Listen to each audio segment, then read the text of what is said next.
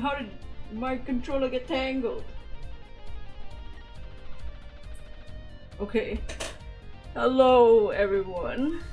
Welcome back to more Ace Attorney. I wanted to do an art stream next, but whatever. I didn't have anything to draw. Hello, Dad. Hi, I'm Dad.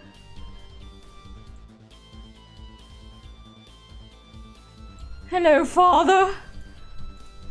Oh shit. Also, yeah, I didn't realize the Steam Spring Sale already ended. I think it lasted like a week. I didn't buy any of the games just cause like I don't know what to get. I could have bought Infinite Wealth, but whatever. RIP. Yeah, it's over. The sale's already gone.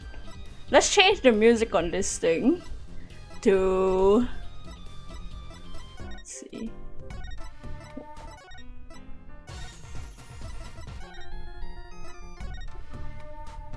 Oh yeah. Whoa. Oh, it didn't change.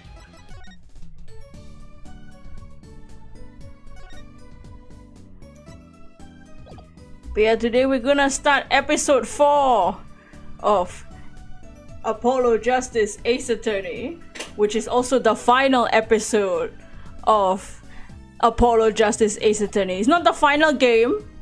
There's still like 2 other games. This one has 6 cases. This one has 6 cases too. Oh shit. Well, those are gonna be long as hell. This one only has 4. I actually forgot that this one only had 4 until I saw it here. Also, just this case, I don't really remember anything from this case, so that's gonna be fun. I just know that it might be a bit confusing.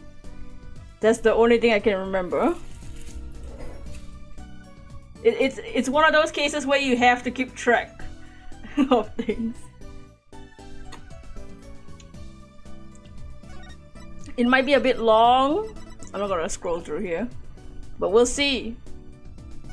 But yeah, let's just start. How's everyone's day? I'm home alone. I'll be home alone today, tomorrow, and that's it. Just today and tomorrow. I'll be alone most of the day after tomorrow, but not, yeah. So we're gonna have a party here. Turnabout Succession, episode 4. And that is the whole truth of this case. The Mason system.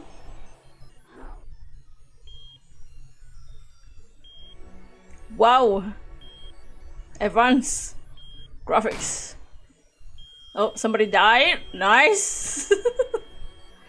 Ooh, house party, yes, inks. In order to understand it myself, I had to know the story of this last 7 long years. Is it Apollo talking? I'm assuming so. Oh hey, it's the cards.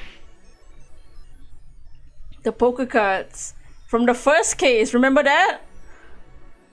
Nothing happens by chance. All is connected.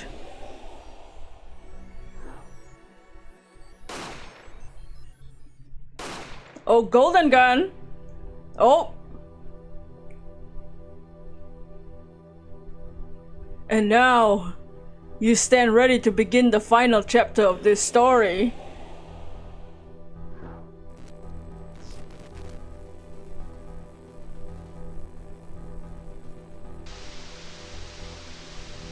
Bro, it's like Ultron and Jarvis AI. Will the defendant be found guilty or innocent? The decision is yours. Ah! Remember him? It's our former boss. Uh-oh.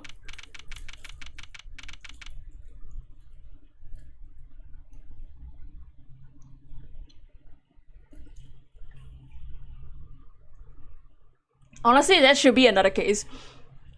If they make a new Ace Attorney game, they need one case that's a Five Nights at Freddy's parody, and one that's like an AI is the murderer or something. The murderer is an AI, and then it'll talk about like if an AI does the killing, is the guilty party the AI or the person that created the AI or the program that the AI is based on? Honestly, they can do that. Capcom, take notes. Capcom, Dragon's Dogma came out and nobody likes it. So take notes for your next Ace Attorney game. Make one that's a Five Nights at Freddy's parody, like animatronic murder, and one that's AI. And it's about if AI is the guilty, is responsible for if they kill somebody, or is it the programmer that's guilty?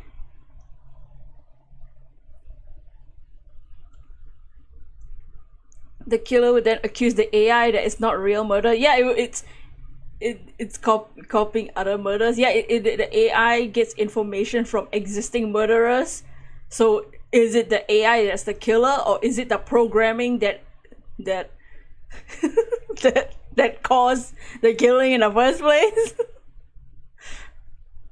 I can see them doing that.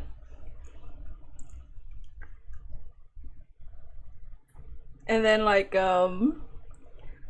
it's like that car simulator where it's like for self-driving cars. If the self-driving car kills someone, is the person that's in the car, that's in the self-driving car, responsible, or is it the programming of the car that's responsible? Hey Apollo! Look on TV! Look! Yeah, I'm kinda busy. Wow, look at that! He's the last Grammary, alright? Amazing! Oh yeah, so yeah, last case we met a magician called Valorant.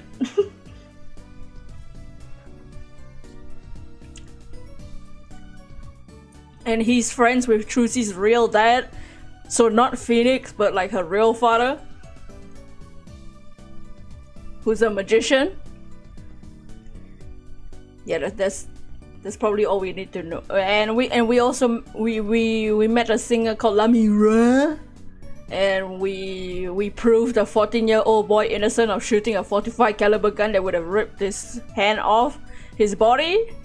And we arrested we found a detective guilty of the murder for like some dots. Apollo, you should be watching this. What? I was writing about our last case in my journal. Yeah, that's what I was doing too. How's everyone's day, by the way? What did y'all do today? I don't know why this morning I was hella tired, bro.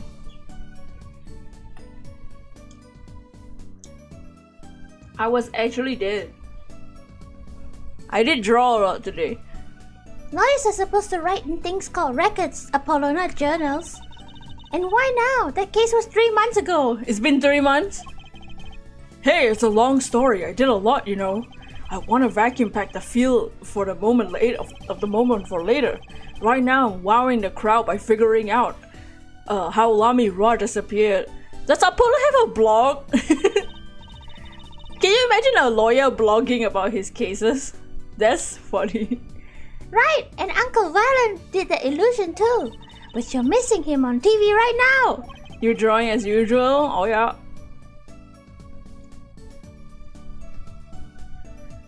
I was just getting to the good part. I suppose I should watch a little TV with her. After all, her father's expecting me to look after her while he's away. What you're seeing now is a rehearsal for the greatest magic show on Earth. What happening here at the Sunshine Coliseum?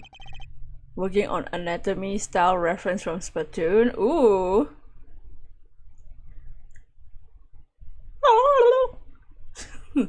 The Sunshine Coliseum? Hey, that's where the Governor's concert was.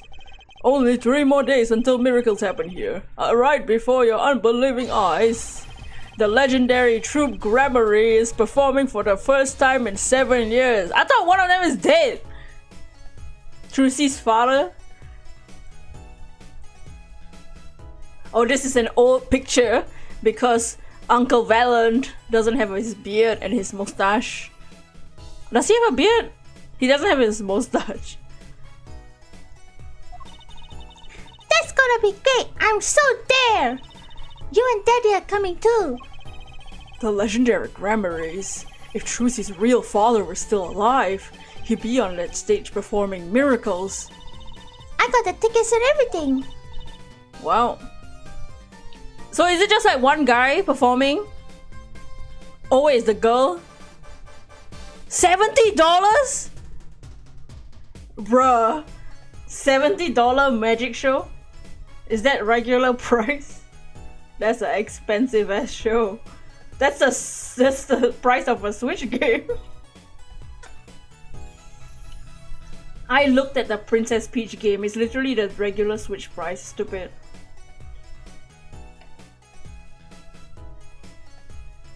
The Princess Peach game shouldn't be regular Switch price. At least not from what I've seen. Yes, Apollo. Oh wow. Wait, we can look at this. $10, $70. Oh my god, my freaking. What is this Joy-Con drift? Valen Grammary? Wait, it's one guy. One guy? Seeing one guy for $70? Are you ready, Apollo? Ready for what? For what? The Troupe Grammary Grand Magic Show! It's not like I'm getting up on stage or anything. What are you talking about, Apollo? You can't enjoy magic if you're not part of what's going up on stage.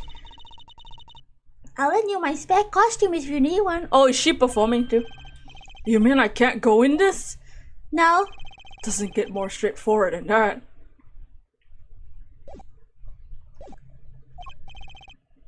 Oh, you were here working hard? Or hardly working? Oh, it's Felix. Hey, how have you been? Hi there, stranger. Not exactly the kind of greeting I want to hear from my own kid. Though he's been gone a long time. How goes it, Trucy? I got a present for you. Yay, pudding! I love pudding. Oh, it's farm fresh. What, like the egg? What? What is farm fresh pudding? Like the milk?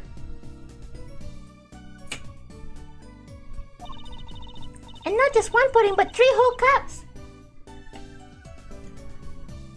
I had to pace myself. Well, I'm B. That's right, Daddy. You're a top secret mission. You've got to take it easy with the secrets, you know. Right you are. So you still can't tell us what your mission is? Dots. Maybe it's time. It's something to do with you anyway. Huh? With me? Oh, maybe you're getting a top secret mission too. Maybe you can be one of those guys. A spy. Why can't I just be a defense attorney? Phoenix, shut the fuck up. To be honest, telling you about the mission was my whole reason for coming here today. What? Tell me, you've heard of the jurist system, yes?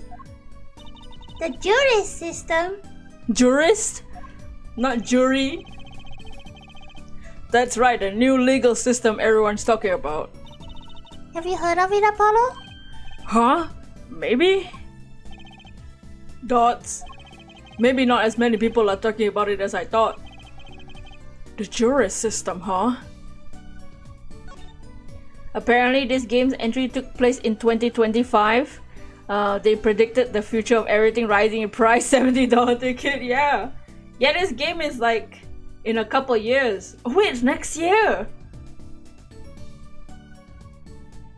Phoenix lost his badge in 2018?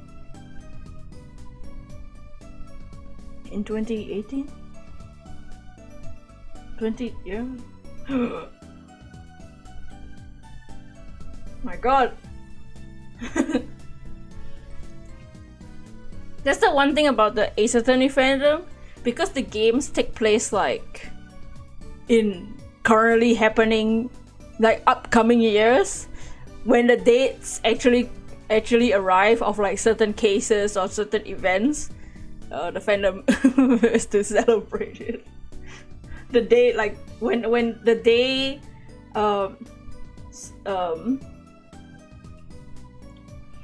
like this game came out in 2009 or something, but it takes place in 2025, and Phoenix lost his badge in like 2017, when the day people were like, oh, today's the day he lost his badge, like a couple years ago. It's kind of funny.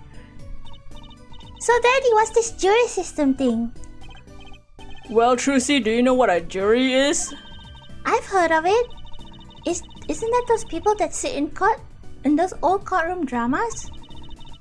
The ones who get to decide if a guy is innocent or guilty? Do you know, Apollo? Only from TV. It's 12 people chosen from the community, right? Well, they're thinking of reviving that system. They're calling it the new system, the jury system. No more doing whatever you like, Your Honor. Not quite that harsh. The jurors cooperate with the judge. They help analyze the case from different angles. And there's only and there'll only be 6 of them kept under the current proposal, right?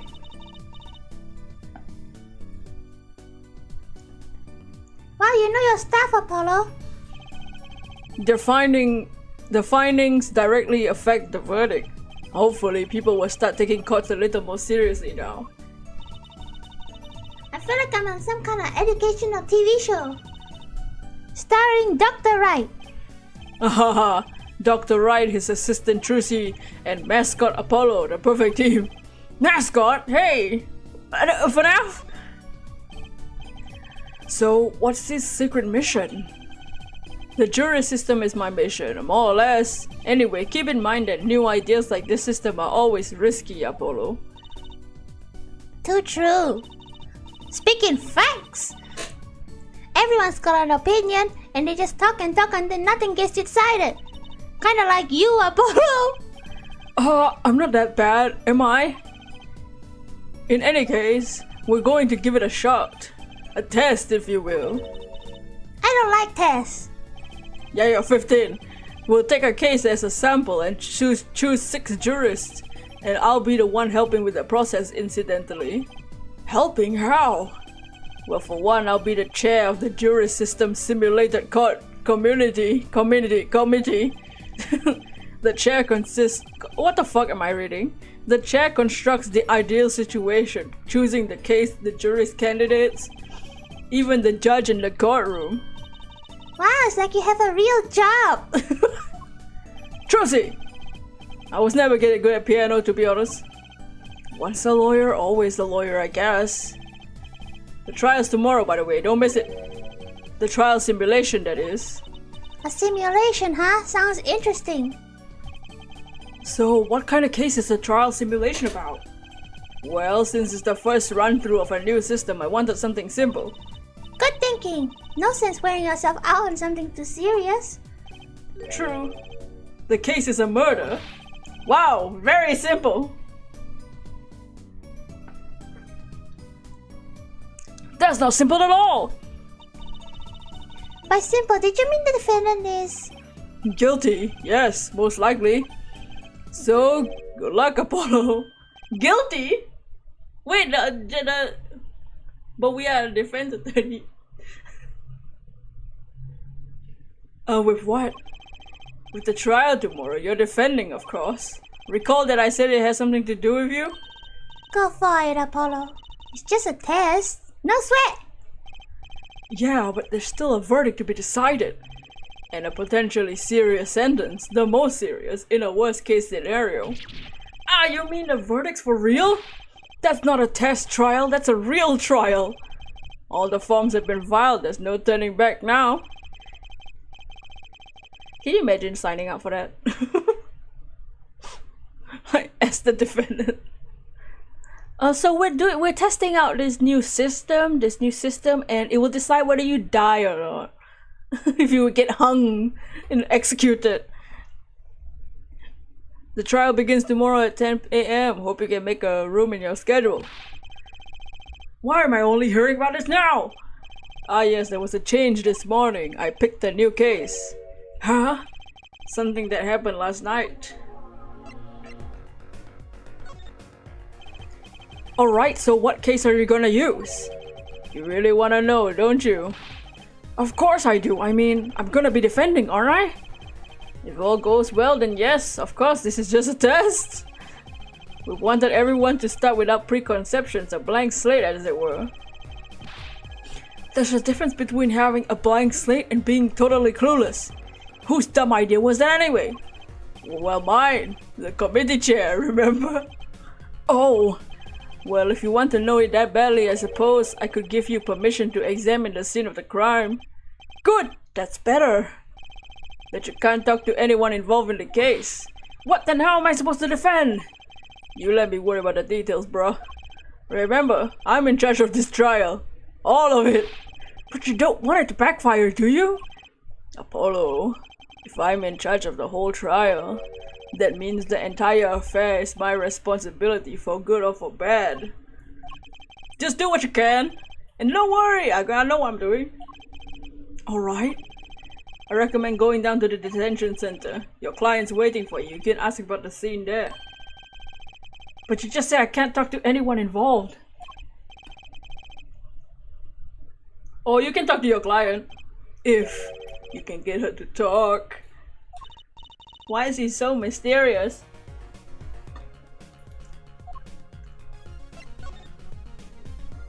Hey Apollo, I know you're all excited about the secret mission, but what about this? The true Grammary magic show. Huh? Oh right, the card tricks. They're not card tricks. They're great illusions, miracles, the apocalypse, heaven and earth will shake. So? That's 3 whole days from now. It's a Sunshine Coliseum. Let's go today. We can say hi to Uncle Valen. Have fun. What? I can't go by myself. You know I'm not very outgoing. What? Right. Why not go with her? But what about the secret mission? Oh, don't worry about that. You'll hear all about it tomorrow regardless. I don't trust that smile. He knows something that he's not telling me. Yippee! Now you can take me to the Coliseum. I suppose it wouldn't kill me to pop over there. Ah, Grammary. That reminds me. What's this, Daddy? Isn't that a silk hat Grammary seal? Consider it a birthday present, Trucy. Thanks! It's great! But today isn't my birthday. Good point. What day is it today, Apollo? Huh, today?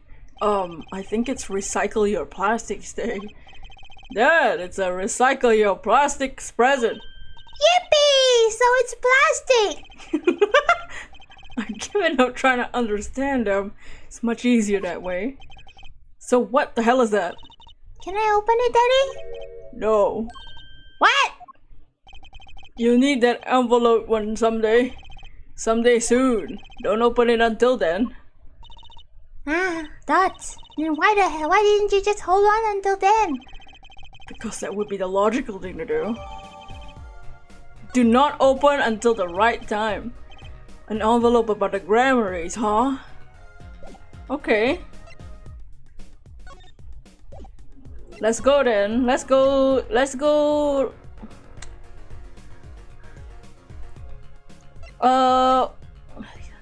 Man, fine. We'll go to the freaking Colosseum.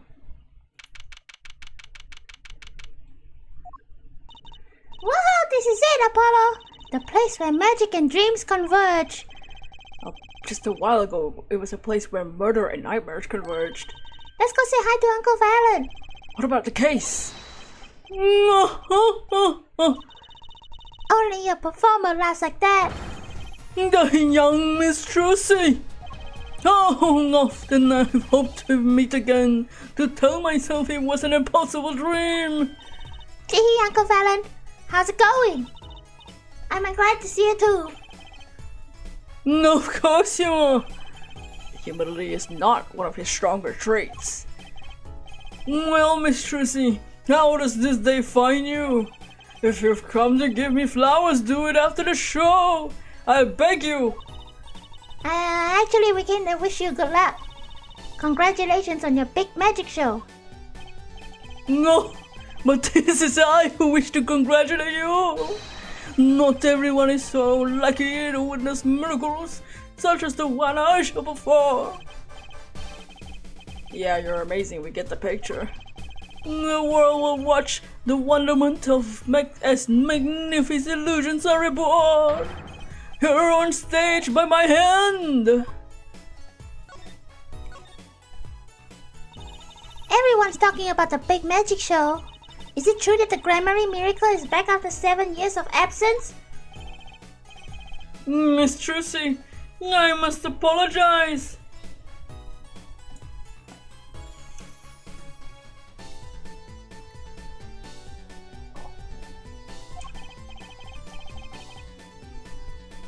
This show and this honor should have been these.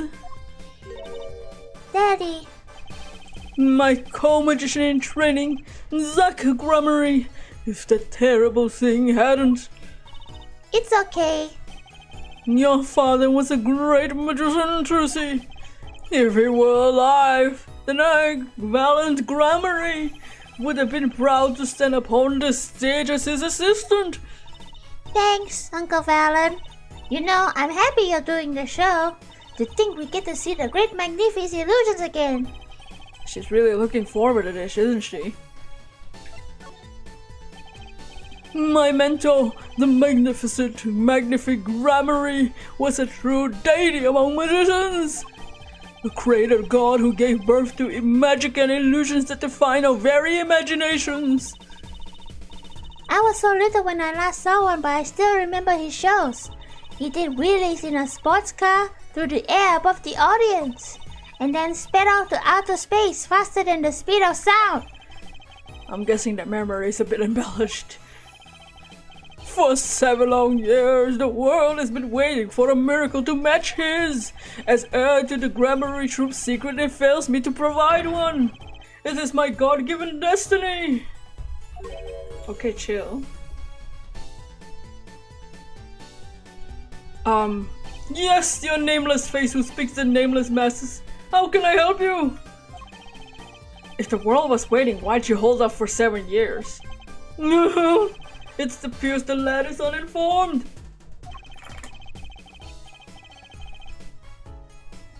Perhaps you have heard of the magic known as law which governs our land.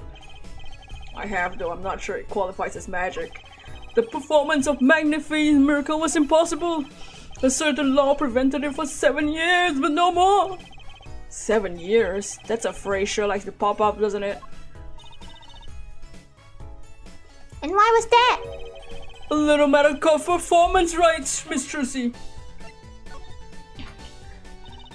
Can you tell us about these performance rights? Magnifi's magic relied on an incredible innovative trick, if you will.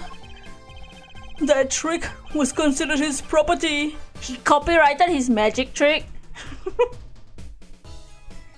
You can copyright a magic trick? The fuck? I guess it is considered copyrighted material, huh? Like a show? Like a set? Yeah, it's a performance. Protected by property laws. Intellectual property, maybe? Magnifi knew this and bequeathed it in his will to one person. You mean him? Yes, Miss Trucy. It was your father. Zach Grammary was the inheritor of the Grammary Miracle. Daddy. Yet as you well know, he is gone. He disappeared suddenly 7 years ago. Oh, I thought he died. I think I see where the story is going. Once a person is classified missing for a certain period of time, they're considered legally deceased, correct? Then absoluteness, those rolled up sleeves conceal your competence well, young man. That certain period of time of which you speak is 7 years. Oh. Yes, Miss Trucy, though it pains me to say it, this past spring in April, to be precise, was the time your father was legally declared deceased. Man, that sucks to tell her. Thanks, man.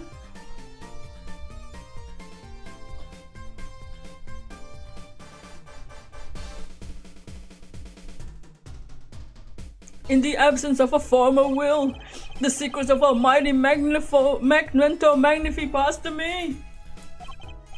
This was in fact stipulated by the will of Magnifi himself. Is that how it works, Apollo? I don't know. Sounds kinda sus.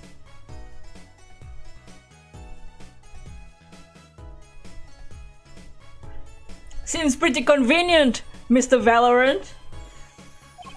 Yeah, it's called death in absentia. No one must use this trick. Rabbit out of hat. If you do, the copyright will strike you down.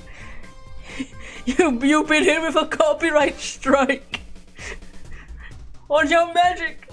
He's been declared missing permanently. Daddy! Well, that sucks. Wow, thanks, man.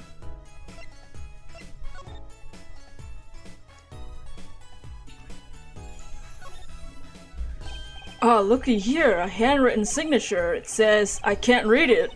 It seems odd to me. Isn't it signature supposed to show ownership? What if the use if no one can read it? Isn't it enough that you can read on your own? I never thought of it that way.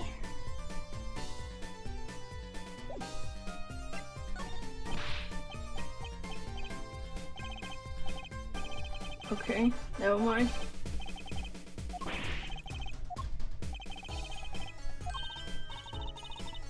Okay, let's go to the detention center. Get the hell out of here, man. Screw this guy.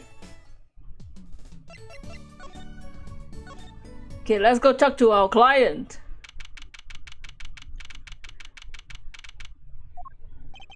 Dots. Dots? That's 20 minutes we've been waiting here. 20 minutes! Maybe I should complain. I'm sure the god has better things to do than stand there pretending he doesn't see us. You know, the minute we get angry, the client will show. It always works that way. Like shouting, "Oh, waiter!" and they're standing right behind you. Oh god! Is our client gonna be much longer? What are you talking about? Haven't you already started meeting yet? Huh?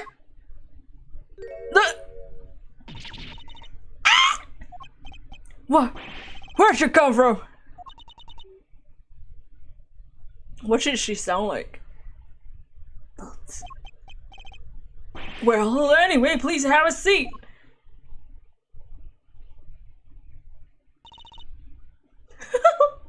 Which direction is she staring at?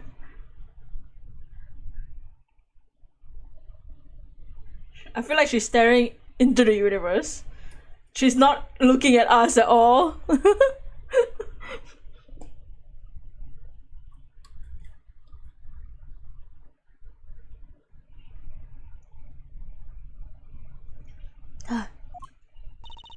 Thoughts?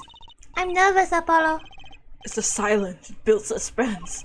Why don't you do something, Trucy? You're a magician, aren't you? That's right. Okay. I'm the amazing Mr. Hat! Dots. What the hell, did she die? Ah! She passed out! Huh. Mr. Magic Underwear might be a better bet. That's magic panties, bitch!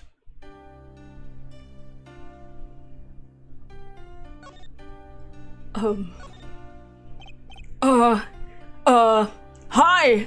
She seems like she needs glasses. Yeah, maybe she's just missing her glasses. She has a diary. That's a giant ass book, by the way. That's a big ass book. Her eyes look a bit spaced out. Yeah, she's staring into. She's seeing God right now. Well, I'm your defense. I really think it has to be fate, you know? Are you trying to raise her up? What are you doing? That's... And by fate, I mean destiny! Do you know I'm good with astrology? Tell me, what's your sign? Ew! Apollo, you're hella... Apollo's been watching too much astrology TikTok. That's... I can tell you mine if you like, Apollo. No, never mind. I just got carried away there. I seem destined to get difficult clients, it seems. What's her name? That's...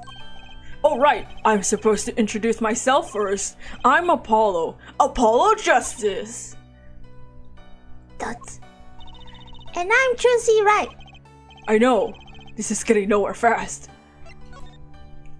Hey, I know, maybe you can tell us what happened. I'm your defense attorney, after all. That's... Anything out of the ordinary happened lately? That's...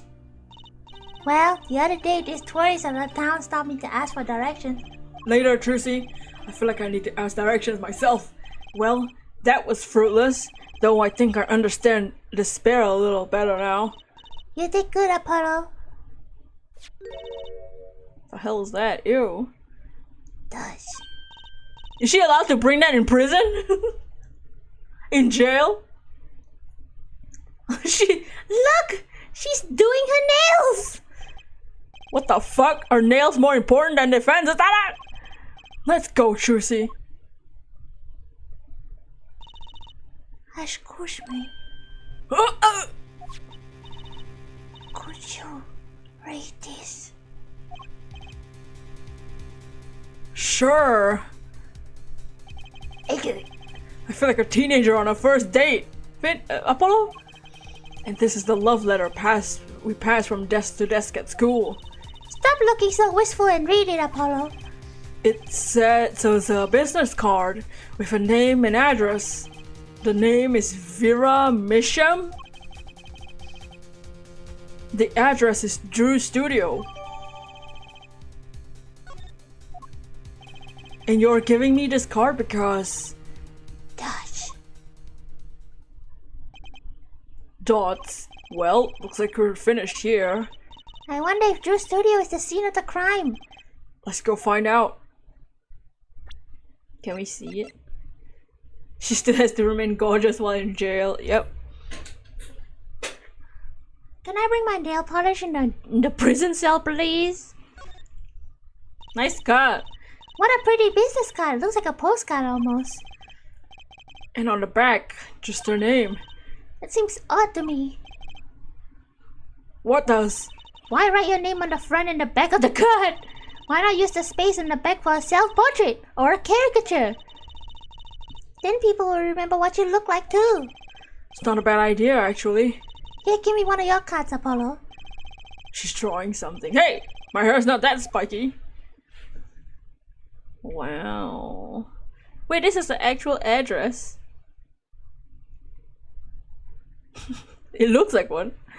Like, what is that? Cache River Drives or something? Yorsville? I don't know. Okay, let's go to Drew's studio. Wow! Oh my god, NFTs? Just kidding.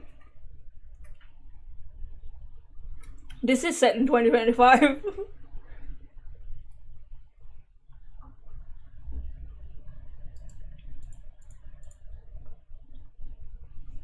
Also, has the stream been laggy at all?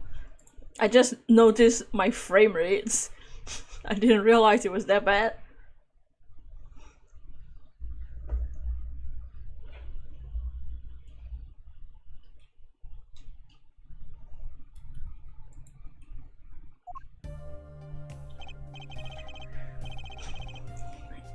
Whoa. Damn. This actually sounds like a detective music. This sounds like something you find in like freaking like Sherlock Holmes. Wow, this looks like a studio. Maybe when she speaks she could sound like an NFT bro. I don't know what an NFT bro sounds like. Do you want to buy some NFTs? Do you want to buy some NFTs? It's like life imitating art. Oh, it's the other way around. But the tape on the ground there, it's a bit jarring. Yeah, it looks like we found our crime scene. Apollo, look at all those paintings. Hey, don't touch those. It's okay, I'm just looking. That sounds plain as shit.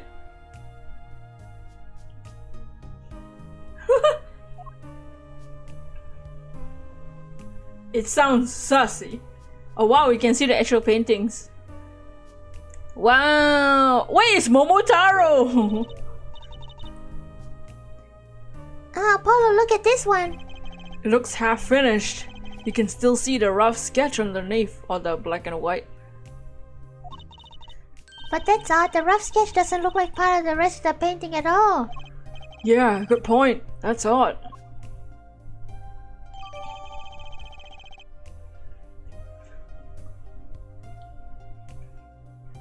This guy also draws in like 3 different art styles. Oh, we got all the paintings. Nice, nice, nice. Oh, Trucy! We have the same brain. Wow. What is this? Is this an ass? No, this is a ball sack. Just kidding. Well, what do we have here? Looks like a person thinking about something. Maybe they're worried. Oh, I see the clown nose.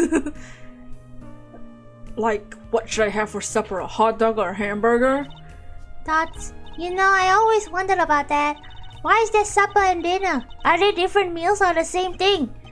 Maybe that's what this person's thinking about. Isn't it like supper was originally dinner or some shit like that? Some bullshit. Dinner was supper, or I don't know, it's one of those things.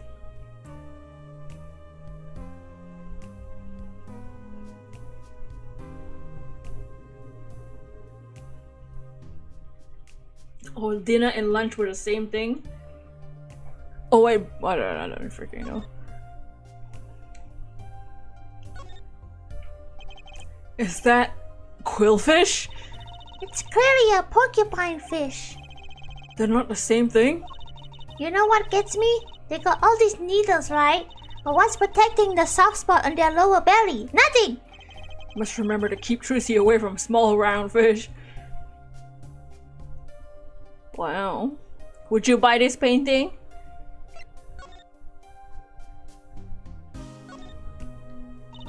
Apollo, look at this painting. You can see the rough sketch. Looks like it was only half complete. That's funny. The rough sketch and finished painting totally look different to you? They do actually. What's that all about? Okay. All the paintings have a really different style too. Who's talking? I thought I might find you two here. Oh, I thought I might find you two here. Oh my. Emma! Long time no see! Oh? Seems like I run into you far too often. I bet I know why you're here too. You know about the trial simulation tomorrow? I heard about it, sure, so Mr. Wright chose you, huh? Art is subjective. It can be a porcupine or a pufferfish. The real question is, what's the other spiky thing in the back? We don't even know what the case is about. Well, he was killed. The artist that owns the studio, that is. Mr. Drew Misham. Misham? And his daughter was put under arrest. Yeah, we just saw her at the detention center. It was funny though. She seemed more like a victim than the kind of person who would commit murder. You don't say. Not even by poisoning? That's how it was done, you know.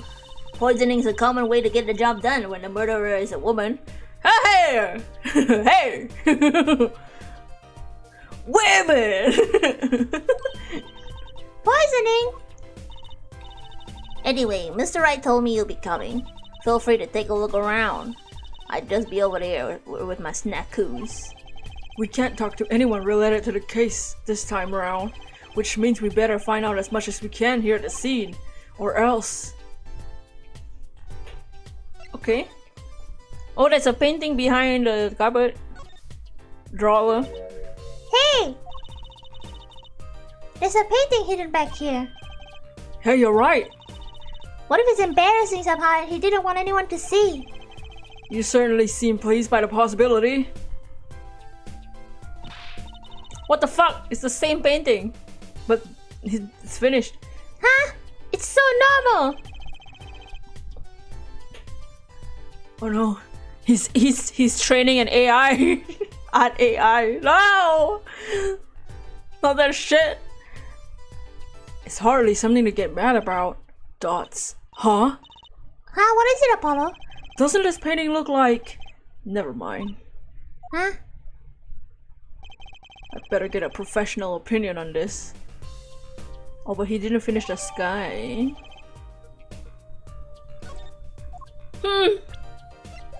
I see. The hell?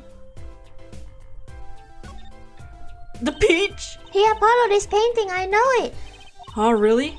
It's a story where the old woman's doing the wash in the river, and this giant peach comes floating down. That might possibly be the strangest thing I ever heard. I'm not gonna point out that it's the same picture as this, but like not finished. Okay. That letterbox looks funny sitting in a room like this. Let's take a look. It's empty. The other half of the letterbox is actually connected to the outside of the studio. Mr. Mission would put his letters in here, and the postman took them away. Impressive that someone still writes letters in this day and age. Or wrote, rather.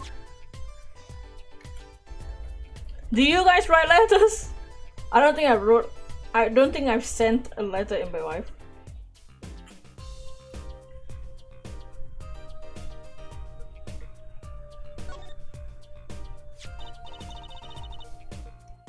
Ah, that's the victim's coffee mug. Ah, so the poison was in here! That's my first time seeing real poison mug of coffee. I would hope so. Dots. Oh, Dots, poison coffee? Not exactly, actually. What do you mean? No traces of poison were found in the coffee. What? You'll have to figure the rest out yourself. I'm not officially on your side after all. Well, clearly we can see the poison was on the cup.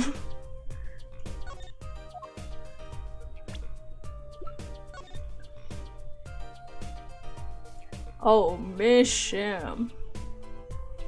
We get bills in a letterbox. Does that count? What about writing letters and like putting them in an envelope and sending them to somebody? Hey,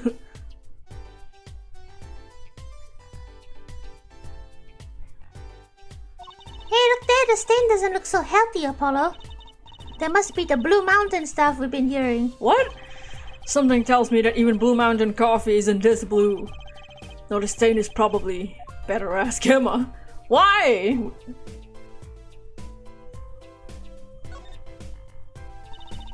I imagine this cup of coffee was for guests to use.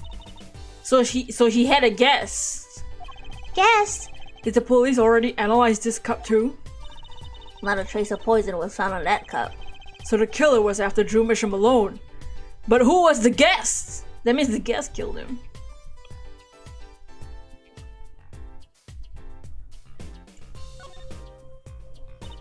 Eek, Apollo! That's where the body was. That's the spot where Drew Mission passed away. He put the coffee mug to his lips and the next moment...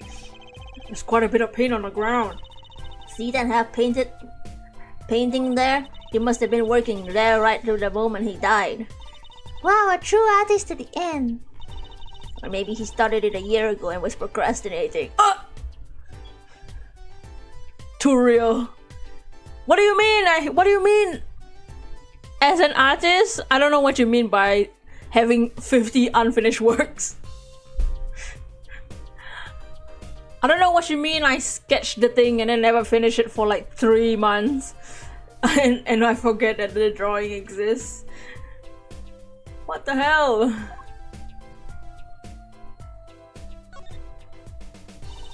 I wouldn't mind taking a closer look at the paintings. I just love oils, you know, they're so thick. Isn't that the word? These paints are all dry. I'm surprised at how different these all are. Yo, Marin. Yeah, and what's going on with this half-finished shit? Must have been a work in progress. You can still see the rough sketch below. It's not so weird. A sketch pad doesn't fit the finished part. I noticed. That is weird.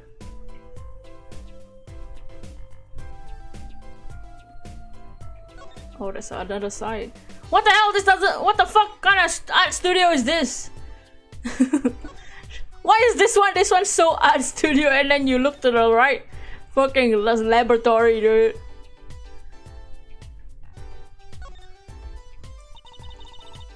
Is this desk for painting, Apollo? That will be for a drafting table. Drafting? Basically, it's a tool for making precise diagrams. Wow, painting is harder than I thought. Why would a painter need a drafting table? Was he an architect too? I mean, maybe. What's all this equipment here for? It doesn't look very artistic, you know. He had everything from a lathe to a laser cutter. Looks like he was ready to work on metals and woods too. Though his equipment's a bit old to TBH. Why would a painter need all this shit? From dust, I say he hasn't used this stuff in years. This corner doesn't fit with the rest of the studio. Do you think I could borrow this? I want to cut a quarter in half to make a trick coin. This is a crime scene, Trucy. Also, isn't that illegal to destroy money? But this costs like $50 at the magic shop!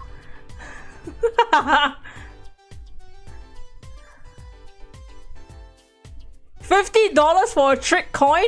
The fuck kind of magic shop are you going to, girl? Look at all these paints, Apollo. There's so many. He's got like 20 kinds of red. I'm kind of just lurking. It's fine. Our client was lurking too. She didn't talk to us. We could repaint our suit.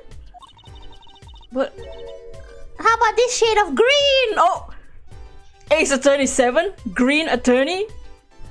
Spoilers. X and Y remix. Legends, this is Akia's Legends Z8 Green Zygot. That'll be enough of that. Thanks. Let's take a closer look at this desk. The wooden doll is objecting. Something about the way the figure is posed. I've seen that pose before. It's you, Apollo. You're making one of your flamboyant gestures. What the fuck? The fuck does that mean? Well, I'm a professional. I wonder why it's posed like that. Coincidence?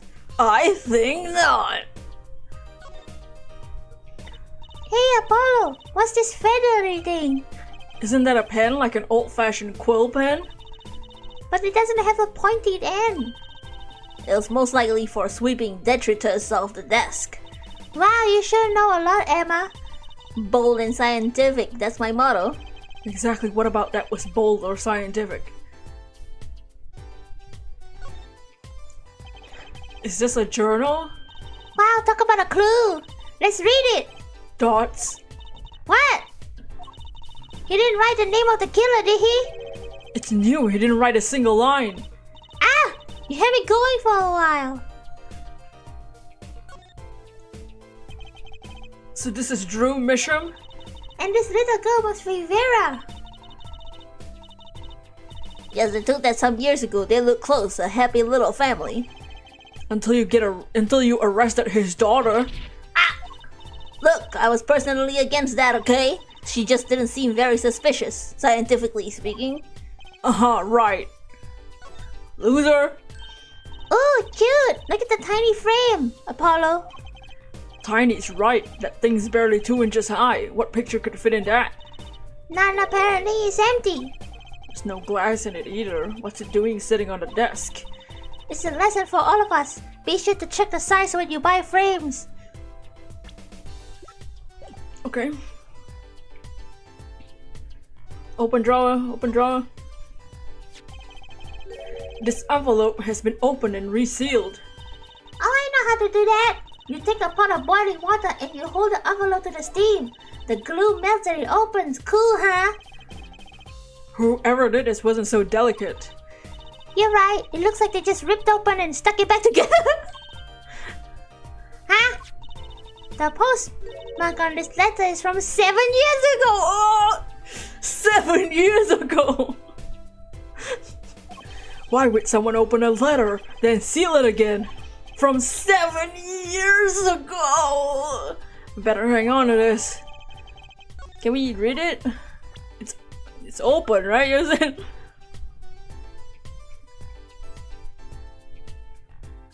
Well, they really didn't give a shit. Apollo, look, it's been open once here. You're right. I wonder if there's some way we can see what's inside. Should I try to get it open and then stick it back shut? Let's not tamper with the evidence, shall we? I got a better idea. Emma, let's ask her. Has been up. I'm home alone. It's time for the Has Been Hotel karaoke stream. Oh! QB subscribed to the channel. QB, thank you for subscribing. We are playing some Ace Attorney right now. Solving crimes. Okay, let's not do this batch. We gotta pop up and dress up. Goodbye, Art. Thanks for hanging out.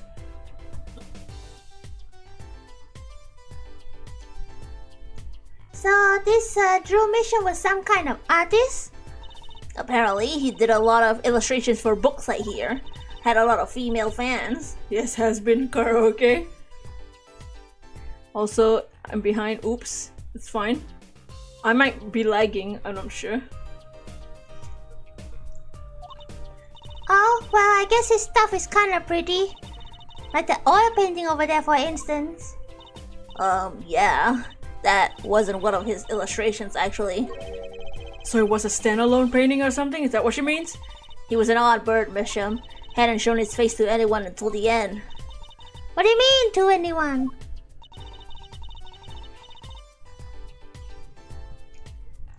He was always locked up in here in the studio, apparently. His only connection to the outside world was through the letters he put in that letterbox. Letters? Do people still write letters? What do you mean, Apollo? I mean, when was the last time you wrote a real letter? Don't most people use email and stuff these days? Or, you know, DMs, slide into the DMs? Not Mr. Misham couldn't stand technology, it seems. He did everything by mail. Oh, he's a boomer. I thought he's more, maybe he thought that was way more artistic, you know?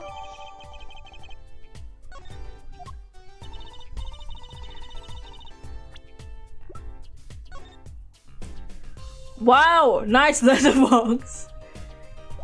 On my end, you lag exactly when it said 7 years ago. What's wrong with the stream? Why is it lagging? My frame rates went up to... If anything, today it should be lagging the least.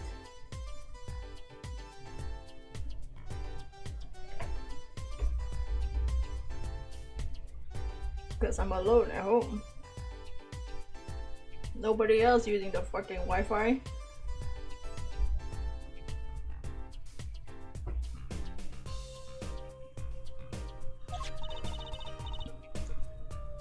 What?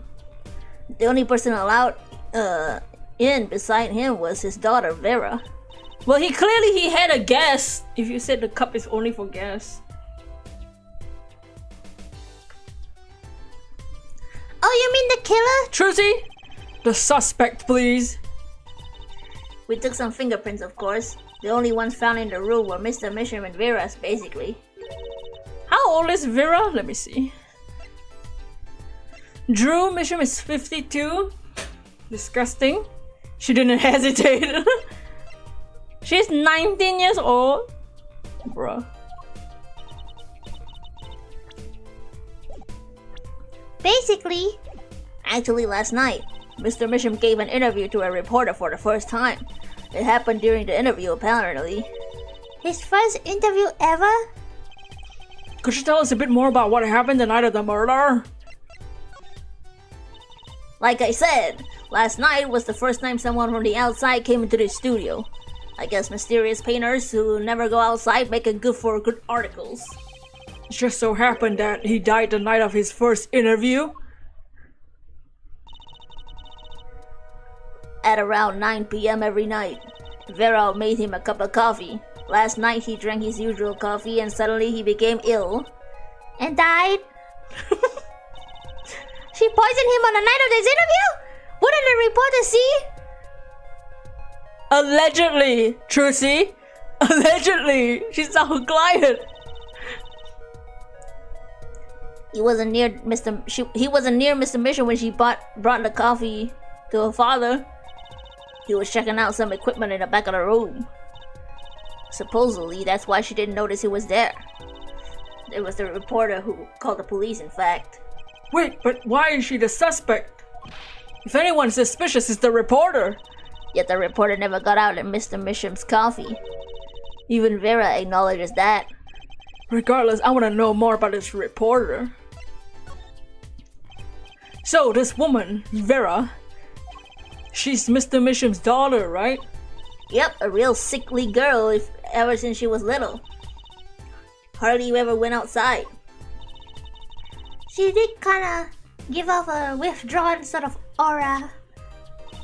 She was homeschooled by her father, apparently.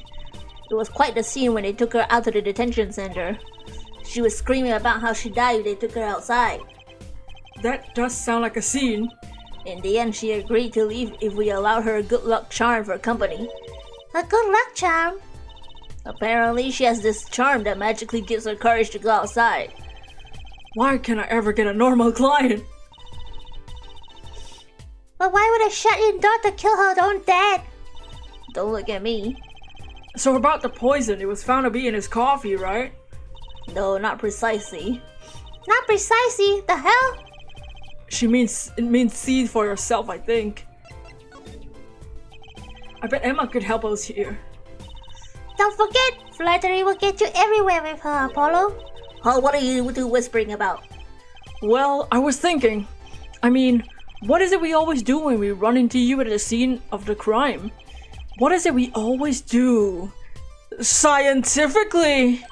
Ah, you know me too well. Oh yeah, I'm freaking moist. Meaning we can get scientific now. Apollo, shut the hell up. You sound like such a loser in this episode. With Vera, he was like, so what's your star sign?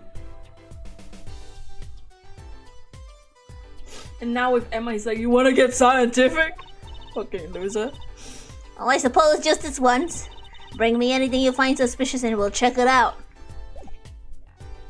He what? Yeah, earlier he was like, hey Vera! And then she wouldn't tell anything. He's like, you know I'm really good with astrology. What's your sign? Like a loser, man. Emma, about this. Oh, that? Yes, why that's a bright red envelope. She sure is jumpy. Someone opened this, didn't they? Dots. My lips are sealed. Your lips are sealed? That's a first? You mean, you know what's inside the envelope? Sure, I read it after all. Ah, you mean you were the one who ripped this open? Ha, please! I would have steamed it open. But she did the sneak peek apparently. You know that I have a powerful weapon on my side. A weapon? Yes, the use of tools. Highly specialized tools for information gathering. Tools I wouldn't mind getting my hands on. You should try flattering her, Apollo. They say a little praise can open big doors, like a woman's legs.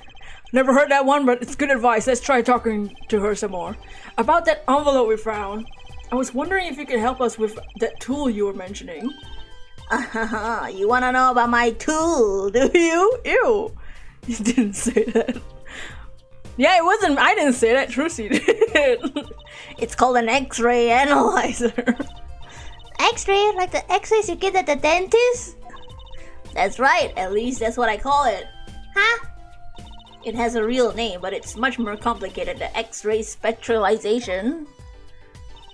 Something. I don't know. How am I supposed to remember all that? So basically it lets you see inside things. Like envelopes. That's right. You're sharp, Trucy. It's a bit more complicated than that in practice, of course. Actually, to tell the truth, I'm not really sure how it works scientifically. Can I try it out, Emma, please? Oh, I suppose. Of course, I already checked out everything suspicious myself. Okay, let's give it a spin, Apollo. Ow! What the hell are you doing? I'll just see if I can see through your hair. But it's like lead. Point that thing at me any more and it might fall out. I wouldn't need an X-ray machine to see through it. Let's just get down to business, shall we? Right, let's test it on a sample first. So just so happens I have a lottery ticket here. Holy shit! What the hell? What's all that? You set the sample in a device like so. I don't see anything. Patience, man. There's no need to get all antsy. Look at the right side of the screen. That's the layer of view of the envelope. Layer view? You got to set it to display the outside of the envelope, see? Actually, it's quicker to have you give it a try. Turn that dial with for me, would you?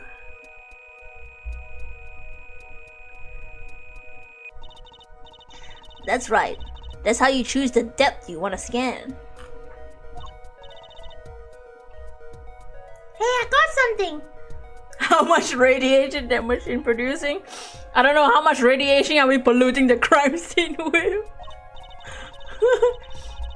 Where'd she buy this off? Amazon again? See how that's how you can read letters inside a ticket. Cool, huh? Except I can't read them. Just turn the dial a little more, dumbass.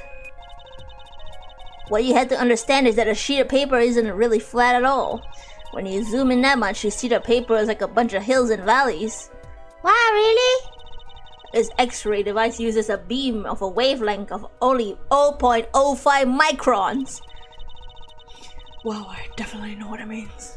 We love cancer. Yeah, one person already died here. Why not 3 more? The 3 of us. It breaks cards down into thin layers. You can only show what's written on that layer. What the hell? Okay, what's good if I can't read anything?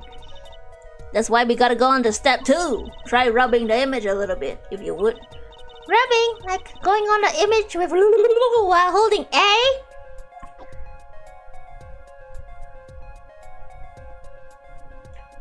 Oh, they want me to do it. I thought they were gonna demonstrate. Hello?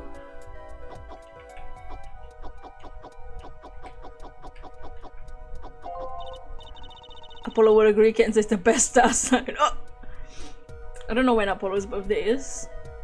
Phoenix's birthday is October 12th, I think.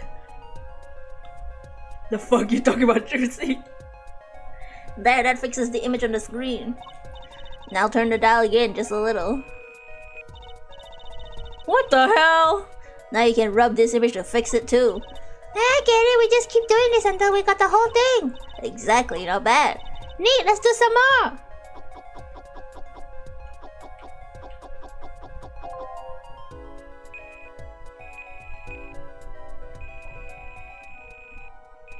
Wow, if I do this, I can already see the words. Girl, this will be so time consuming.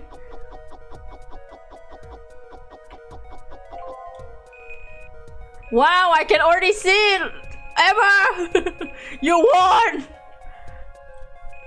Mohab, what's up, Mohab?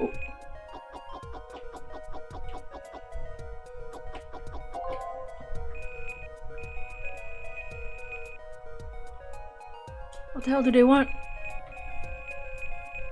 Oh.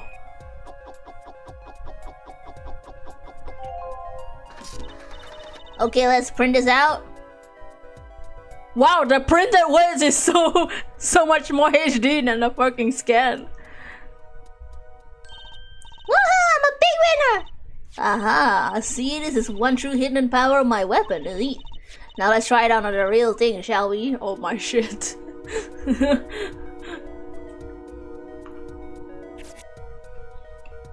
What's up, Moha? We are solving crimes, Chris.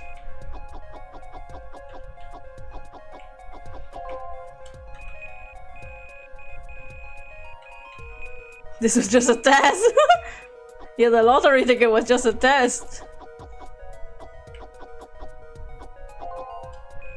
Oh, I keep doing it the wrong way.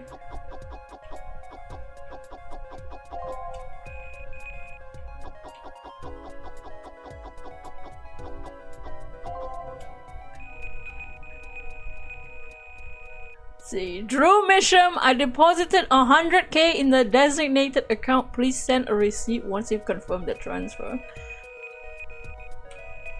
Bro's getting money. Okay, let's print this one out.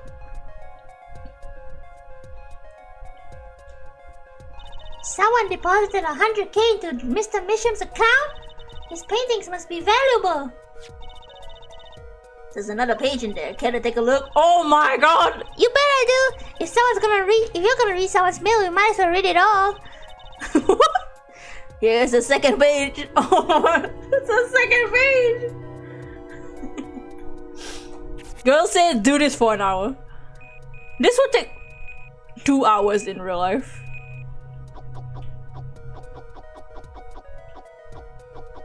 Why do you keep showing up my Twitter randomly?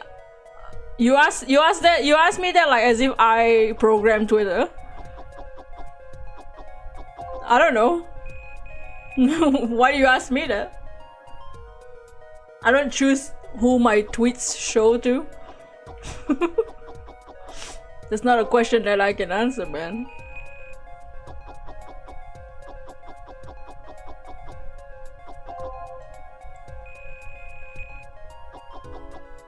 You can just mute me or block me. You have to go to bed, otherwise you might get too much radiation from the machine. Maybe maybe you interact with a lot of VTuber content, yeah, maybe. Good night, Inks.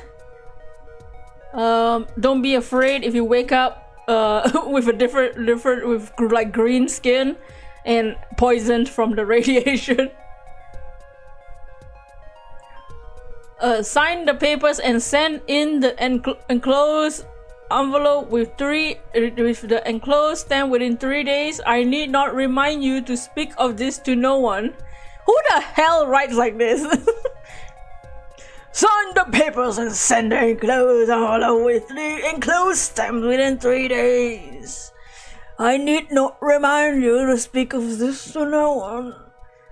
Not everyone turned into an X-Men, yeah. That's why the X-Men cartoon came back. So it was a letter about payment for one of his paintings? Why all the secrecy though? And what? Why was this letter the only one here? With green skin, it can be the Hulk. 7 years old, right? Oh, that's true. It's a letter from 7 years ago.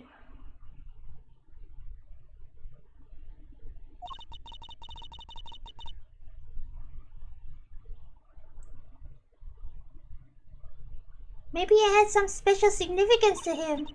Well, Emma? Well, indeed. She knows something she's not telling us. Forgot it's 7 years old. I also forgot it was 7 years old. Looks like she's keeping mum about it. Okay. Can we do the same thing for the painting with a sketch behind it? Gonna be small in the morning. Good night. Emma, how about this painting? Oh, that's quite good, isn't it? That's not what I wanted to ask you about. You want to examine it, is that it? I'll be happy to let you, if you had a good reason.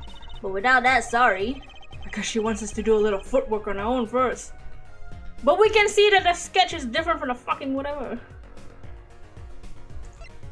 Wait, so we can examine this painting, but... That one, what about it? What about it? Yeah, what What about it, Apollo? take a closer look at it. Both of you. Now look at this one. She literally said, nuh-uh. This is the third painting he was working on. They're the same! I was hoping you wouldn't find that. I was hoping you'd be blind as shit and wouldn't notice the fucking similarities. You're right though. Drew Mission was copying this painting. Oh no, he is an NFT artist. Wow, it's pretty good. Copying a painting? What for?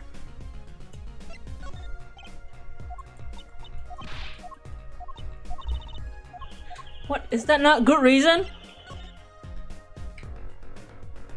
Was that not good enough reason? What the hell? Emma, about this mug.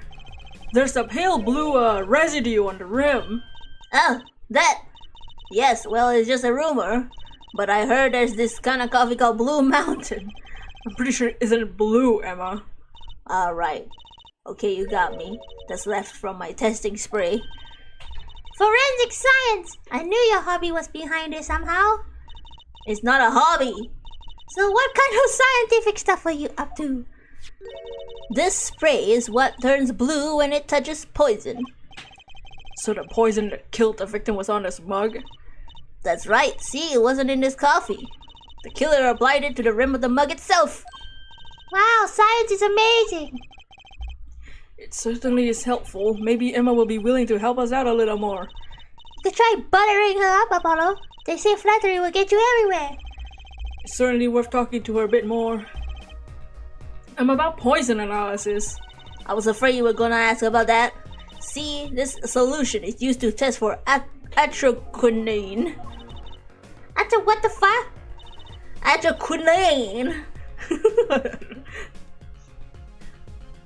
A deadly poison found in the autopsy.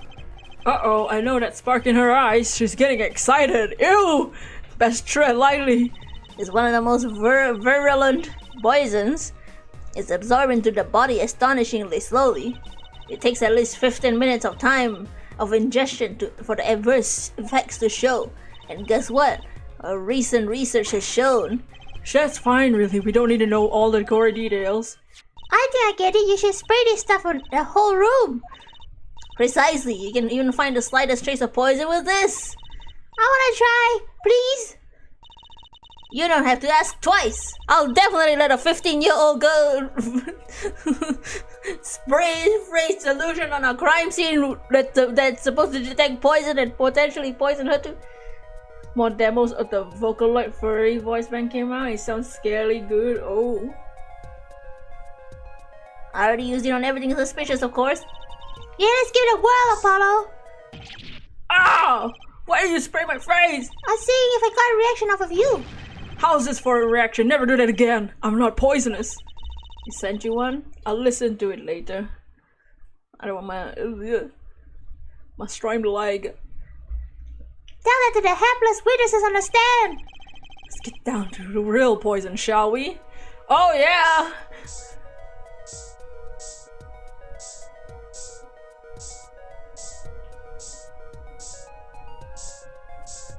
What? There's no poison in the cup? Poison on the floor? On the paintings?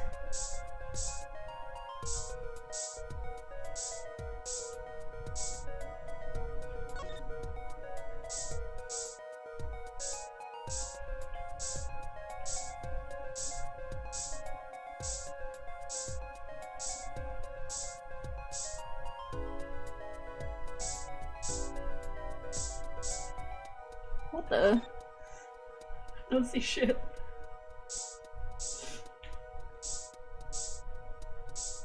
I'm gonna spray every corner.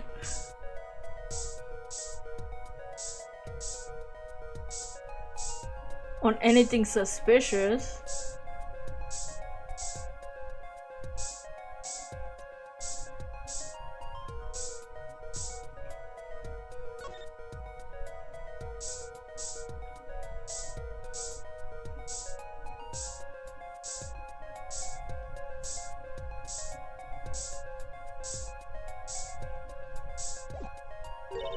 Too bad, no reaction there. I'm sure Emma checked out all the likely spots. Wait a second. What is it? Did you spray that little desk over there? I don't think so. The power spray can't reach that far. I was too far? What the fuck? Kind of bullshit.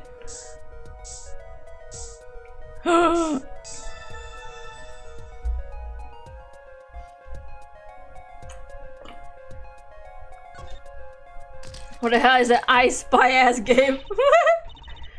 Emma Sky gameplay. I hate the reaction, Apollo! Where? The inside of the cute little frame! Look! Well, would you look at that? Nice going, Trucy. I am known to work magic. Never mind, I was the one who found it. Why would the inside of the frame has poison in it? He said there's no glass on it, we should be careful. See, wow, now it looks like a beautiful painting. Oops. He's just lazy to move closer. Emma, you fucking bitch. Looks like we found the only other place that has poison in any case. So, Emma, I was wondering, what's the story about this reporter that came here for the story of the night of the crime? I'm afraid I can't tell you this because he's gonna be a witness tomorrow, I hear. I thought so. I'll never forget that face. What was his name? All right, Brushel. Brushel? Yo, yeah, this picture with poison, let's touch it! He's after a scoop to sell in the papers. So a reporter comes for an interview with a painter, his first interview ever, and that night he's killed? Seems strange to you? Really strange. It does raise a few questions. I'd like to speak with this reporter if I could. I thought we couldn't speak to people related to the crime. I thought that was a rule that we were given by Phoenix. I hear he's on beat today. He said something about covering a magician. Oh no. Well, if it's not true, see, that only leaves one other person. It wasn't Valent Grammary by any chance. Yeah, something like that. He's got some big show lined up, I hear. He's out interviewing Valent Grammary. Looks like I'll be heading to the Coliseum again sooner than I thought. Here, I'll give you that reporter's card if you want.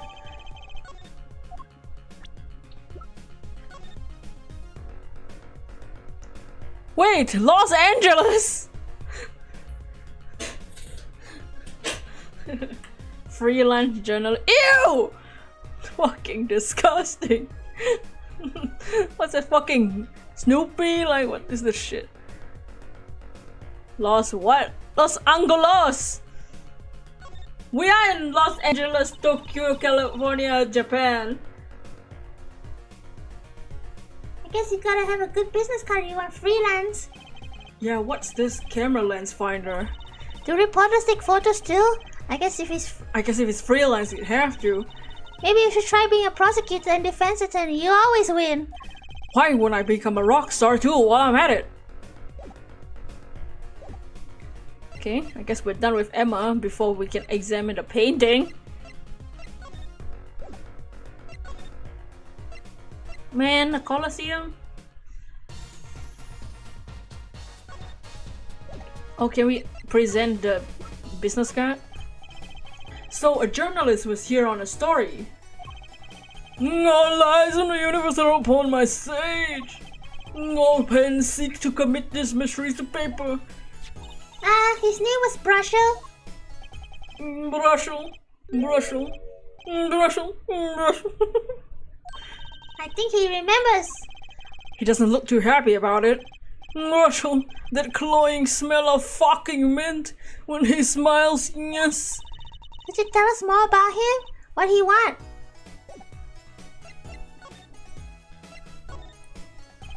A man by the name just now on me go, just now on me, yeah, just now. Valent's vision is always towards tomorrow. Valent's feet steps away, always forward. That's his all. That's all. Very confusing. I am to perform a big magic show, yes. I wanted someone to cover it.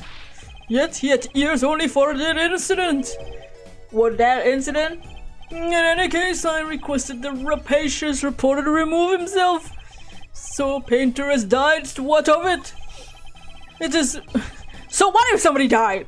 It's just but a footnote in the highlights compared to the magic of grammary. Wow, okay. Uncle Fallon, do you know where the reporter went? I recommend that he visit a place popular with penalized perpetrators.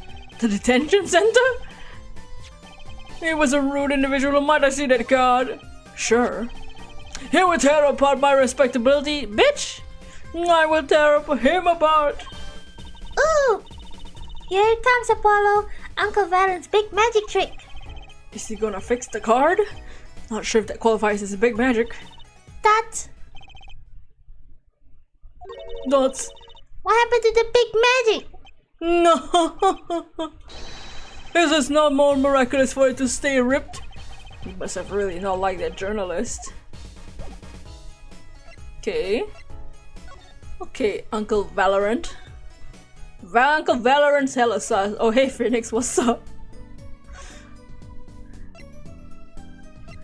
Man, Phoenix looks so extra in this game. He's like so...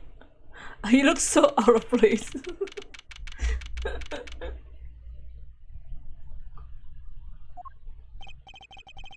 Oh, you're here to see Vera Mission? Yes, that's... Oh, yes, that's right. She's in the medical office at the moment. Medical office? Is she okay? She's just lying down. Said she didn't feel so good, Mr. Stark. I'm sorry, but I can't allow meetings at the moment. Most annoying client ever. Guess we should come back. What? What about the fucking guy? Do I have to go in and come back? What?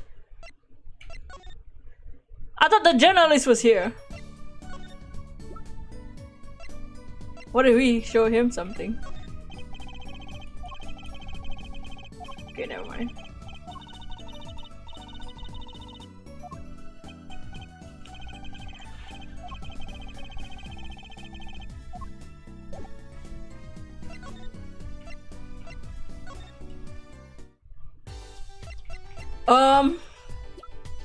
So you wanna help analyze the painting yet?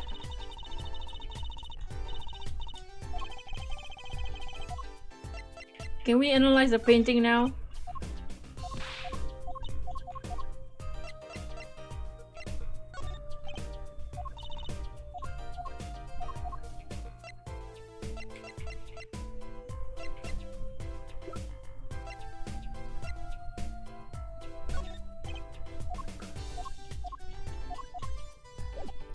Okay.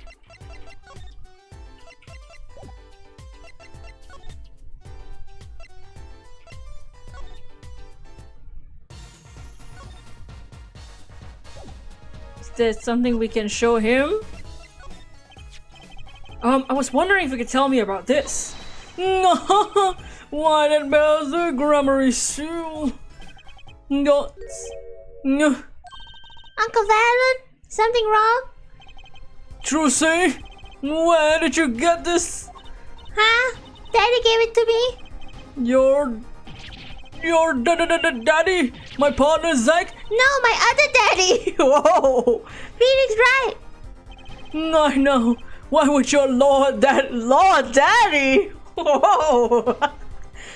Okay guys, I'm changing my name. We're gonna have a rebrand number 69 on this channel. Lord Daddy. You're the what? Lord Daddy? That's kind of stretching the whole archaic a little. The signature up on the back. Do you recognize it? That belongs to none other than Zach Grammary. What? Daddy signed this? Might I be so bold as to open it? I'm sorry, but I can't let you do that. Okay, no. What's this envelope, I wonder? Now the time has come to make my return to prestigious preparations. By your leave, Miss Trucy. Okay. 3 days from now, make ready for a miracle. He's kinda sus.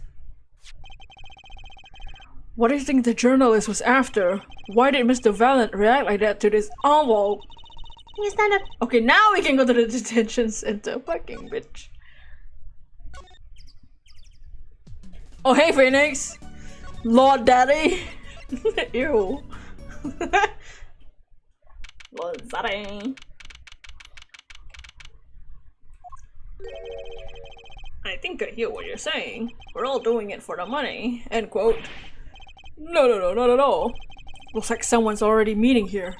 Maybe the reporter? Ew! Fucking disgusting.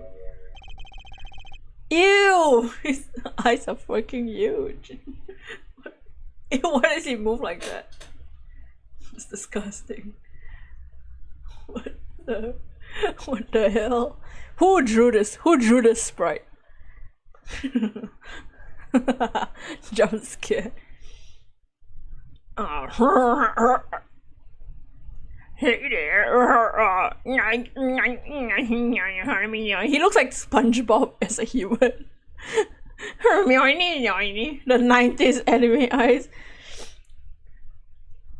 How might you be? Oh, sorry, we didn't know someone was already here. I'm Apollo Justice, attorney at law. Talk about a nervous monkey. Ew, his teeth. Bro looks like a titan. Not him, I'd rather see a clown. Come to me. You're Justice, yo. You know me? Do I know you? Of course I know you. Stares down witnesses on the stand as they spill beans and quotes. That's not true. What's he writing? Are you a reporter by any chance? Well, you're Trucy. Huh? Am I famous? Oh yeah. Trucy Wright hates carrying a bag. Puts everything she owns in her panties, end quote. That's not true. Just hold on to your breechers there. I'll wrap up this interview in a jiffy. Interview? So, guard, I think you know what's going on here. Guarding rooms is my life. What else could I possibly need? End quote. Run, Trucy. No, how many times do I have to tell you this? Look, I've got work to do. You deal with him. Did you come here to interview the guard? Oh, we? What a pickle! Oh no, it's Morty! Accused won't talk. Had to go interview someone or go plumb crazy, end quote. Huh? I just should have guessed. Where are my manners? Name's Brushel. Brushel. I'm not picky. Journalist closes eyes, writes, end quote. What? What is that nauseating strong smell of mint every time he smiles? Until you've been interviewed by me, you don't know what thrilling is. Wild romp through crossroads of mayhem madness, end quote. I can see that. He's writing something again. Well, if he's a reporter, maybe he knows something.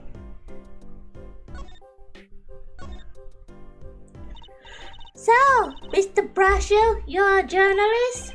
Oh, me? Who, me? Let me state one thing for the record here. Yes? I'm the interviewer, you understand? Yeah. I'm the one asking the questions here. End quote. Okay. John, for instance, you think a movie director watches movies? Well, I think he probably does. Exactly. I knew you understand. Huh? What? So, the night of the murder, you were at Drew's studio? Who, me? Well, let me state one thing for the record. Huh? I may look calm and collected, but I'm busy. Real busy, always on the road. Journalist always buys one-way tickets, never looks back, end quote. I can understand the philosophy, but... You wanna know about a thing of one-way tickets? Once you use them, they're gone. Well, all because you have to give them to the guy at the airport. The fuck? But don't they normally give tickets away too? Exactly, see, it's the same thing. What the hell is he saying? So, you went to do a story on Drew Mission? And he never had a story done behind him before? That's right, look at me one straight thing for the record here. Huh? I'm sure you're going to want to know about my source. What tipped me off to Drew? Why do the interview in the first place? Well, yeah. Look, it's like... Oh, I've got it. There's this burger joint with fabulous ketchup. You think the burger guy's gonna tell me where he got it? At the supermarket, maybe? Exactly. See, that's what I'm talking about. Well, there's nothing I can talk about, really. Walls have ears, eyes, especially glass walls with speakers, end quote. Right, guess we'll leave then. But since you're here, might as well tell you a little tidbit of news I saw, just for the heck of it. Sure, tell us, for the heck of it. I remember it like it was yesterday. When I seen a movie on a trip wander into his burger place with amazing ketchup. When an article tabloid caught my eye. Famous oil painting stolen from the art dealer's gallery, end quote, I believe it was. An oil painting? Happens every day, right? But I thought I'd seen that painting somewhere before. A painting of a giant peach floating down a river. Someone stole the oil painting of a giant peach? Journalists can smell scoop better than burgers, end quote. Do we show him the painting?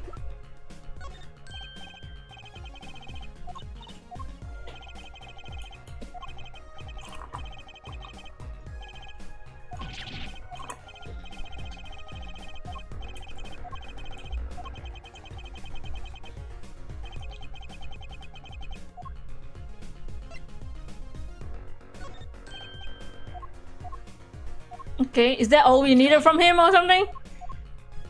For him to say that?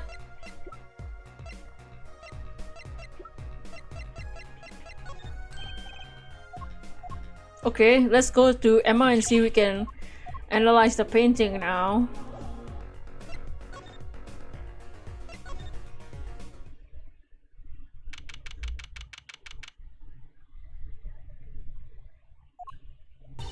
Well, how'd it go? Find anything out? Actually, there was one thing I wanted to check with you. What's the scary face you're making? It was with the I know something but I'm not telling you face you got. Bitch!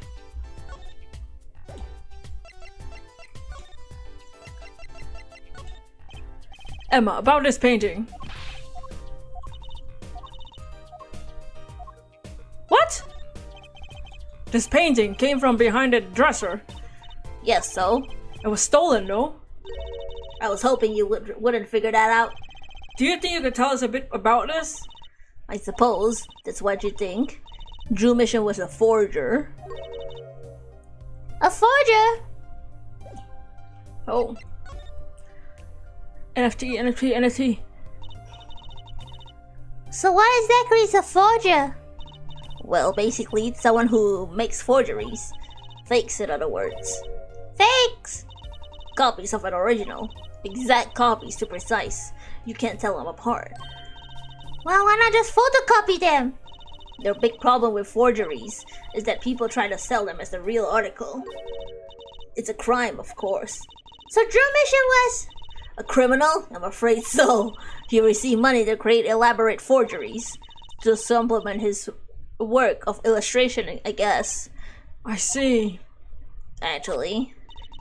That's why I brought this in here in the first place. What do you mean? When you're trying to determine if a painting is a forgery, the rough sketch underneath will be a valuable clue. So the rough sketch is like practice for the real thing? Like doing a magic trick in front of a mirror before going on stage? Thoughts, not in the case of forgery, not necessarily. Anyway. You know what the finished product is going to look like after all. I guess you would. That's why I brought this. I'm gonna use it to see what's under the paint of the finished pieces. I get it now. Not that I really needed to go at such lengths, seeing as how one of the paintings was only half finished anyway. Still, it'd be nice to see Mr. Mission's rough sketches. Kinda like what he was drawing when he thought no one was looking. True, that would be interesting and maybe valuable for our case. Maybe that's how I should earn money. I should start forging shit. The forgery VTuber. You should try buttering it up, Apollo. Oh. Then I can get cancelled on X. Twitter. X. Okay, let's look at the unfinished painting. I kinda wanted to see the rough sketch under this painting, and I was wondering if your tool here might do the trick. Oh, fine, fine! Just this time, though. Just this time, but I wanna see all. Let's do it. This one?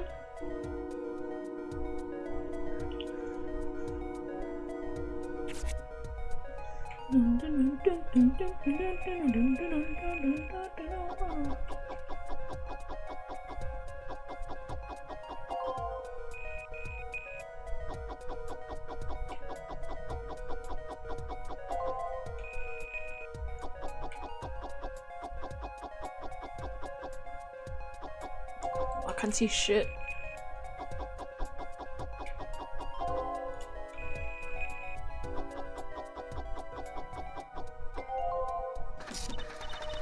The hell? Oh. It's Clavier with his fire guitar. What the fuck? Wow, he really blows! The finished painting isn't anything like the rough sketch! Devices like mine didn't exist until recently. He probably thought he could draw any sort of thing he wanted for the rough. What do you mean? Well, in the past, you could overanalyze the compositions of a rough sketch. Composition?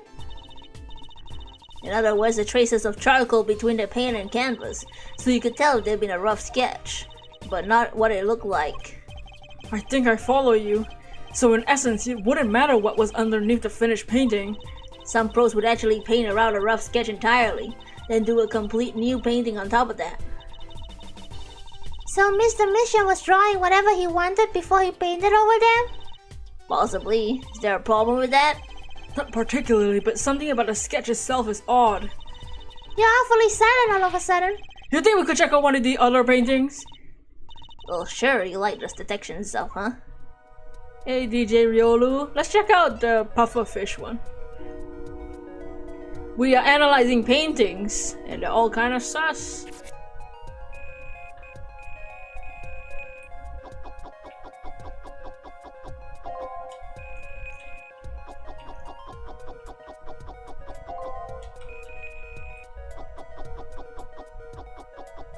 What the hell is that? I see a face.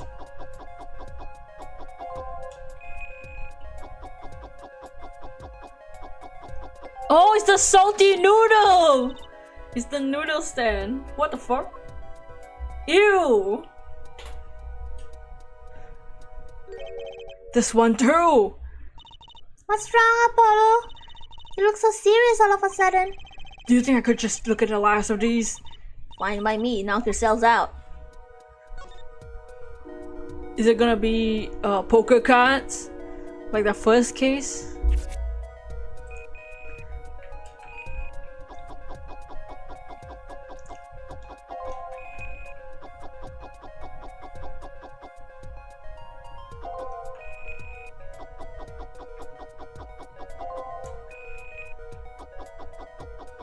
It is poker cards.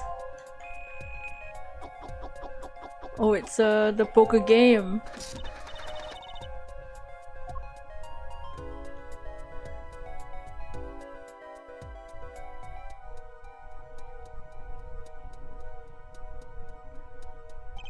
What? What the heck is all this? I hesitate to ask why you're getting so excited. You sure your device isn't leaking some sort of radiation? Trucy! Look at all these 3 sketches. Do you notice anything?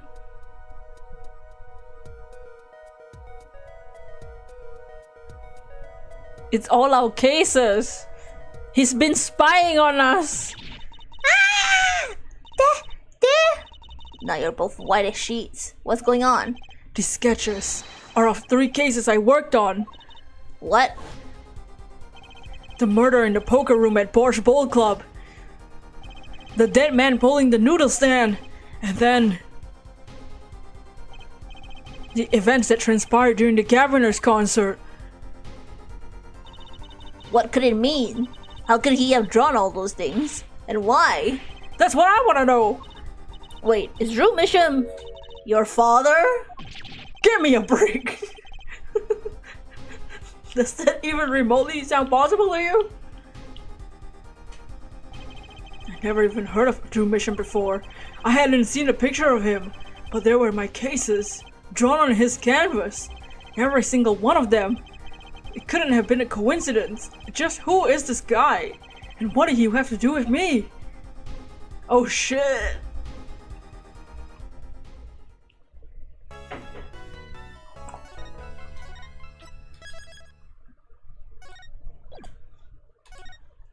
Okay. Wait, trial day? Oh shit. I feel like we got nothing done. Well, I feel like we got something done, but not for the case itself. Good morning. Dodge. You're very right. I'm Utsukushii right. That's right with a W, but not right. We're on your side. You can tell us anything, please. Dots. Good morning. She speaks.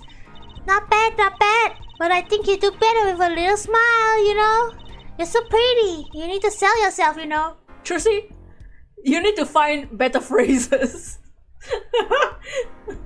Trusy, let's take it easy for starters. Oh, she's drawing. Thank you for taking my gaze. Wow. She draws emojis. Okay, well that's a start, I guess. Dots. There she goes with the nail polish again. That's great, really. It's so cultured. She speaks in emojis. Want to try? Oh, really? Apollo! Girls! Apollo! You can't say that! It's 2026! 2025, whatever. You can't say that anymore. What are you? Leon Kennedy? Women! This fucking guy. The victim, Drew Misham, was a forger, and stolen painting was found in his studio. A life of crime, really. Maybe one that led to his death.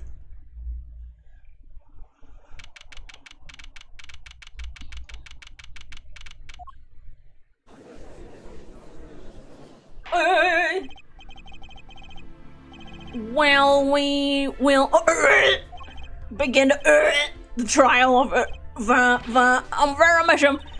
Is the judge okay? His voice is all raspy and he's looking around nervous like.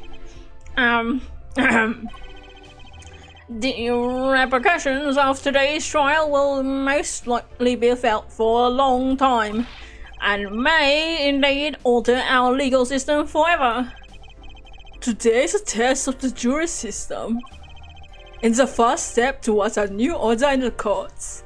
Except once the next game comes out, because we'll never come back to this jury system ever again. 30 secret mission! The juries will function like a jury. It is hoped that our inclusion will help the courts better reflect the people's will. Why aren't there juries in the courtroom? 3 closed-circuit cameras watch this courtroom at all times. The juries have access to everything that transpires. Juries? Judge Val and Judge Cool. Yeah. Now see here, Prosecutor Gavin, I was going to say that. Well, my apologies here, Judge. Jurist, today, welcome back to another trial. On today's trial, Judge, today's trial coolly, if you'll be so kind. The juries are bound by the letter of the law, and they don't affect the trial with evidence, but they're leagued by their feelings. We're gonna find out what effect they're gonna have. Well, Mr. Prosecutor Gavin, the details of the case. if you would. The victim is the painter, Drew Misham. He was killed in his own studio. His coffee was poisoned. By who, you ask?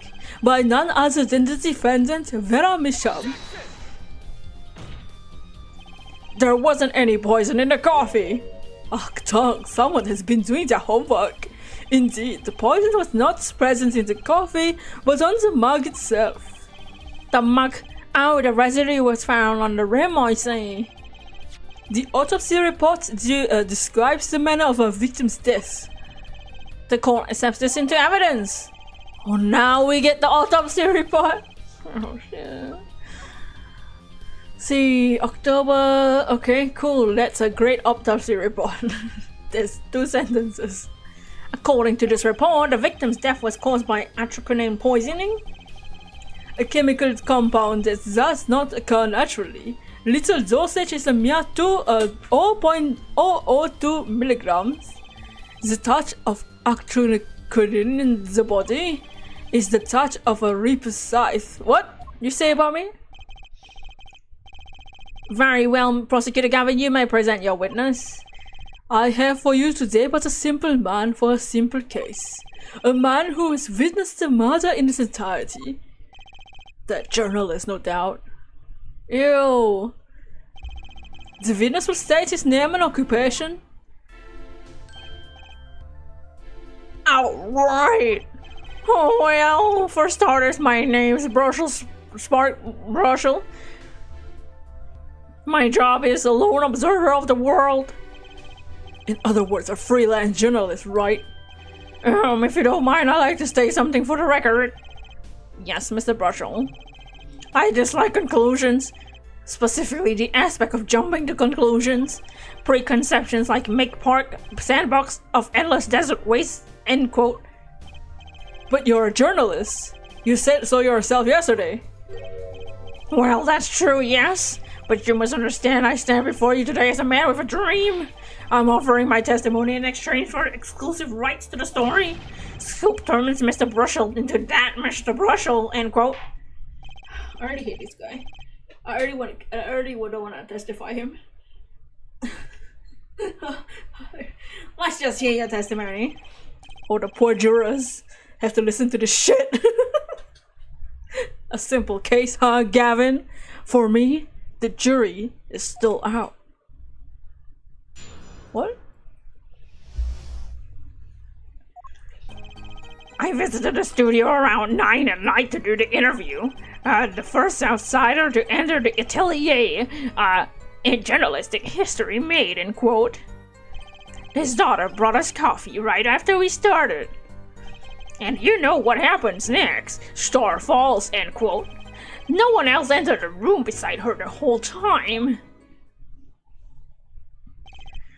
That does sound like a simple case. Unless you were the one who poisoned him.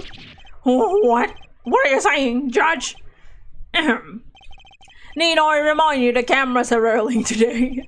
I feel the need to be a bit dramatic. You didn't do it, yeah?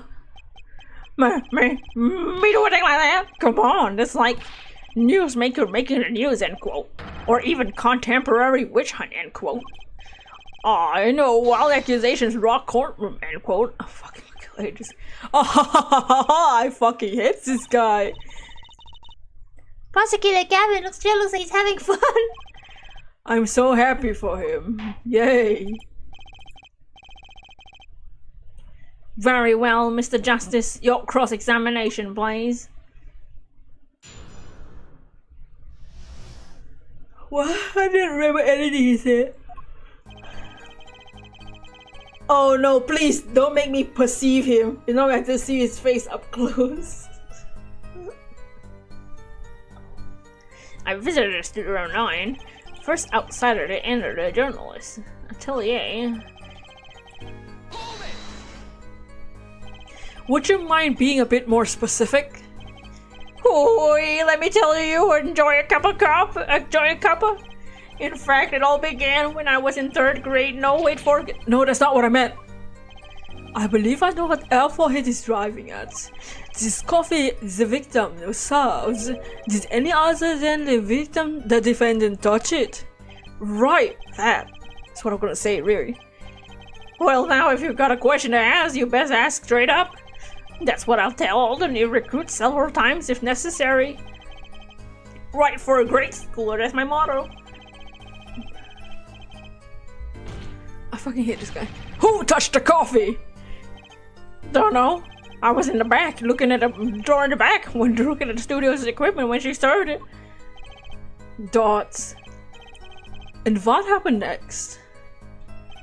You know what happened next? Star falls. No one else entered the room besides her the whole time. Can you say that for sure? For sure, yeah, I'm sure. Drew Studio isn't a big place, kiddo. I know if someone else is coming. What if they've been hiding there from before? Even if someone had been hiding in the studio, they hardly could have poisoned the mug without anyone noticing.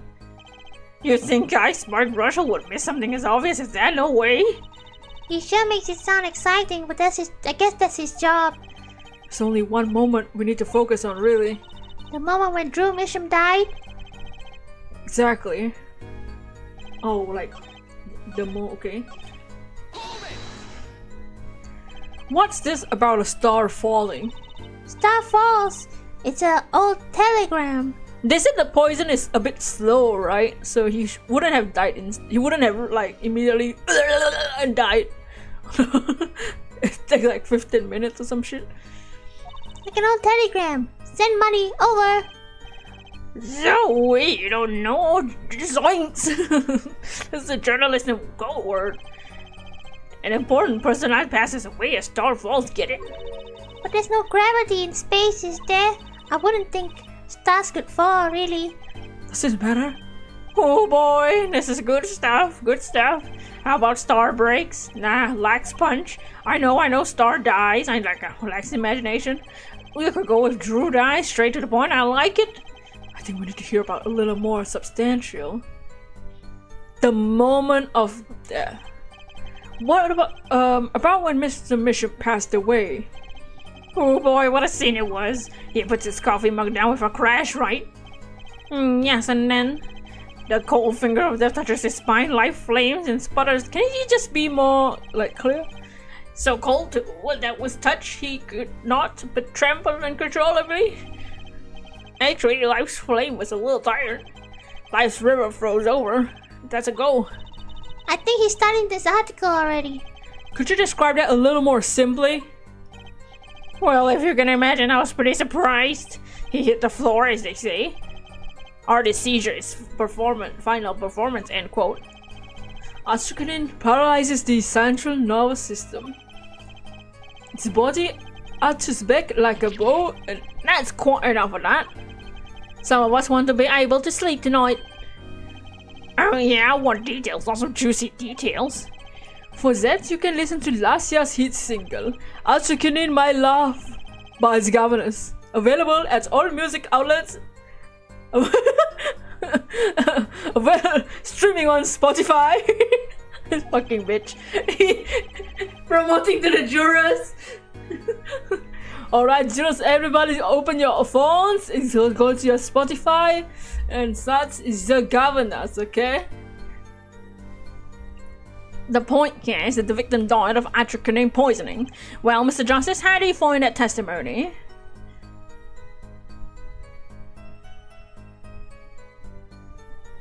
What, that he died? That he died.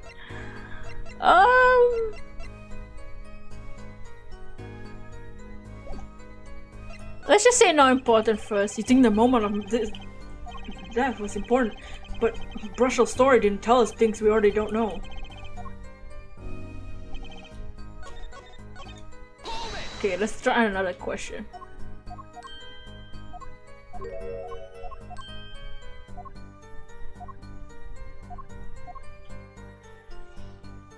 The Stars coffee, Brussels coffee. You say Mr. Misham had coffee too, but did you actually see him drink the coffee? course, he who sees it wins, but he who says it wins bigger. End quote. I live in a man see dog eats dog and write about it world. Yet, I can't say I saw him drink it really. He had a so-called sip with that. Man puts lips to mug drinks, end quote. That poison is quite violent on here. My stomach did a so-called somersault since I gulped down the coffee without so much as a second glance at it. Wait, maybe something's there, some kind of so-called trick. Anyone want to venture a guess for the record? Does this guy have a pause button? Well, Mr. Justice, that he took a sip? The victim drank his coffee and immediately fell over? Oh yes, you can go and press that one. Your Honor, this is a vital piece of information. Please add it to the testimony. Very well, the witness will add this to his testimony. He had one sip. And the moment, I feel like that's suspicious. Didn't they say it's a slow poison?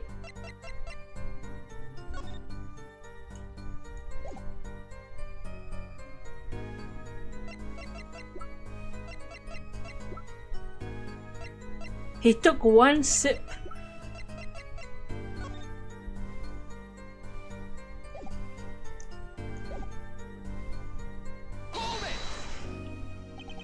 So he either took a sip or he didn't and fell over?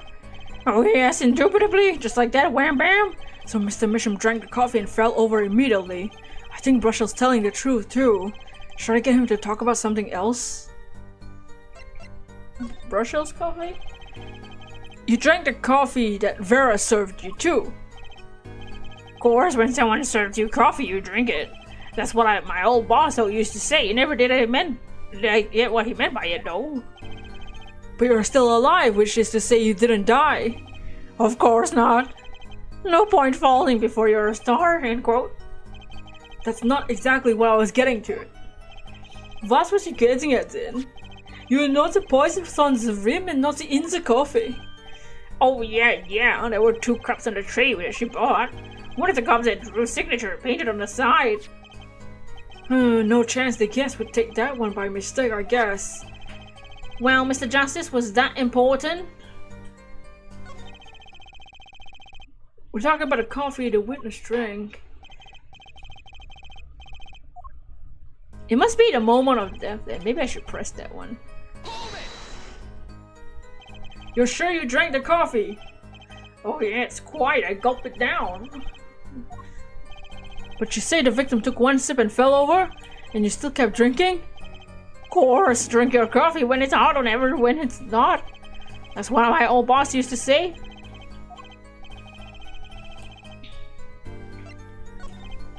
Okay, let's go back to the moment of death and press that one. Because I didn't do that one.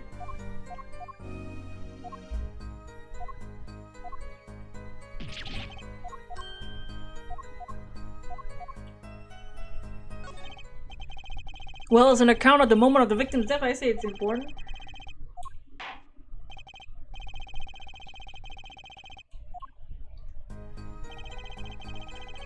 Those spasms.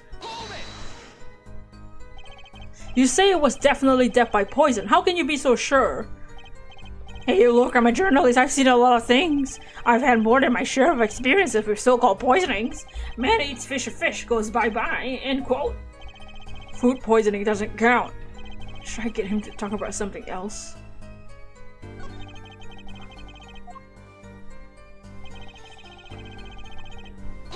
Oh shit, I didn't mean to do that.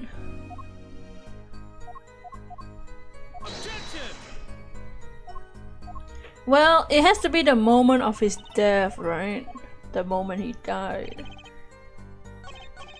I still think it's the one sip. Let me go back to the one sip.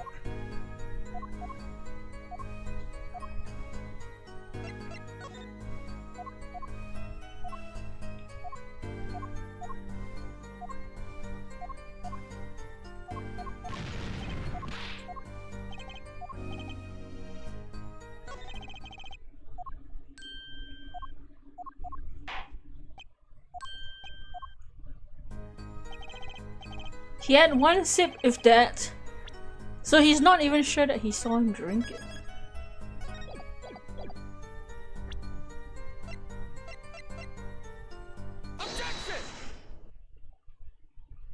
You know what I have a problem with?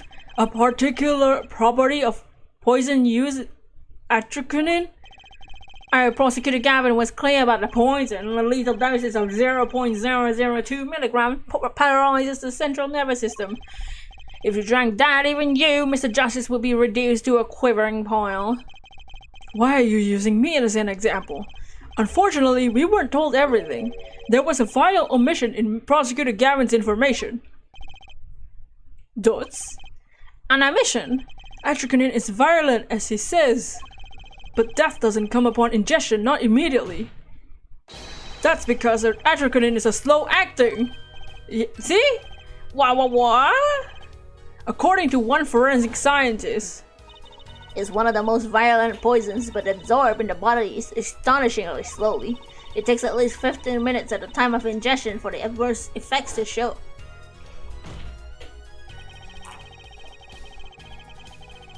if we suppose that the moment Mr. Misham sipped the coffee was when he sealed his fate, that he would still have time left to enjoy his last cup of joe.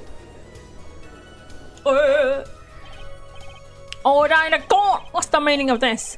If what the defense says is correct, why, that contradicts the entire testimony we just heard. Well, Mr. Brushell, anything to say? On the record? Slow acting. Slow act. It was viral, alright. Even then, it had already begun digging its claws into the journalist. He's working on his scoop. It's Brushell, yeah? Brushell, let's take a trip down memory lane. Huh? Did the victim really die the instant he took a sip? Think it over. This is vital. You know what I think? I think that was a not so subliminal suggestion, end quote. I admit it does cause a problem if he died when you say he died. I would be forced to say I'll visit to my simple case.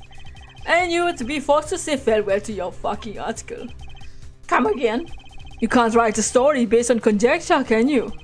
And as the case drags on, other reporters will pick up the scent. And you'll be forced to kiss your exclusive scoop goodbye. Scoop, scoop, oh scoop. Ew! He's brushing his tongue and then his eyeballs. Look, wait, just wait a second. We're waiting out with it. I think I just recalled a so-called important detail. A revival of recollection, end quote. Story survival. Oh shit. Hold on, let me finish this drink. It's starting to spill everywhere.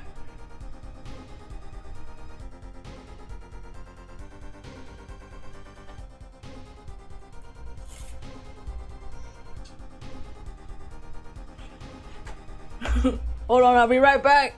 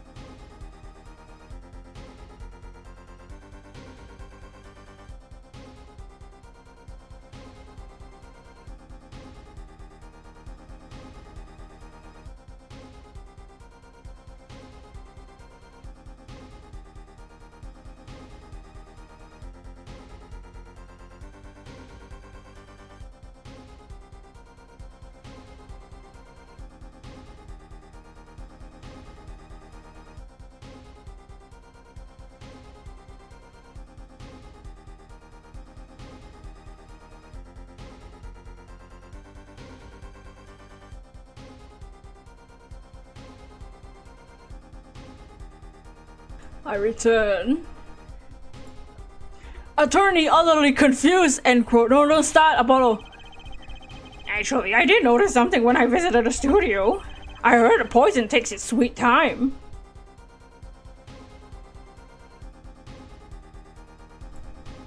What?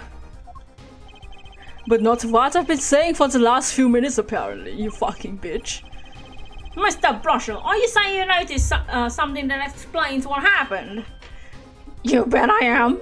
That antidote for a poisonous contradiction, end quote, you might say.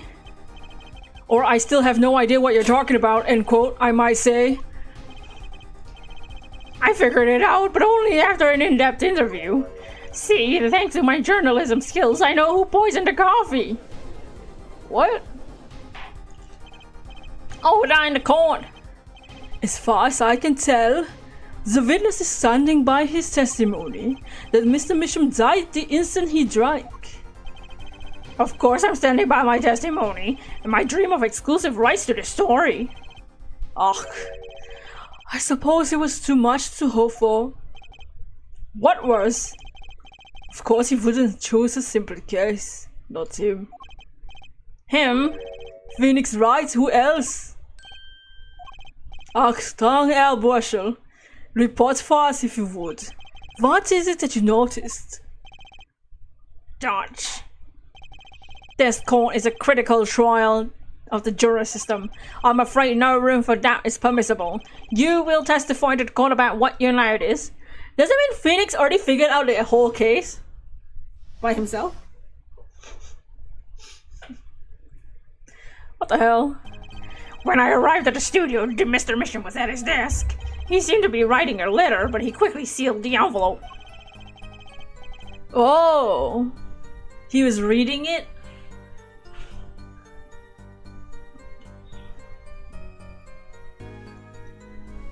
I thought nothing of it at the time.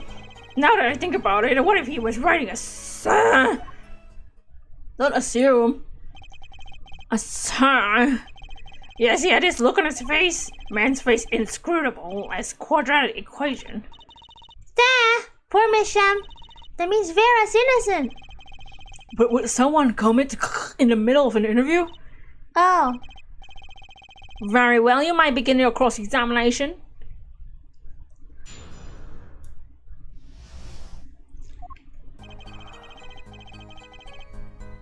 When I arrived at the studio, Mr. Mission was at his desk. He seemed to be writing a letter, but he quickly sealed the envelope. So he put the letter away when he saw you. Early report against the war, man, quote. That's my secret, Captain. I'm not sure I follow. It's the night of the interview. I arrived 15 minutes ahead of schedule. The handle turns, the door opens, and I barge in. Are you sure that's okay to do? I mean, isn't it unlawful entry? Mr. Misham sure seemed to think so. You should have seen him. He crammed his letter into the yellow envelope. Yellow? I know a secret when I spot one, and there was. That does seem significant. Well, Mr. Justice, I wonder, it does ring important. The defense find this testimony vital. Why not? Add my account. Comes free of charge. It was a yellow envelope. I heard it was left at a crime scene. Yellow?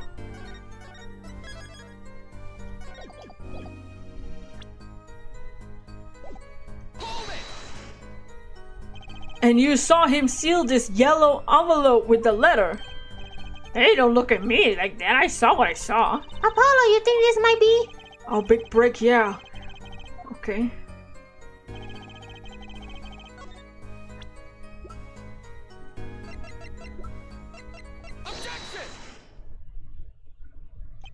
As it just so happens, there was a single letter in a desk drawer at the scene. In a red envelope. What? Prosecutor Gavin. Yeah? Was a yellow envelope found at the scene of the crime? Unfortunately, no. But at foreheads, it's easy to mistake the color of an envelope. I guess, but not this envelope. You see, it was postmarked already 7 years ago. Well, Mr. Brushel, I can't explain that. Drew, right when he wanted to get that letter in an envelope pronto. Get it out of my sight of my beady eyes, right? So he grabbed the nearest envelope and crammed it away. And what about the whole red and yellow envelope contradiction, chump? Well, Mr. Justice, have you anything to say to the witness's claims? That night, the victim put a letter he'd been writing in a red envelope.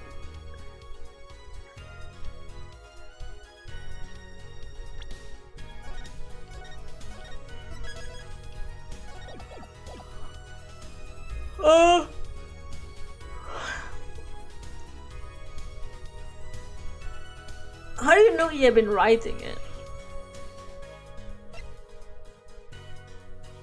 Impossible? That's impossible. Ah, I like your expression, so full of confidence. It's simple, really. As it just so happens, the defense team investigated the contents of this envelope with assistance of forensic scientists. What? Note that this letter is addressed to Mr. Drew Misham. Oh? Why would he address a letter to himself? Let alone send a note to himself. Oh, I've been scooped. Oh no, it's Mike Afton. Order in the court! Mr. Brushel, can you explain this to the court? Oh my, how could I have forgotten? I suppose this happens to best of us. Reporter gets old, forgets lots, end quote. I'm still waiting for an explanation, Mr. Brushel. Well, that's the thing, see? He put the letter in that envelope. Mr. Mitchum sat there searching his desk drawer for something. His desk drawer? Yes, a stamp, a so-called postage stamp, end quote. A stamp, whatever for? To mail his letter, what else? And then, why, yes, I think I saw him put it in his letterbox. Yes, it was a yellow envelope, and he put it in that box. Oh. Well, apparently this yellow letter has nothing to do with the case. Oh, how I wish it did. Just think if there were a star. Okay, they're gonna do stop saying it. As I was saying, there's nothing to do with this case. That said, yes, Your Honor. Makes me wonder about the contents of the red envelope.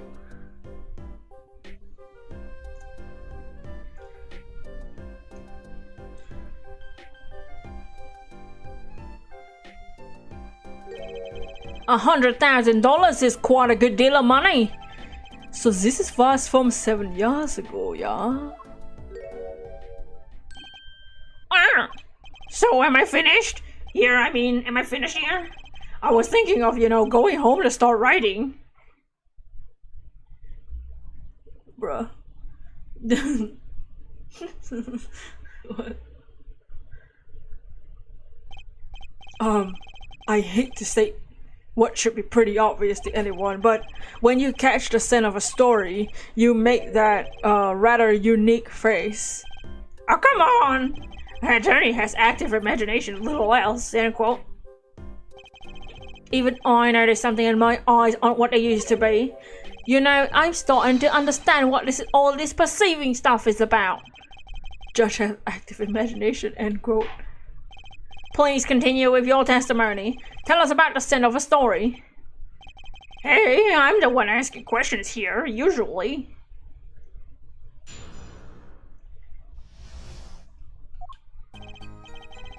Actually, it took a bit of work to get a thumbs up on the interview. Reporter leverages gets his interview, end quote. The story concerned a certain case from 7 years ago. The red envelope probably has something to do with it. Say what you will, but Drew and Drew's talent was without compare. So you were threatened to go to the press with this story. That's how you got your interview. Blackmail? Well, yes. I mean, no. It wasn't exactly black. Hey, I'm not There's something wrong, Mr. Brushel. Look. This is my story, my tidbit, journalist info, livelihood, end quote. I say. While I'm chattering away, what's going on out there? What if some Bollywood or Sally Scooper gets the wind of my story? They could be going to the press while I'm going to waste. The court feels your pain, Mr. Brushel, and I don't give a shit. A certain case 7 years ago. Wait, 7 years ago? Huh?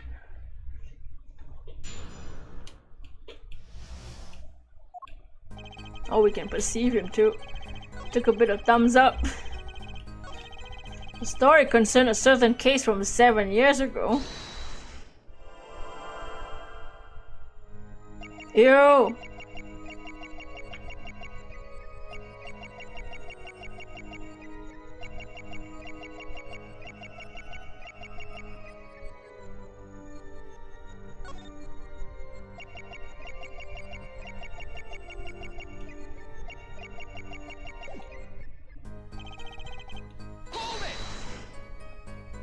A certain case 7 years ago. Tell us what case.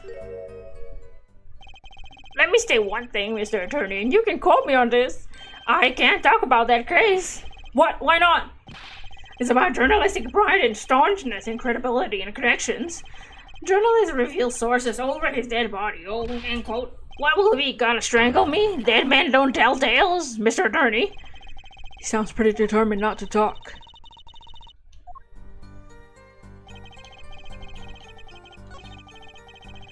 Drew's talent was without compare. Oh shit. Just how amazing was Mr. Misham's talent? Huh? Oh, hey boy, a star's a star. I wanted to perceive him. This guy's full of wacky gestures, but that one just now was wackier than usual. Yeah, that's what I was doing.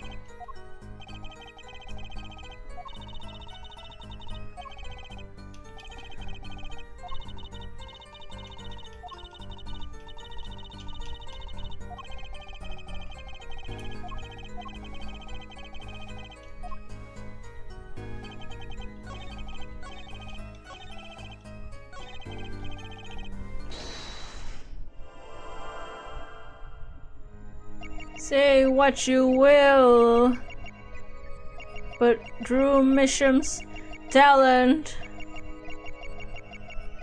was without compare. Say what you will, but Drew Misham— Ew! I saw that! That's nasty. His spit started to sweat. That's fucking gross. Ew. Gotcha! Disgusting, man.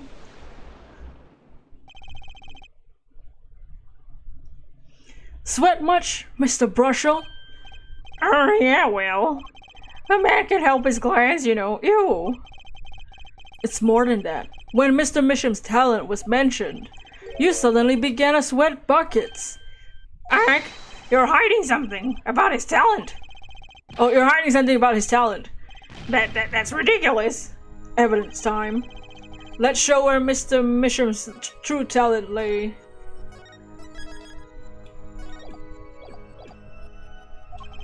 It just so happens I have evidence showing the talent in that letter.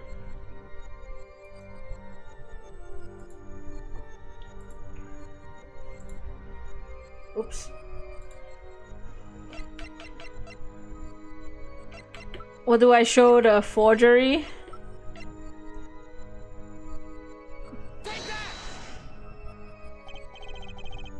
Okay, fine. Do I show the actual one?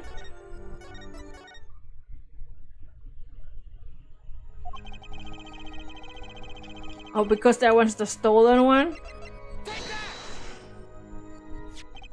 This painting was found in Mr. Misham's studio. There are two problems with this painting. First, it wasn't painted by Mr. Misham. The second is that there was another painting in the studio, which looked exactly the same like this one, except it was only half done. Don't. Then we have a letter discussing a payment of $100,000, which suggests a certain business operation. The business of making forgeries. Oh!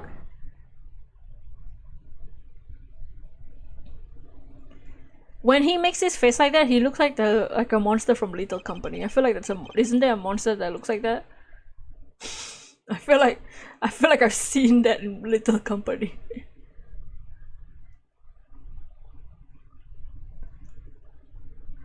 Or maybe I'm thinking of the spring head guy.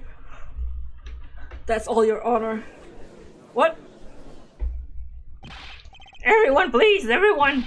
Can we just keep this private, please? Here's my story, my scoop! Forgery, that's a serious crime. Drew Misham is known as an artist these days, but there were rumors he dabbled in another kind of art until a few years back. Another art meaning forgery. Drew Misham was talented, alright? Talented at making precise detail fakes. A fact that certain criminal elements were quick to discover. Criminal elements? What? You can't seriously be talking about... Exactly. I'm talking about forging evidence. Uh-oh! The rumor started circulating 7 years ago. 7 years ago? So are we getting to understand that this letter, this payment of $100,000 was for... Exactly. Forged evidence net tidy profit, end quote. Order! Why, it's like our victim was living a double life. Aha, this is my chance.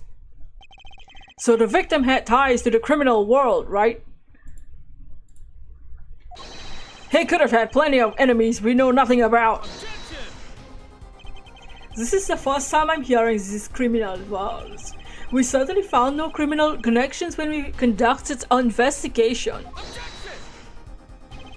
But how do you explain all this money? You have to admit there's a possibility of some illegal activity here. But there's no proof tying this letter to our case.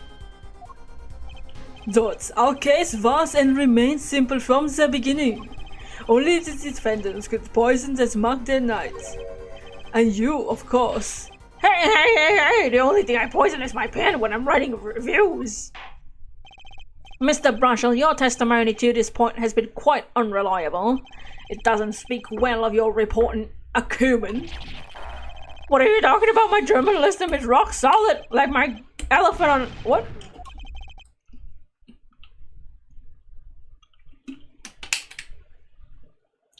In any case, let's hear a summarized recap of your testimony.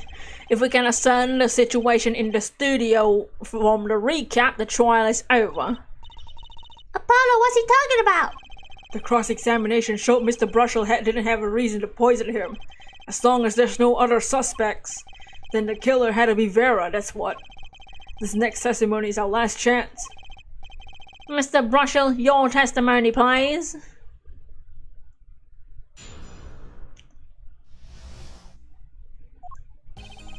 The only other person in the studio than I was the defendant. It was Vera who poured the coffee. She's admitted as much herself. The only thing that touched Drew's lips was the interview. During the interview was that mug, and nothing left the studio after he died. Nothing. Clearly, the only one who poisoned him was his daughter.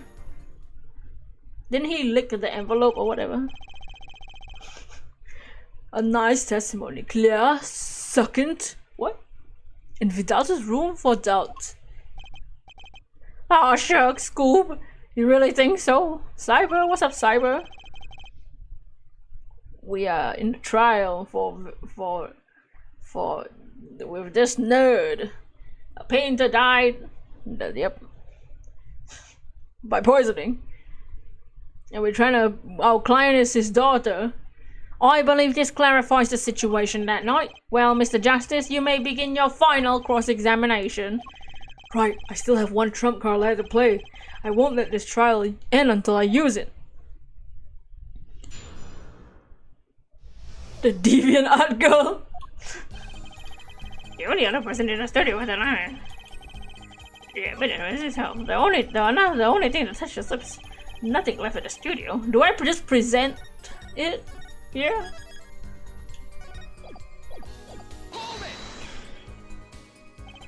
Not one thing, you sure? Yep, sure as it can be. Well, with one exception. One exception, what? Journalist Spark Brushel does interview, leave studio, end quote. What? Come on! It's a joke! Get it? Not funny, I know, but still. Did something leave the studio that night? Why does that sound familiar? The letter? Or the yellow envelope? Now that we've proven our witness is a comedian, I'd like to turn to our defense attorney before returning to the testimony. Do you have any idea what, if anything, might have left the studio that night? Just one thing. I think one thing might have left the studio that night, actually. A certain something that has vanished from the crime scene. Every time a witness in Ace Attorney says they're sure, you know shit's going down. By which you mean something other than our witness? Of course. Don't tell me. Vela Misham. Believe me, any comic relief I may provide is entirely unintentional. Well, let's see what you've got for us, Mr. Justice.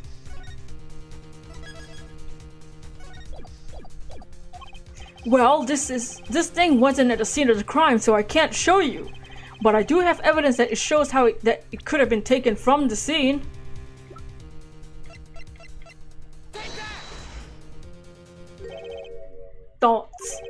Dots? I find Prosecutor Gavin more amusing than this guy, really. Oh, did I get it wrong? Oh, whoops.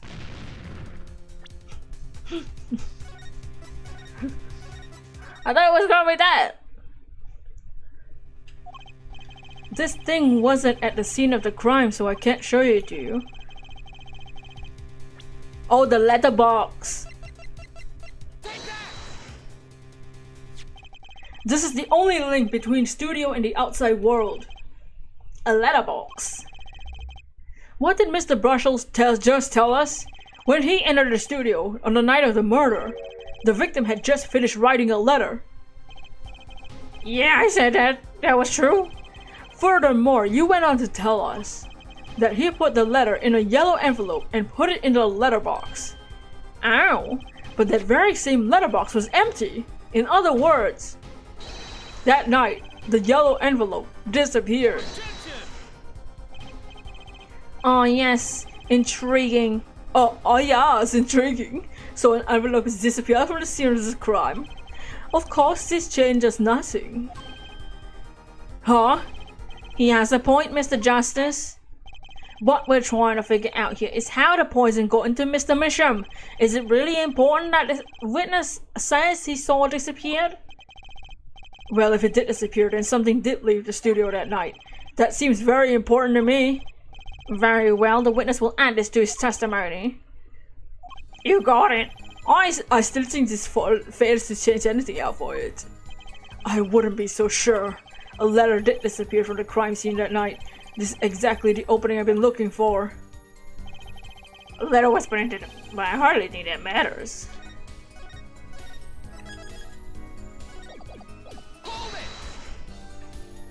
Nothing could be more serious than an envelope disappearing from the studio, and you were hiding that fact from us.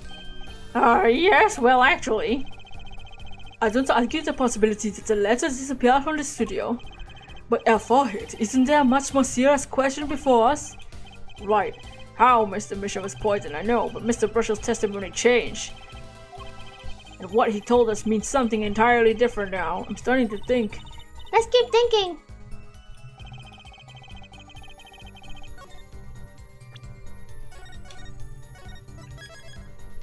So what do we present, like the freaking... Do we present this envelope because of the contents of this thing? Like sign the papers and send in enclosed envelope with the enclosed stamp.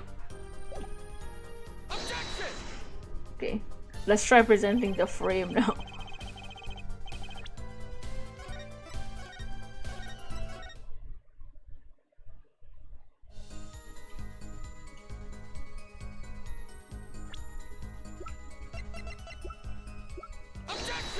What?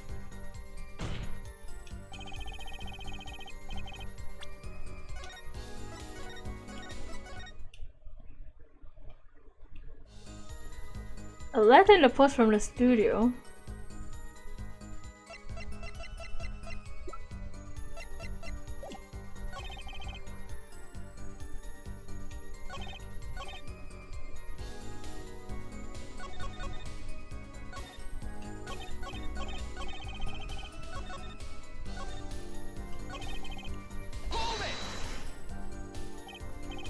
You're sure about that?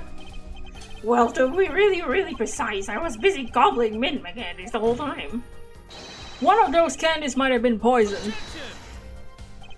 Yes, at the same time, at the autopsy, no fresh fragrances filled the room. There's no mint residue. That's not what I thought he was gonna say in this questioning.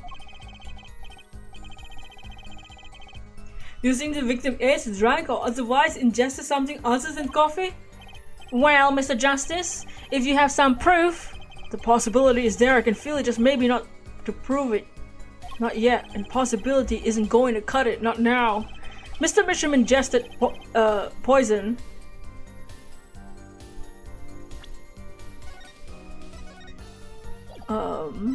Can I prove it? Now that I've... Proof is possible. Here goes nothing. Oh god. You do understand it's what we need, yeah? Proof for it, not possibilities. Of course, and Prosecutor Gavin, I hope you understand that I'm ready to give you that proof. What did you say? I have proof of the disappearing envelope. I saw him writing a letter, I did. Which was picked up by the mailman, I assume. Of course, which means that the envelope had a stamp on it. A stamp? Ow! As we all know, stamps come with dried glue on the back. In order to use the glue, you have to wet it by licking the stamp.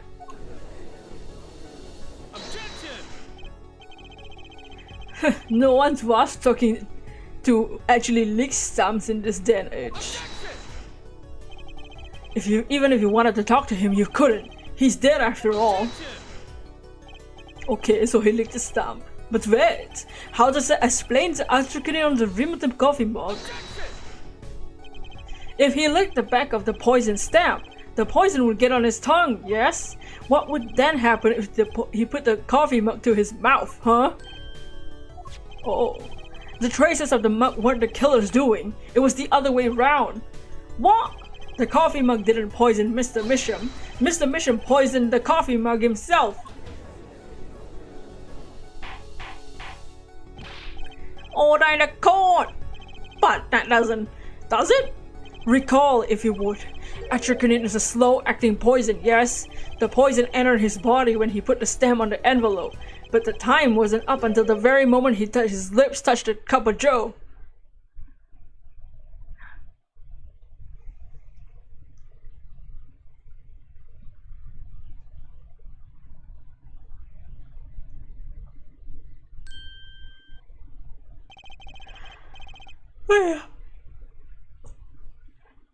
You have something to add, Mr. Brushel?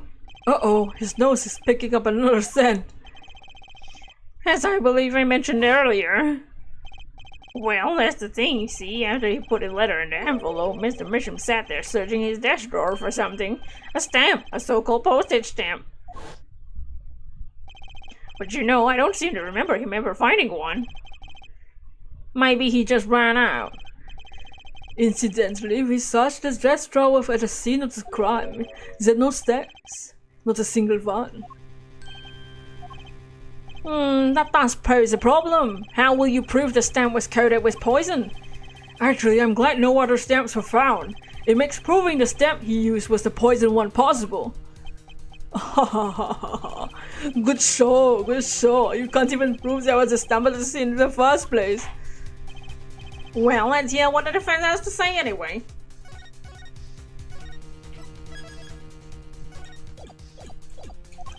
Where's your evidence that proves the existence of the poison stamp?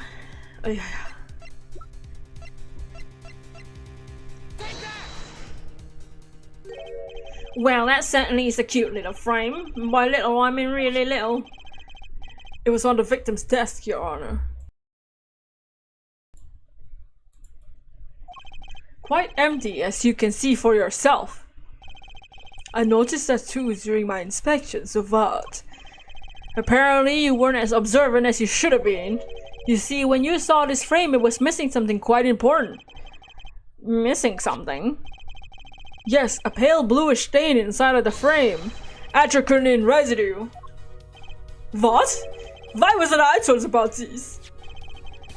The frame is only 2 inches square. The face of the frame is even smaller.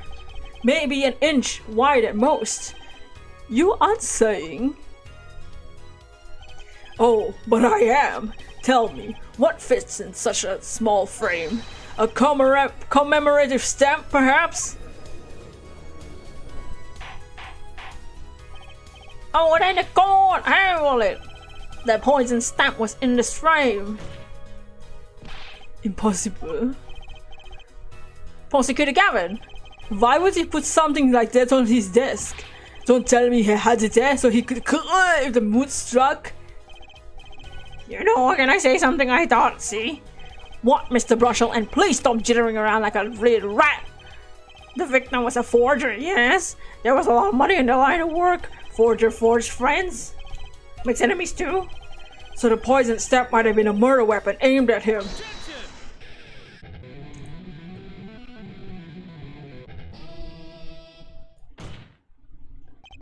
Oh, rich. That's rich. Leaves the ridiculous flights to fancy to the governor's song lyrics, please. Finally, something we agree on.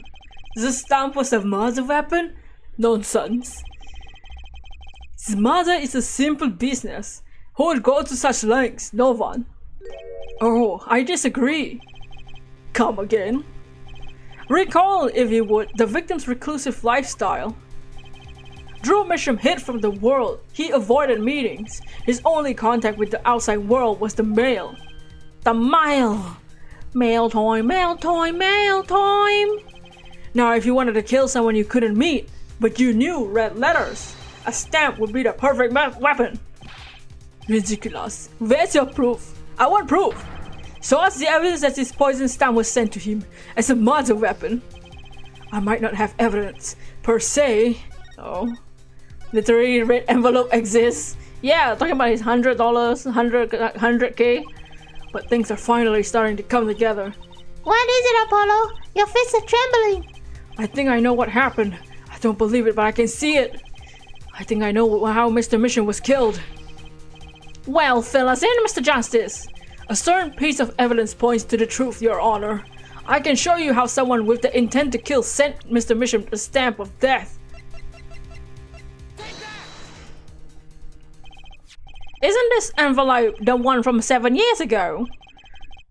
Think about the text of this letter again.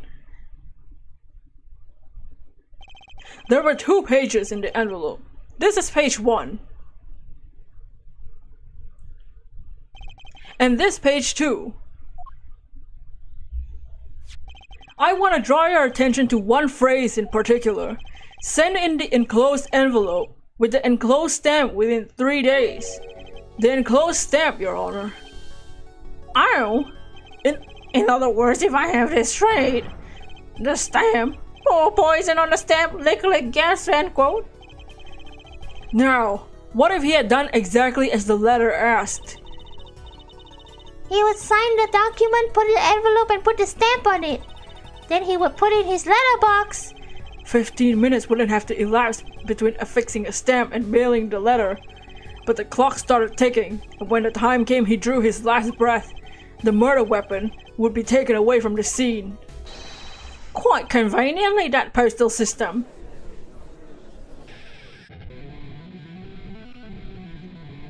He's playing his guitar a lot today. Such a splendid imagination you have here, Forehead. Dots. Let me confirm one thing with you, if I might. So this poison stamp was inside this envelope from 7 years ago, yeah? Is that what you have us to believe? Really? Well... It's a little bit of stretch, but there's a possibility. Ah, yes, a very small possibility. How small, I wonder? A poison stamp? In this envelope? A stamp then became a murder weapon? How do you intend to prove this seeming coincidence? Well... It was 7 years ago and we don't even know who sent that letter! And your answer in silence, I see very well I move to. Wait, who's talking? It's not nice to pick on the Fraulein, Claudia. What Why is he here? Oh no! You bitch! You gave all of us PTSD, you fucker! I'm gonna fucking kill this fucking bitch. Emma! I'm gonna kill Emma myself. I'm gonna kill her myself. Emma! Well, like my Christoph Gavin impression, did I sound like him? Shut the fuck up!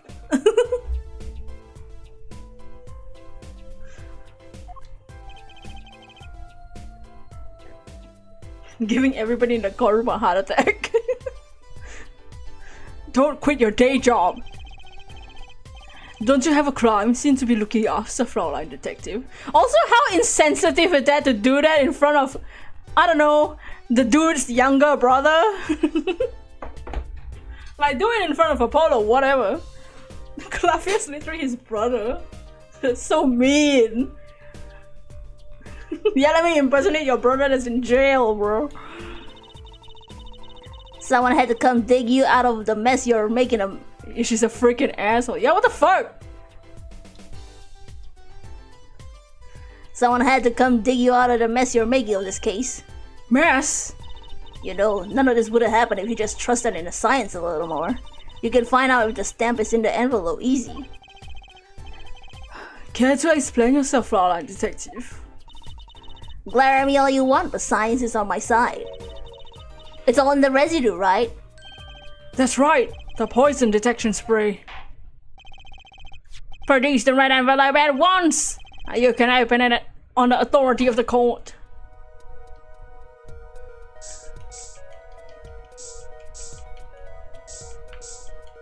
Maybe at the corner here? Ah!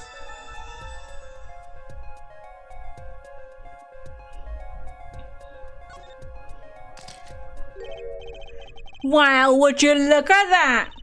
No mistaking it. That's the adrenaline residue. Oi, oi, oi, oi, oi, oi, oi. I don't believe it! A murder weapon from the past. Now, 7 years later, it bears its fangs at last. Absolutely outrageous. Tell me why. Why did this murder take place 7 years ago? Well, There's one possibility. Maybe Mr. Mission figured it out. figuring out what? He realized the person who sent that letter wanted him dead. He sent this reply with a different stamp. And put decisive evidence in a frame. Oh my. Oh, you're still here! Can I make a statement on the record? I sparked razor tooth brushel. Claimed this scoop is mine. Drove mission killed in cold blood. I'm by sender of 7-year-old letter, end quote. No, maybe something more sucking, sucking. The star falls after 7-year delay, end quote. Oh, this fucking guy. Order in the court. I see no room for further argument here. Aren't the trials in this game live streamed? Or whatever. Though I admit, someone get this BuzzFeed guy out of here. No, he does look like he works at fucking BuzzFeed. Especially in the year 2026 or whenever this game is. People at BuzzFeed do be looking like that. His clothes give BuzzFeed, you know. Though I admit this is all coming quite as quite a shock to think that the murder weapon reached his mouth after 7 years. Stamp his ticket straight to the afterlife, end quote. Uh-oh, I think the witness is a bad influence on our judge. I see no need for further debate on this matter. The sender of the letter 7 years ago could hardly be now defendant. Apollo! I think we just won. Very well, this court finds the defendant. Oh, he's playing his guitar again! He's crazy today. Is this the bright future of our legal system? Prosecutor Gavin? A ticket to the afterlife from 7 years ago? Tickets for Gavin shows are invalid after 2 weeks? But it doesn't make sense any other way. It boggles my mind that so many people haven't noticed this. There's a fatal contradiction in air for his claim. A contradiction? A poison stamp was placed in this envelope 7 years ago, whereupon it was framed until now. If that's the case, then why would Drew Misham have done what he did? Emma explained that he must have realized it was poisoned. Then lies the rub. 7 years ago, the forger sent a trap and put the stamp in a frame. I do not debate this, but this begs the question. Why 7 years later he used the stamp on the night of the murder? Oh, surely you don't mean to suggest Mr. Misham simply forgot. He put the murder weapon in the frame on his desk for 7 years and forgot? You expect us to believe he's spraying the trap on himself like a fucking loser? Wow!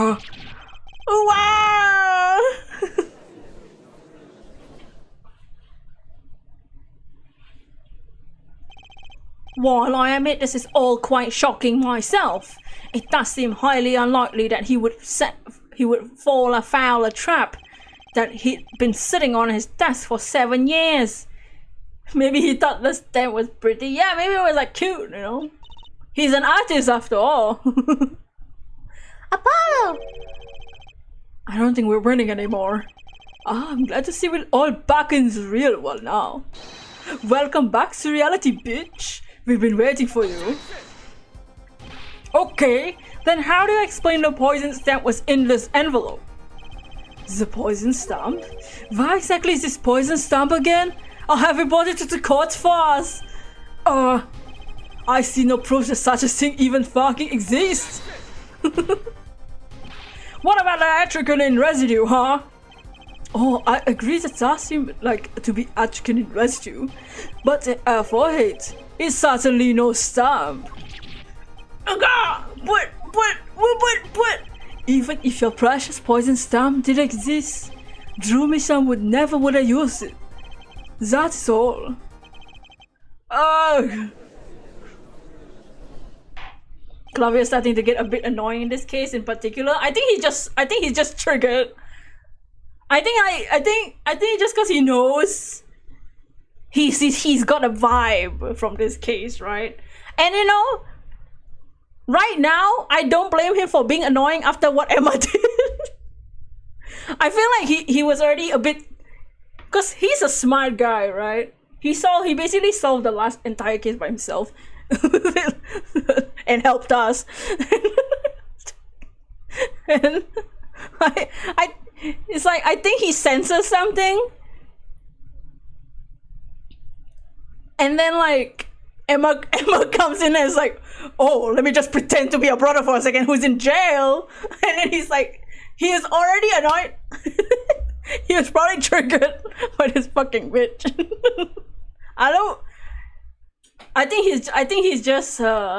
I think like him being annoying in this case is his copium, you know. You know. I believe we come to a conclusion again. Apollo! Were we wrong the whole time? I can't believe it. The poison traces match up. It can't be a coincidence. I'd like to bring some closure to this issue sometime this year. Mr. Justice? Yes, Your Honor. Let's review the facts and see where we stand. 7 years ago, Drew Misham received a red envelope. There were traces of poison atropine on the document inside the envelope. A similar trace was found at the crime scene on this tiny picture frame. The defense has indicated the possibility of a yellow envelope.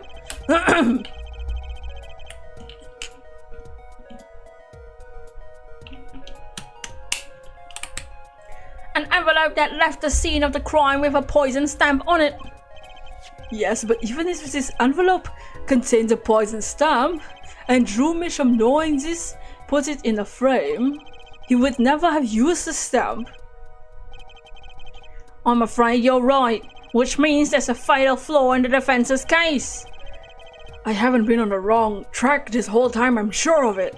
Traces of atropine, the envelope, the frame, and Drew Misham's mysterious death. They're all connected somehow. Well, Mr. Justice, do you have a conclusion for us? The defense stands by its case, Your Honor. We've seen that the logical outcome of the evidence makes no sense, which means that one of our clues must be a fake. Ah, a fake clue? Fascinating. If it finds it's fake, your wild fantasies will prove quite reasonable, yeah? The fake clue that's thrown us off the poison trail is none other than... the fake?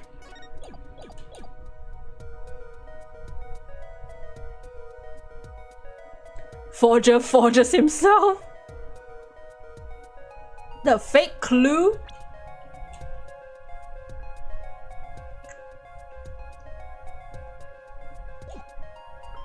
The envelope.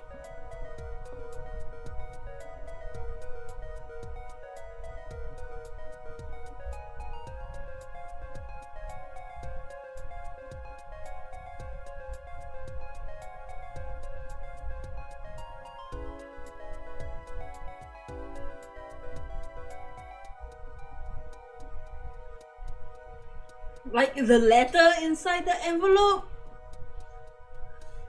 Or maybe the letter is says from 7 years ago? Drew mission? What would that even mean? The frame? I don't think it's the frame. Let me try the envelope. This red envelope is a fake? Without a doubt, Your Honor. Wasn't it you who presented this evidence to the court? Hold on a second, Apollo. The poison on the envelope, the frame, and the coffee mug. They're all connected somehow. Oh, right. Oh.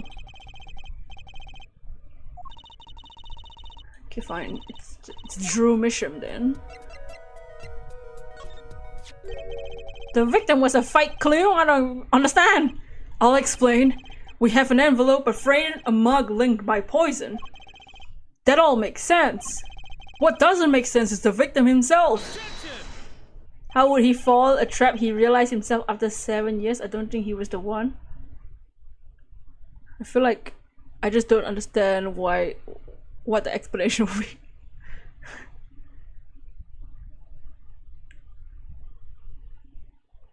Why would he lick the envelope if he knew there was poison in it? Unless he didn't know. Or maybe what they're saying is that the fake clue is Drew Misham, because this whole scenario is on the assumption that he knew that there was poison in that envelope. So if he didn't know, that means he just kept the stamp for some reason, because it's pretty or some shit. Congratulations, he's completely lost me. So the fake evidence is none other than the master of fake himself, the forger. You're right, the forger forged himself.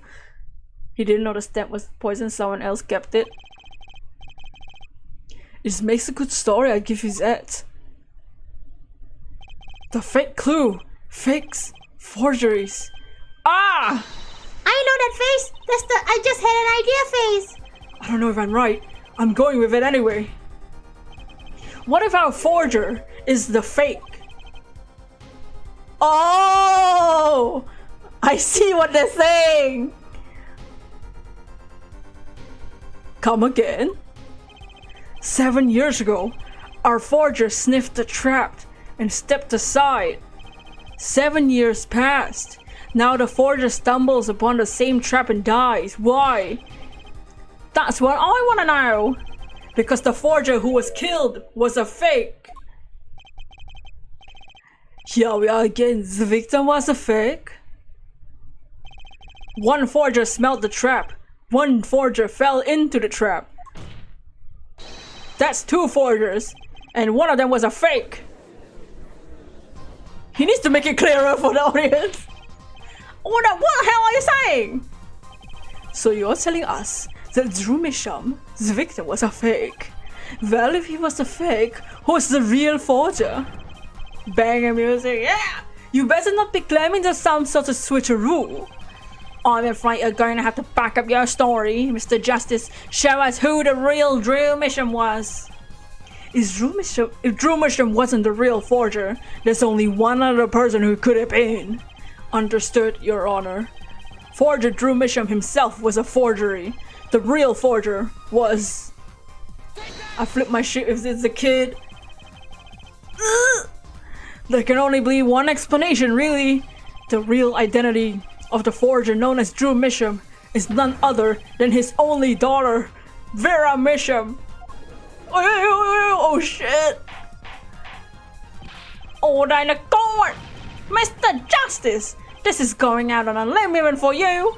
I kinda agree. I mean, Vera a forger? Let's consider it before you write it off entirely. If you look at the paintings in the studio, one fact becomes quite clear. Forgery had been taking place in that studio for quite some time. She's 19 years old now, by the way, which means if they were doing forgery like 7 years ago, she's fucking 12. It's a 12-year-old baby.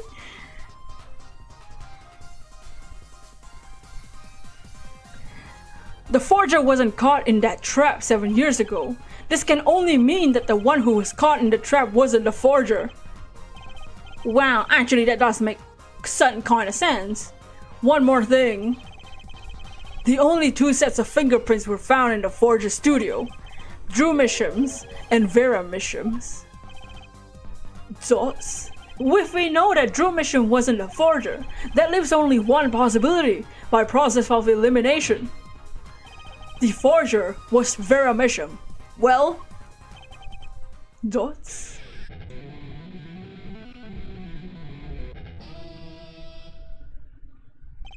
Fascinating. Whoa. Oh shit. Oh, is she gonna admit? Vera Misham? Dodge. You've been paying attention to the trial so far? Dodge. Let's just ask and be done with, shall we? He's so done with life. Who are you? Who is the forger, Drew Misham? Dodge. Oh. Oh, what? Dodge. Was that an expression of emotion I saw on her face? She's staring holes into Prosecutor Gavin's face. I'm used to being saddened by Frauleins, believe me. Though they usually talk to me too. Tell us, were you the one who forged the works of art? Dodge. Yes. Ah! So the forger, Drew Misham, was you? Dodge. The one weird kid at class? What is she drawing? Oh, it's a sad face. Just Sonic the Hedgehog OCs. She definitely looks like she reads like fan fiction. She's definitely on AO3. she's she's a writer that's like highly rated or something on their website. Yes, it was me. What? What? Is she wearing shoes? Or is she just wearing her socks? The court was in an uproar and it wasn't coming down. We had a break for a 10-minute recess. A recess? Not even a day? Are we still in the trial? Oh my, we're still in the trial. This is long.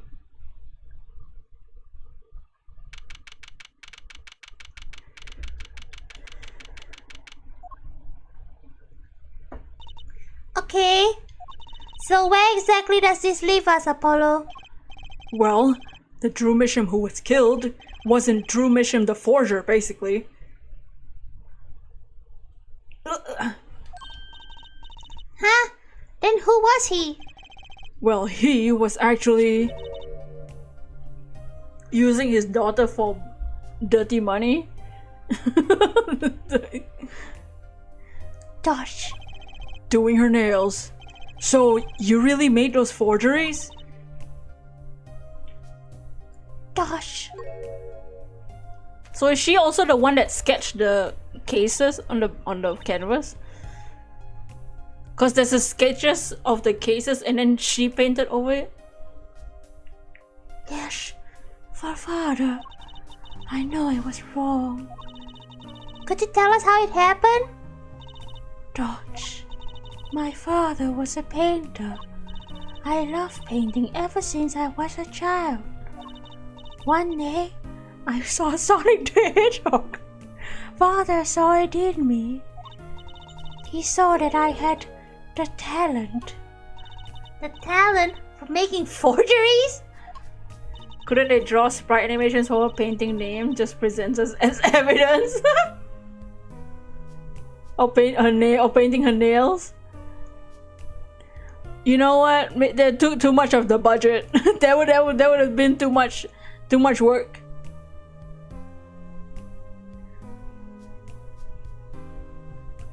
How shall I say it? It was not only paintings I made. Given the materials, I could make anything. Anything? So she also helped forge evidence or whatever they said? Father was so proud, and I so happy. Oh, maybe so that's why he homeschooled her, so that she wouldn't know about like the outside world and think that it's wrong or whatever, and sheltered her so that he could just use her to keep making money. But in the end, I was making those Forgeries. I never had a good constitution nor personality. She's literally a print machine. Yeah, that's so sad. She has no emotion because she's a printer. I know very little of the world outside my door. Dodge. Now, because of me, Father is... Do you know about this red envelope? This might get confusing like Phoenix's prefer- Oh! Dragon-kun, how you doing? We just learned that a 19-year-old girl was used by her father to make forgeries for $100,000, and now that her father's dead. The Phoenix is somewhere, and Clavia is salty. Oh, Vera! How you doing, Dragon-kun? Do you know about this red envelope? I remember that envelope. It was some time ago. So you were already creating works back then? Oh sheesh! I started when I was only 12 years old. So the one who figured out the stamp was poisoned, that was... Mr. Justice, it's time to the courtroom, please. Right, out of time. Wait, Vera, just one more thing, please. Those 3 paintings in the studio. I painted those as part of my work. Right. See, we checked them out and saw what was underneath. We saw the rough sketches underneath the 3 finished paintings. I see. Dodge. Mr. Justice. Yes? Father, he knew of you. Both of you. Your late father? He was watching, gathering information. All about the right and co law officers. But lately we're not doing it. We're not just doing law. Yes, you do tricks, gags to amuse, and play piano. Draw a sham. Oh. His name is... He is a sham! They're not really gags. Yet, when Father heard you would resume the legal business. You're about to be on your break soon. Oh! How pleased he was. How's the stream? It's going good. It's going good. We're starting this new case and it's already confusing. Who is Mr. Misham? How am I supposed to know? What if his daddy's daddy? What? What? Judging from the relative ages involved, I say it's highly unlikely. Things are already confusing with all these daddies running around.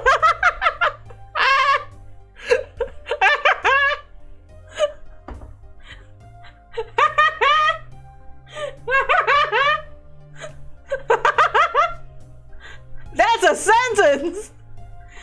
Things are already confusing enough with all these daddies running around. Oh! Apollo! You're in for something in this case. Oh no, don't tell me. Oh, this dad is running around. I know this game. We know that the victim's daughter Vera was the forger. So many daddies. Before the magician from last case was like, Lord Daddy, and referring to Phoenix. Trucy was like, my daddy. My partner Zach Gramery? No, my other daddy! Oh, Lord Daddy! So many daddies running around. What does this mean for the case? Guess we're about to find out.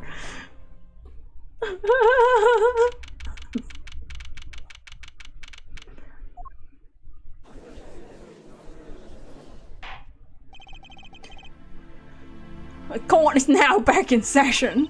Apollo, so many daddies, Clavio. You want another daddy here? I'm right here, you know. Baby girl. What's wrong with her? Gosh.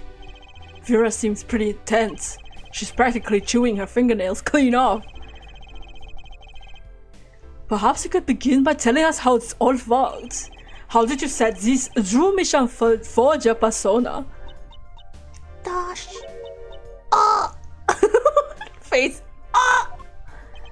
There's that stare again. She's drilling more holes into his head. I know it's hard for you, but hey, he's a handsome guy. What does that mean? I know he's a handsome guy. I can't stop looking at him too. What's hard? Apollo! She's talking about your emotions, not your dirt. What's hard? Huh? It's the game, it's not me. The game's saying this shit. I'm not even doing it. The game's making itself cursed. Keep it in your pants, yeah, Apollo. She sees Joan doing her mind. Or, you know, it's that fan fiction writer in her head. That's why she's coming up with fan fiction when she stares at you like that. I didn't read what the judge said. Very well, miss, if you would. Did you really make those detestable forgeries? Don't say it like that. Wow, judge. Perhaps you'd rather answer my question. Were you the one who painted that painting? The remarkably similar one? Yes. What is this case?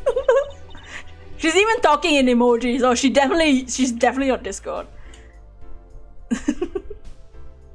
No, she's not just on Discord. I painted it, yes. Father praised me quite highly for it. No, some days I always think of making a stream where I roleplay these characters because they're all stupid as hell. So she was the one who made the forgeries. Yes, she did not wish to reveal the truth of their operation, so the victim was a stand-in, a decoy. To the world at large, he was the forger, not her. Gosh, I've done a bad thing. Haven't I? Regardless, we need a little more information.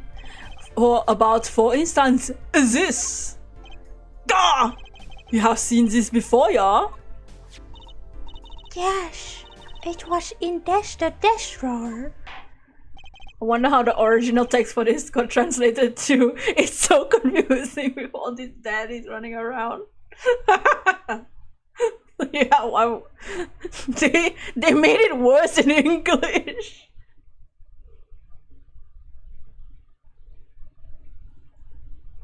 While I was looking for thumbnails for today's stream, so I went to the Apollo Justice Trilogy wiki page where it had like the summary of like the synopsis of the game, and there's like a section where it's like differences in the original version of the game versus this HD remaster of the game. Apparently in the next game after this one, there's one case where they change a lot of the dialogue. And it also has a note that says a Harry Potter reference was removed. And like there's gonna be like a warning or something that's like the things in this case might be a little outdated.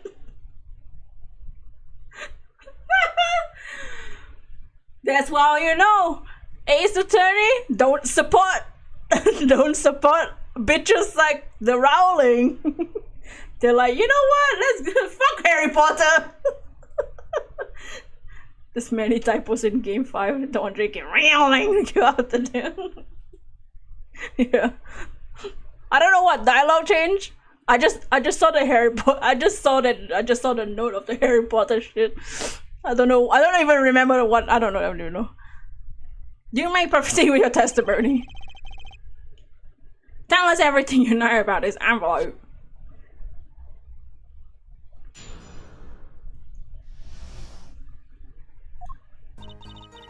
I created things and Father sold them. This envelope came after my first work that was other than a painting. Father handled the deal, all of it. I mean, these AA games were localized quite a while ago. I'm not surprising. It's good that they got rid of the J.K. Rowling shit, yeah. I'm glad they bothered to update it, you know. Cause sometimes with you would think that like just a HD port they wouldn't give a shit. But I'm glad at least they're up to date. I received the stamp that was in the envelope. Wow, what a nice drawing. It was after that job that we moved to the current studio. I didn't catch anything she said. There certainly was much great interest in your testimony. Notice if witness realizes it. Very well, begin the cross-examination. Right, okay. I need more information about his forger. This is Drew Misham.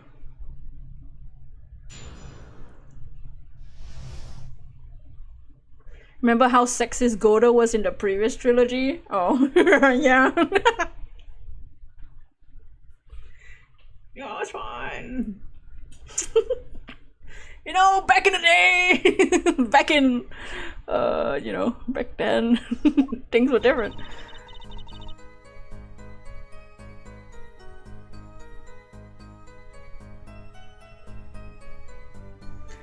I created things and Father sold them. This envelope came after my first work.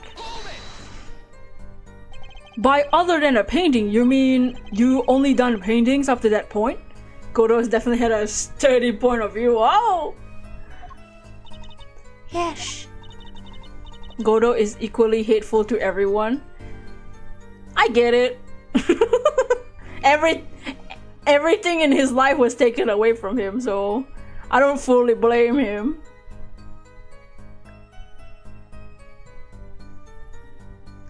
But Father had a realization. He noticed my talent extended to making things other than paintings. For instance?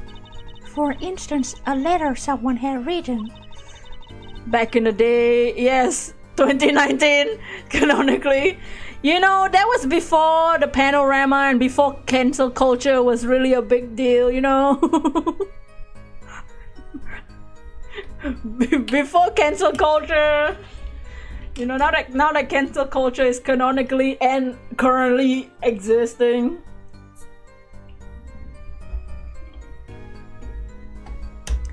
You know, Phoenix Wright needs to change his ways. Or a fingerprint left upon a cup. She can forge fingerprints? How the hell do you do? Wait, what? She can forge letters and fingerprints? How do you forge a fingerprint? Or a signature on the document or sealed open a letter. None of this makes her sound very innocent at all. And the $100,000 promise in this letter was a start. canonically Phoenix has lost his badge right now. Yeah, he lost his badge before the panorama, which would have sucked, because imagine now he lost his badge, and the year after he starts working at the Bosch Bowl, but it's the panorama, so nobody's going to eat at restaurants. How's he gonna get money? Common sense didn't exist until cancel culture was born. Yeah, that's how the internet works. No, there's an internet before and after the panorama. The beginning of a new industry for Drew Michel. A new industry. The creation of items to be used in criminal proceedings. Forging evidence, in other words. Uh-oh. Father handed the deal, all of it. I received the stamp that was in the envelope. What do you mean you received it? Did I do something wrong? You didn't use that stamp because it was dangerous, correct? Deadly poison on the back. Actually, a moment, Forehead. You can't force an answer upon the witness. Now then, perhaps you would tell me, Fräulein Vella.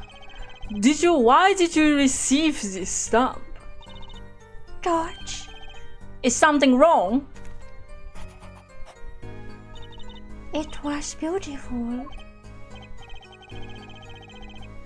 You mean it was one of those commemorative stamps? Oh my god. Y'all were right. The stamp was kept because it was pretty. Yes, I think it was. So you didn't know about the poison? Dodge. Right, she kept it because it was pretty. Y'all were right, what the hell? I guess not. What was that emoji? So the trap fell by chance? By mistake?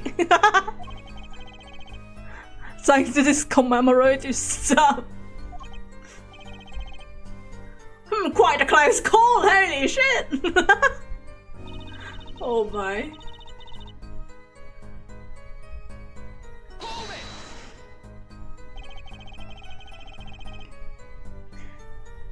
You mean you moved to where the current Drew studio is? Yes, we saw very few people there. I began drawing picture books. This single job has been tied into the criminal underworld. I bet she uses excessive amount of emojis when she texts. Yeah, she's a fanfic writer.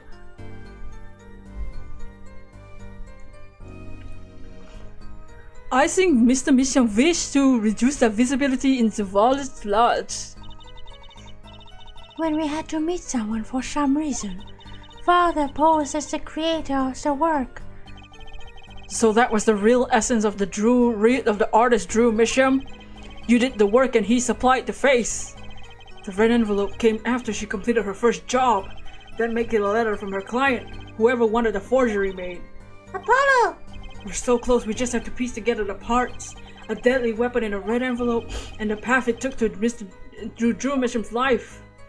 Very impressive.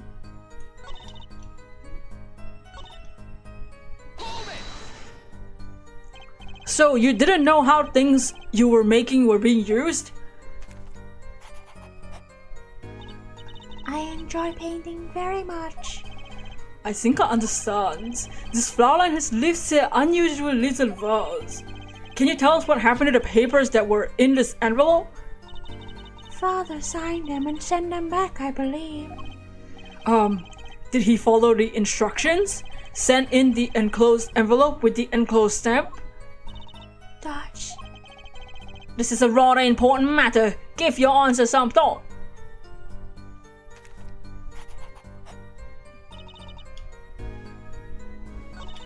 It was... Oh my, every time I go through this text, you have to draw something. So these things you were making, you mean paintings identical to other paintings, right? The closer they were, the happier Father was. That's so creepy. I was happy too. Still, you're quite young now. When did you begin this work? My first painting sold when I was 12. Your Honor, she had no idea what she was doing was illegal. Easy there, little Atani. You're not here to defend her for the crime of forgery. Trio, please tell us more about this envelope. So, you really didn't know anything, did you? You had no idea how much danger you were in.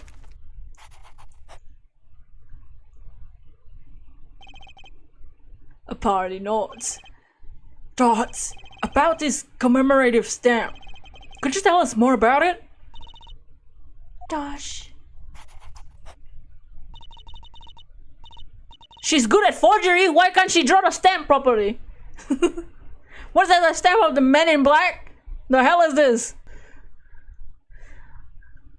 It was very pretty, and more than that, Yes? it was a picture of people I liked at the time. This is something new! It's playing his guitar! Apparently we've got some close examination yet ahead of us. If you'll be so kind to continue your testimony, Fraulein. Dosh. I thought she was gonna write, okay! That would have been funny.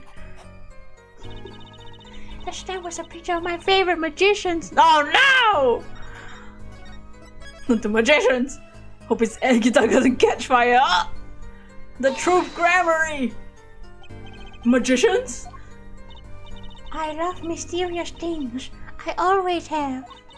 Even though she fainted when she saw Mr. Hat. You're confusing mysterious with freaky. Father took me to when I was very young. When I was a young girl, my father took me to a magic show. I loved it so much. See? Isn't magic great? Fine, great, yeah, sure, no need to get all excited.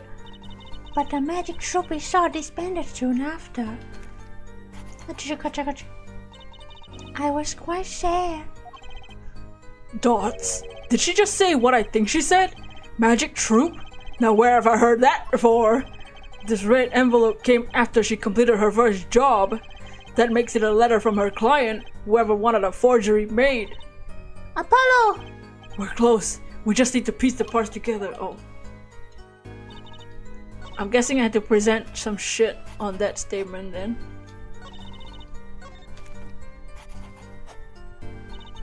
The stamp was a picture of my favorite magicians. What do I present? The ticket? The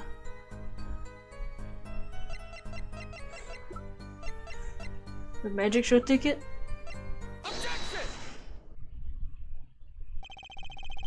Those magicians you liked, was it this bunch? Apollo! Dodge. Apollo, they're not a bunch. Oh, I say, I still have to wonder. Why include a commemorative stamp in the business letter? Good question. Well, pretty stamps are better. You can't beat Troop Grammary. But the whole murder plan was a failure because of it. Ironic, don't you think? Prosecutor Gavin. Uh-oh.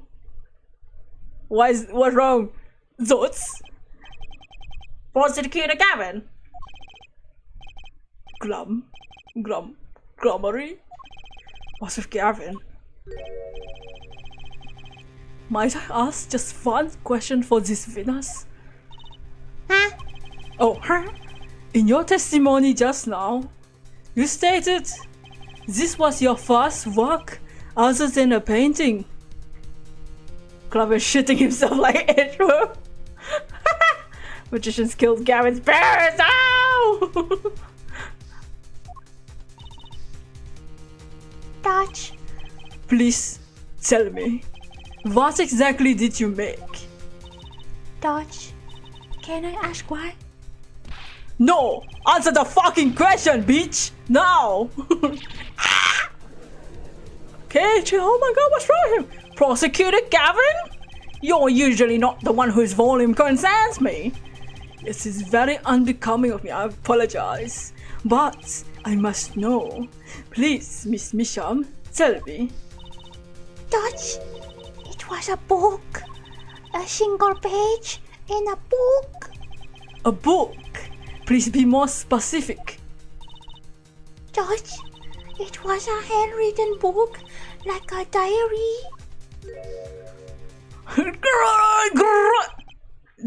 Dots. No, I don't know. Why is he having a breakdown? For the next trigger, make his parents disappear. Ah! Oh no! What's wrong with Prosecutor Gavin? He looks like he saw a ghost. Can you? Oh, Father, no! Miss Misham, this book. Was there a picture of a silk cat on the back cover? Yes or no? How did you know? I wouldn't be surprised if Christoph killed his and Clavia's parents. He killed his own parents. I want to be a magician too. Clavia, you like magicians, right? How about I make our parents disappear?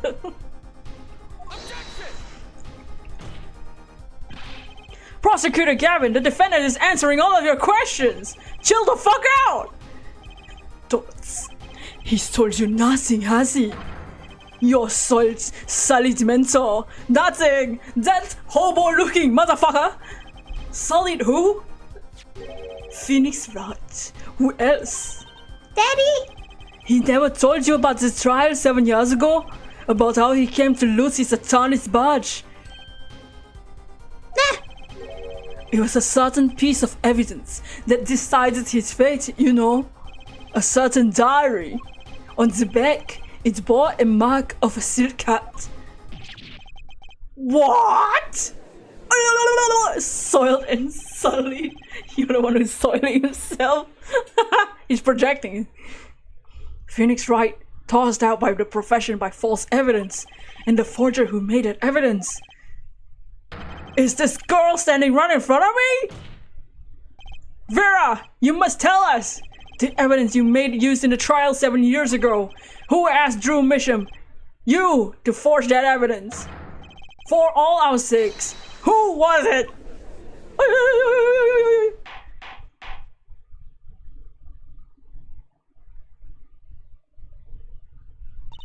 Dodge. We only met once. You met the client? Well, who was it? It was.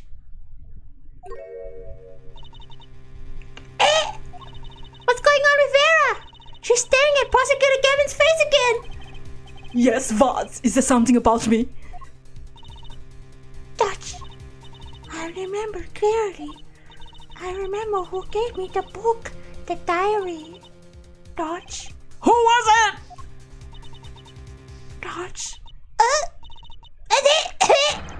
Vera!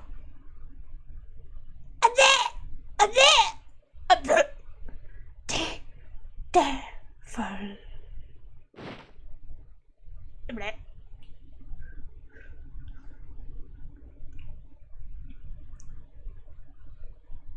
Defendant Vera Misham, condition unconscious. The devil! Examiner's diagnosis, acute atropine poisoning. This ends the recording of the trial of the murder of Drew Misham. Vera Misham was during the trial poisoned by an unknown assailant. Remember a gay looking ass German body.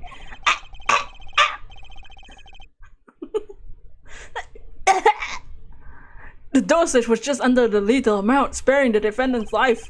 She's currently in intensive care and not to be disturbed for any reason. A very simple case, at first glance, until it finally began to show its true colors.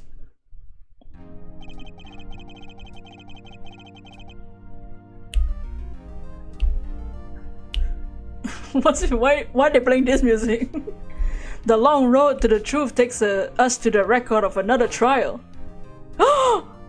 I was like, why are they playing the old music? Old, like, ending music or whatever. Phoenix! In some ways. OG Ace Attorney, yeah, I was like, what? That was the starting point of it all. Ah!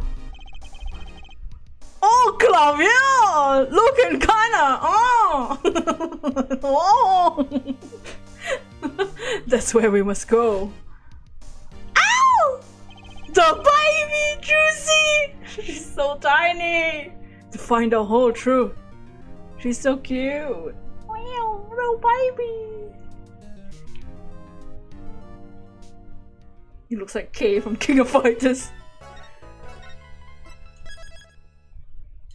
Oh, 7 years ago. Oh shit. Oh, we have to continue. I'm gonna continue. Showdown time. Oh! I lost. It's only a game of poker. A game I played for a long time and only lost twice. Who was the first? I don't know who's talking. The man I killed, of course. Well, it seems I found the partner I've been looking for all along. Over a game of cards? Why yes, over a game of cards. Clavier Gavin, that was how we first met 7 years ago.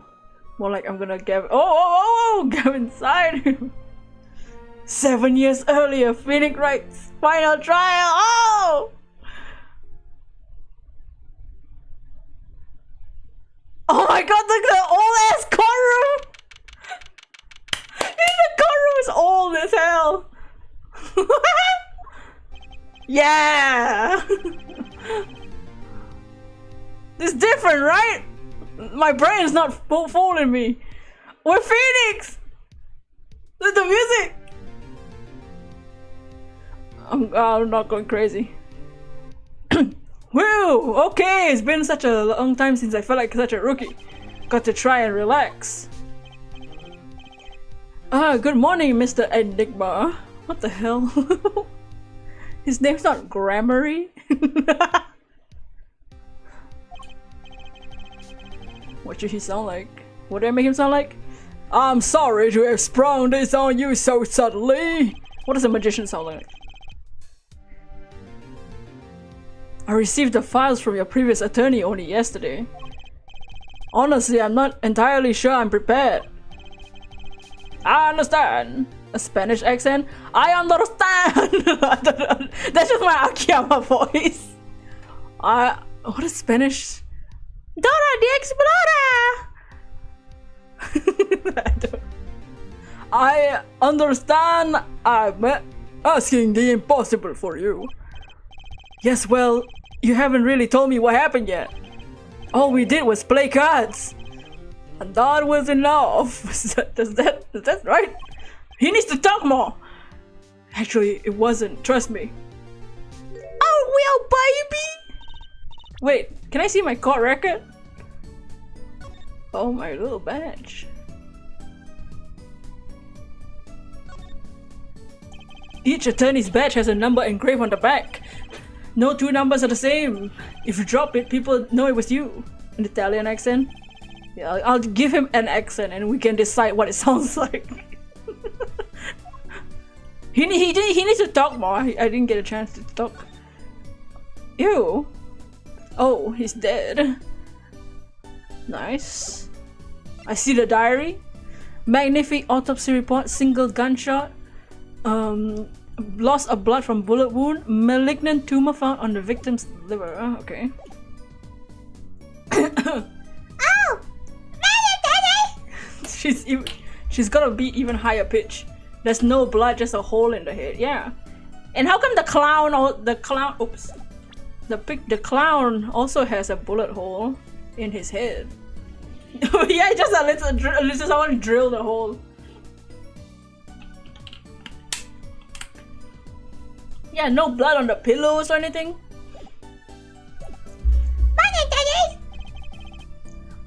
Oh, I'm so glad you came.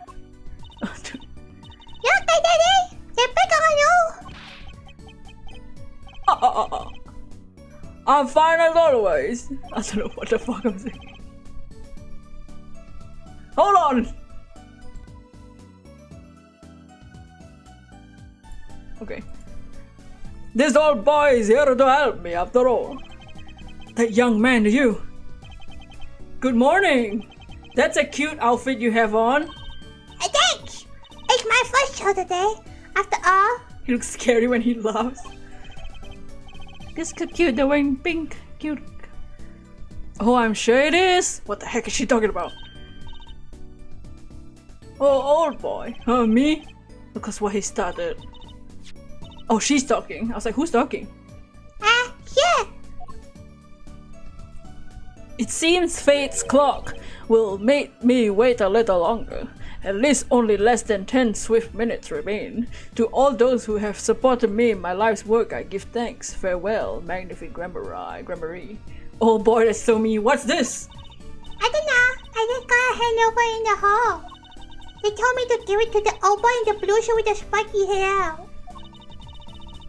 They say it was really important. What is? A memo for you or some such? No, not from the looks of it. What is this? Looks like a page from someone's diary. I'll give it a read later.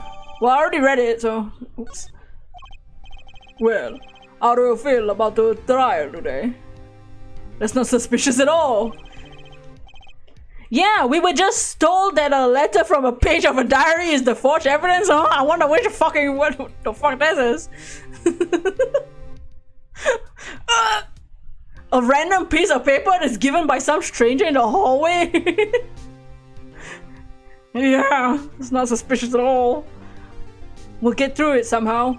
Incidentally, the prosecutor today is a new guy, I hear. Ah, an easy win then. They're calling him a true, thoroughbred in the history of the prosecutor's office. Of course, there's one of those every year. The switching of authority just before the trial. I know it's a difficult situation to put you in, but allow me to say one thing, Mr. Wright. Yes, they will not be able to pronounce me guilty today, so do your best, but do not worry. First time the defendant's ever given me a pep speech. I'll do what I can. No, I see you do not understand. You see, it would be impossible for them to declare a verdict. Impossible? Yes. Isn't that right, Trucy? My first look at the case was only yesterday, and the information I was given was a bit lacking, to be honest. Still, I do what I can, for their sake. How the fuck did Phoenix fall into such an obvious trap? You know, you make do with what you can, and sometimes what you can is fake evidence. I believe the curtains will be lifting anytime now. I'm in your capable hands, Mr. Wright. Blah, blah, blah, blah, blah. My client is Shady Enigma. Known to the world as Zach Grammary. Wait, so Shady's his real name?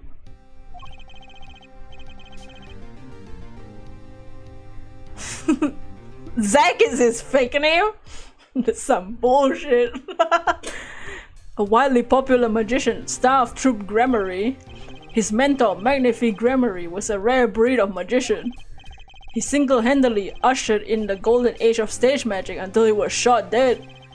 And Zach Grammary is the suspect.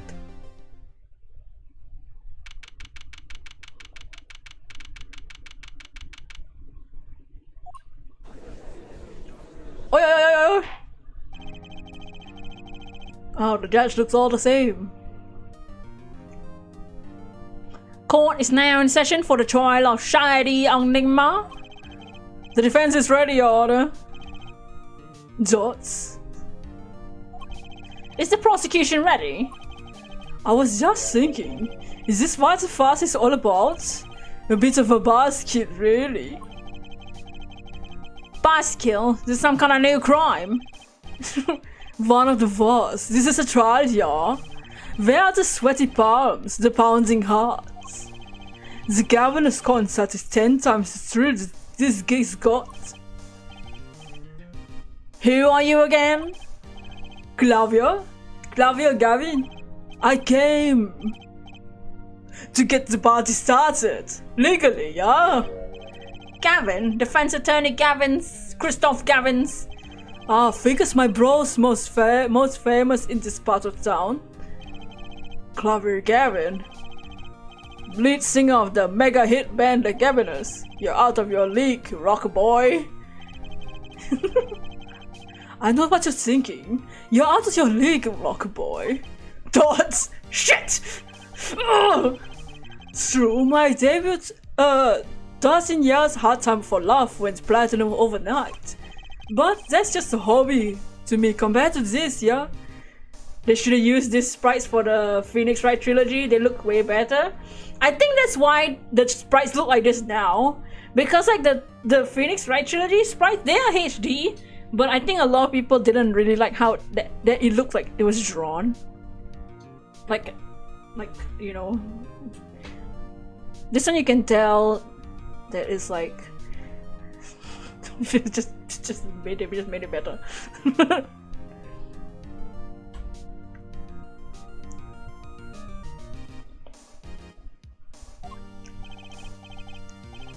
Talkative, aren't you? I like your affected Euro rock accent, by the way. I'm just getting warmed up, bitch. Eternally, right?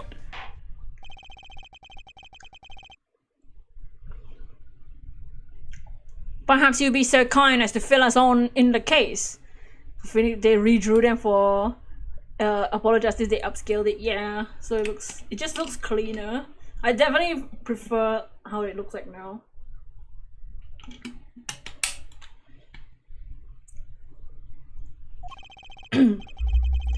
I think it's also just like the Phoenix Wright trilogy, when they redraw them, it's like it looks like definitely you can tell they just traced over. It's the bold black lines. It's kind of weird. Octong, baby. Time to call on the opening act. What was his name again? Ah, yes. Detective Gumshoe! Yes! Hit it! Wow, he's back! Gumshoe! Yes! He's here.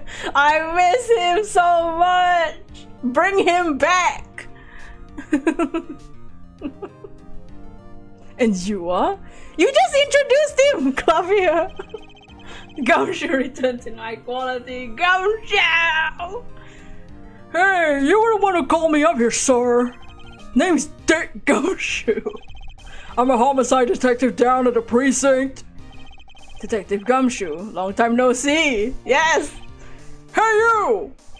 Huh? Me? Today's the day, pal. Today, I win and you lose. Gumshoe, don't jinx it. I got confidence in my testimony today, see? What? You normally lack confidence in your testimony? Yeah, detective. This is my stage, Gandhi antics. Huh? All this hey youing such? I could care less about your history together. Oh! Very well, Detective Gumshoe. If you would, please tell us about the case at hand. It happened 6 days back in a room at the General Hospital. The facts are as simple as they come. Here's the crime scene. The victim went as a patient. The victim was a patient asleep in a hospital bed. The killer comes in, puts a pistol to his forehead, and BAM! Lights out. Think that Gumshoe became pals with Phoenix after everything that happened in the first 3 games? Yeah, I think they are still buddies. He's just saying, hey, you know, like when you're friends with someone, like if you're super close friends, when you see them on the street, you're like, hey, loser! It's definitely like one of those. They definitely don't hate each other. I mean, they're still technically on opposing sides in the courtroom. Them's their facts. Not so long. ago, the victim, Magnifique Grammary, was a famous man. He had the entire country under his magical spell, if it were. Ah yes, the great magician he retired years ago though. Say the name Magnifique to one of my generation and you're lucky to get a blank stare.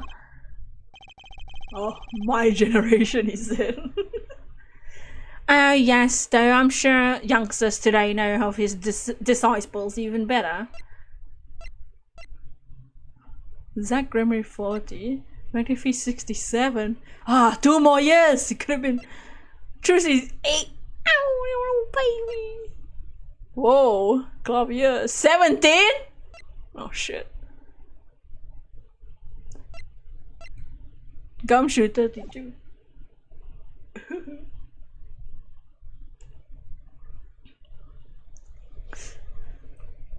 I dare say Troop Grammary has made quite a name for themselves. Anyhow, retired Magnifique's been in the hospital for the last year. What was it? A malarian tutor or whatever? Doing something to his liver, I think? Yeah. A malignant tumor, perhaps. How the F did he finish high school and law school and musical in 17 years? You know, Europe! I don't know. As a what? He had liver cancer. He only had 3 months to live, in fact. The facts do seem simple enough. But something's not right.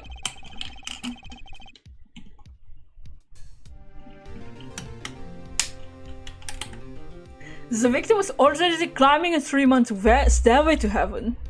What does this thing say again?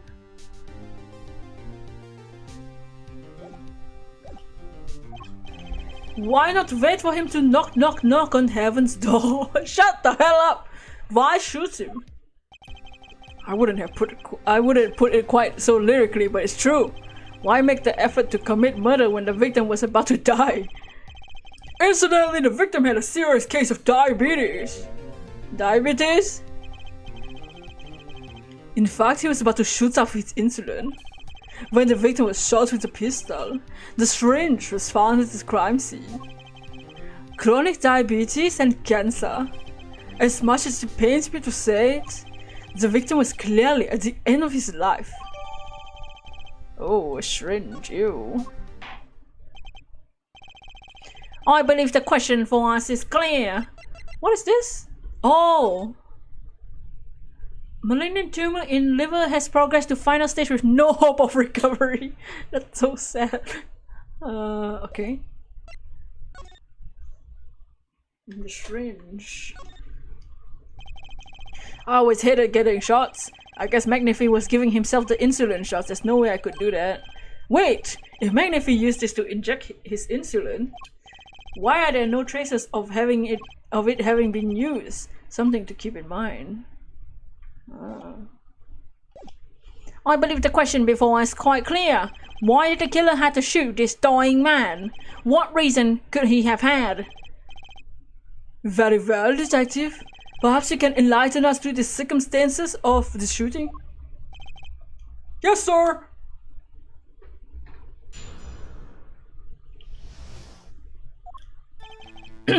Actually, the victim kinda ordered the defendant to do him in. A few days before it happened, the victim sent a letter ordering his own murder. The defendant did what was asked of him and shot the old man in the forehead. The bullet was fired from the pistol found at the scene, no doubt about it. And the pistol definitely belonged to the old man, sir.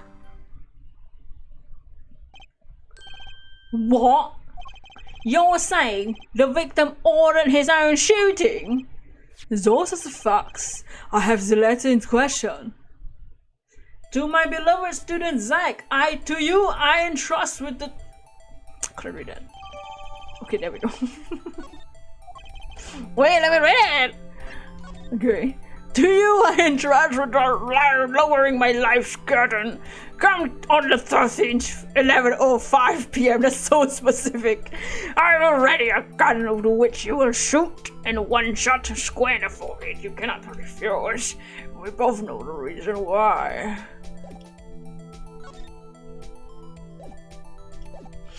Very unusual indeed. Although, could such a thing as a letter really cause one to pull a trigger, I wonder? I believe the answer to that can be found at the end of the letter. Oh, you cannot refuse, and we both know the reason why. Detective Gumshoe, can you explain this to the court? Unfortunately, even the defendant won't say a peep about that bit, sir. One thing bothers me about this. Why didn't he just say 11? Why have him come at 11:05 without some specific reason? The devil is in the details, Tony. Well, was there some reason? As it turns out, there was. Every night for half an hour, starting at 11, the victim Magnificamore was given an IV. An IV? That is in a picture off to the side. At 11, the doctor would come set up the IV. 30 minutes later, he would come back for the empty bag. This happened every night without fail. So that was the only time they could meet without the chance of an untimely interruption. During his IV. One shot square in the forehead, shoot him and the clown. Didn't specify which forehead. Which one? You have to get back to work now. Might see you later. Enjoy the stream. Goodbye, Dragon Kid. Oh, Phoenix. Oh, Daddy. Oh, so confusing with all his daddies running around. Mr. Wright, your cross-examination, if you would. If we get to play as Phoenix, can we do a Psyche Locks? I just want to do Psyche Locks. What is this reason he couldn't refuse, I wonder? Gumshoe is the ultimate daddy. Oh, yeah! I mean, Edgeworth would know. He could have at least mentioned it to me. Oh man, Phoenix when he had soul in his eyes. Actually, the victim kind of ordered the defendant to do him in. A few days before it happened, the victim sent a letter ordering his own murder. The defendant did what was asked of him and shot. How can you be so sure? Hey, you gotta learn to stop relying on people to do your thinking for you, pal. Learn to think for yourself! What the hell? First, we got this letter. It says shoot in the forehead loud and clear. I can see that, but I still wouldn't do it. Well, maybe you need to grow yourself a backbone, pal! It's not the OG Phoenix clips. Oh yeah, they changed it. Is it? They changed it? Or is it the new ones from Dual Destinies and shit? I didn't pay attention though. You failed to grasp the concept of shooting people is bad. We also found the defendant's pistol at the scene. Can you give us the pistol? Traces of gunpowder's residue show that it's been fired recently. Well, Mr. Wright, as far as I can tell from looking at this photo, there seems to be no issue with the prosecution's claim. No, the clown! The photo, maybe there's something in there I can use. So they're saying the defendant shot the victim in the forehead.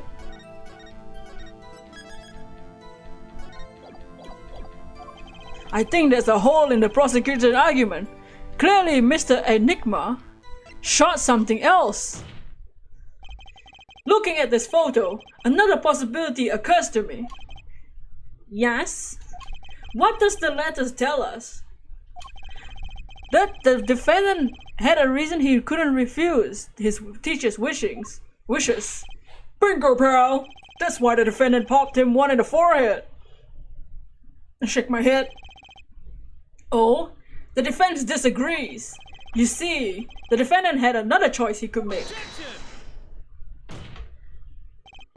What? You can prove that with this photo.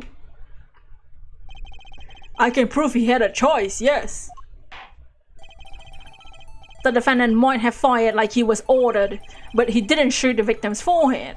Well, let's hear what you're thinking, Mr. Wright.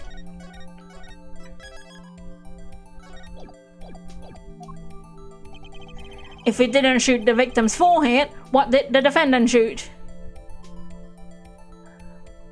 The goddamn clowns! The clown doll? Take a closer look, see? It's been shot in the forehead too. Ow!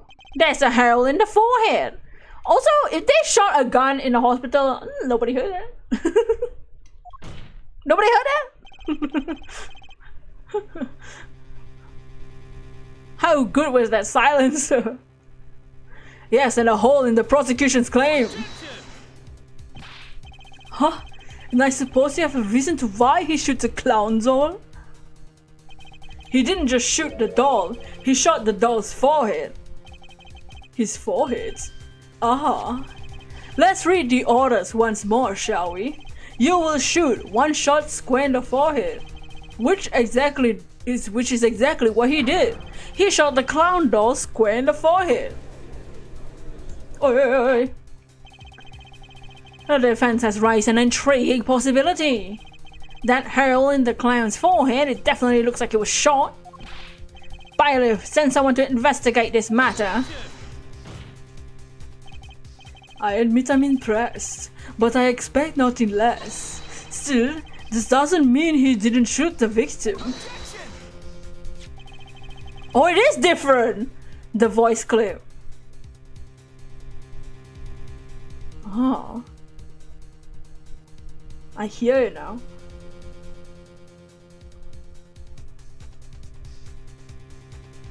Kuro! What's up, Kuro? We are playing the final case of this game. We were in regular Apollo Justice just now, and now we are in a flashback 7 years ago in Phoenix's final trial. Perhaps he did have to shoot a forehead as ordered, but the letter says nothing about whose forehead. This was the only way he had to follow his orders without taking a life. But the bullet hole in the clown's forehead does demand an explanation. It might very well be a clue, yet Prosecutor Gavin is right. It alone does not prove the innocence of the defendant. You cannot say for sure that the defendant didn't shoot the victim. So sorry, Mr. Wright. How sad it is to see the mighty fall. How sad it is to see the novice overconfidence. He doesn't realize just how little this big hole is gonna get. Talking about holes. Detective Gumshoe, please take this newfound face into account as you continue your testimony. So what if he shot the clown? He still shot the victim, pal. Phoenix, what the F? So let me get this straight. You're saying my client first shot the clown, then shot the victim?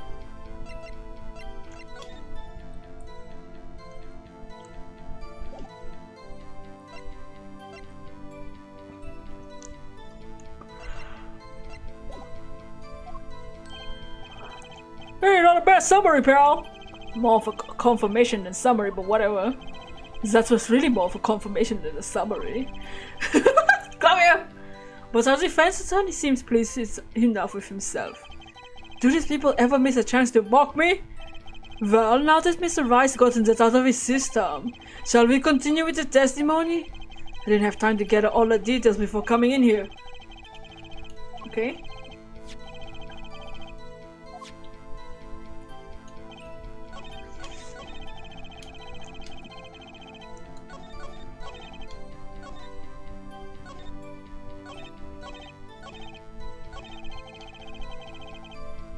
Oh wait, what's all this?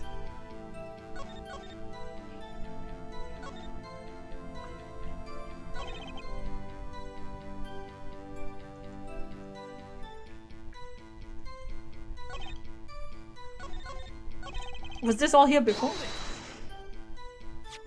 You mean this pistol, the one, the crime scene photo? That's the one! It's a funny looking gun, so there's no mistaking it. Oh, I think it's because I pressed the earlier statement. We compared the bullet taken from the victim's skull and the victim fired from this gun. The rifling marks on these bullets were a perfect match. So you verified the murder weapon, in other words. You bet we did! So what if he shot the clown? He still shot the victim, pal.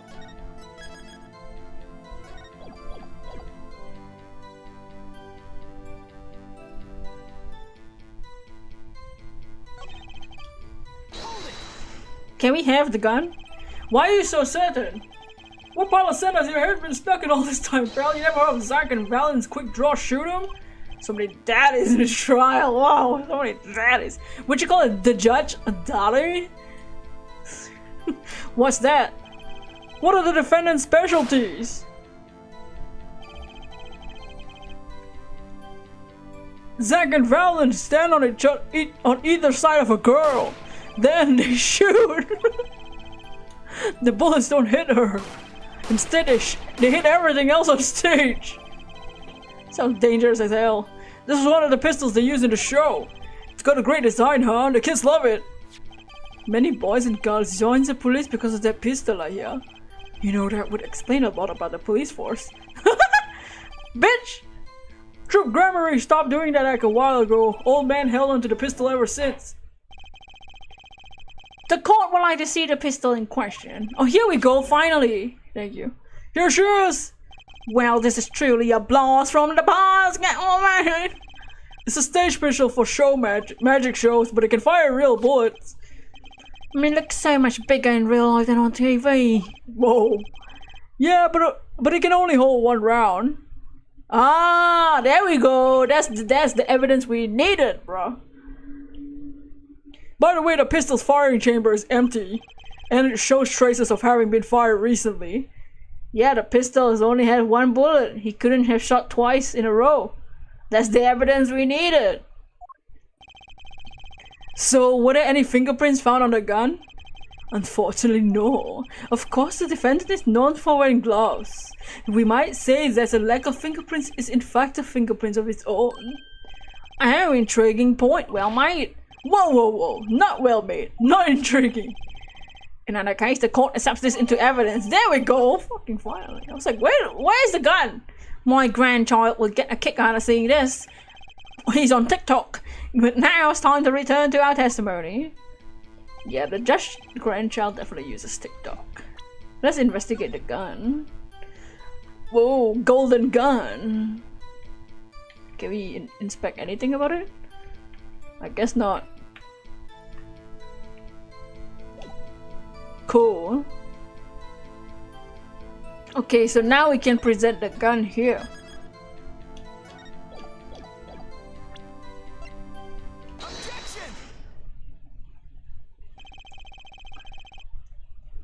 The trickiest cases often seem the simplest. Prosecutor Gavin, you missed the bullet hole in the clown's forehead. If you hadn't missed that, you might have come to a very different conclusion. Understand? Yeah, but like I just said, pal, after he shot the clown in the forehead, he went and did nothing of the sort to the victim. The pistol he proves he could not. The matter weapon, how? It's quite simple, Your Honor. This pistol only holds one bullet at a time. If he had shot the clown in the forehead, he couldn't have shot the victim too.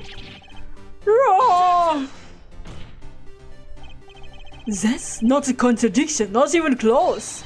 All he had to do was reload the pistol after the first shot. Oh, where did he get the extra bullet? They're not easy to come by, you know.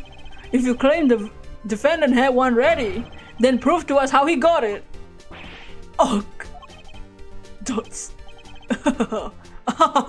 High quality close-up reading. I had a feeling this wasn't over yet. No, this party's just getting started, and I haven't proven anything yet beyond my good looks and startling record sales. Shut the fuck up! You fucking bitch.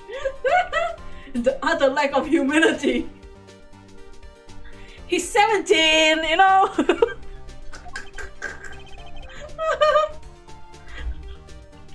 The OG objection team, hell yeah.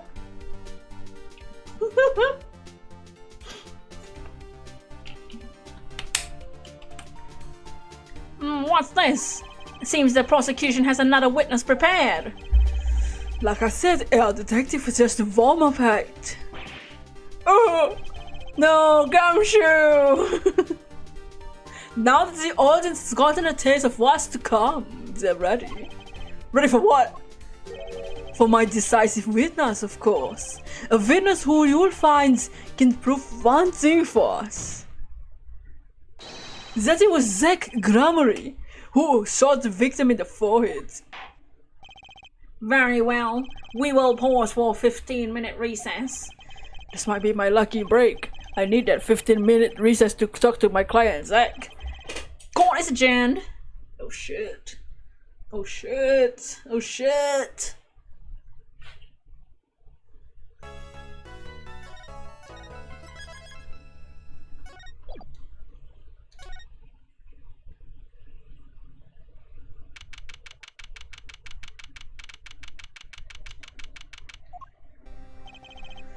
Very impressive, Mr. Wright. I have to say, I expected nothing less. We've only just begun. I was hoping you could tell me a bit more about what happened, actually. I did not think you would believe me if I told you. Better let you discover the truth for yourself. I was thinking of you, you know. I think we need less thinking and more talking. That night in the hospital, what really happened? Ah, the way your eyes gleam, Mr. Wright. You're scared through, see? Speaking of which, where is she? You've seen the problem yourself, the letter. The one shot in the forehead, right? Yes, and the reason I speak so. I could not deny my mentor's wishes, even if it meant my own death. Why not? This is something I will not say, for now at least. What is this for now business? I've done many things in my life, some well, some poorly. But this is a cross we must bear alone to our graves. We? You wanted to know about the night of the incident? Finally, this guy sure likes to take his time getting to the important stuff. I like how Phoenix is complaining about how vague Zach Gramery is being, and this is how Phoenix is acting now with Apollo. Vague as fuck. Of course, I had no intention of shooting my mentor. I snuck into his room that night, at a appointed time, and found there upon his bedside table 2 pistols. 2 pistols? 2? Yes, the one I used on stage, and the one that had been used by my partner, Valent. Oh. For the Zach and Valent's quick draw thing? Music gives you chills? Yeah. My mentor had a look of one sleeping. I stood by his bedside, hearing only the light sound of his breathing. And then I took the pistol into my hand. I cannot deny that my resolve faltered then for a moment. You faltered? You mean you thought about shooting him? Recall, there was a reason I could not refuse in his request. His last such request, though not his first. So, there were other requests you couldn't refuse before? To be honest, I've not always been steadfast, and I fear I brought pain upon Trucy. Was Magnifique coercing his disciples somehow? Just what was going on in Troop Gramery? Yet, in the end, I did not shoot him. Instead, I turned and shot the clown. I took the pistol and I fired and placed it in my pocket. In your pocket? Oh, the gun that's in his pocket right now. Shit.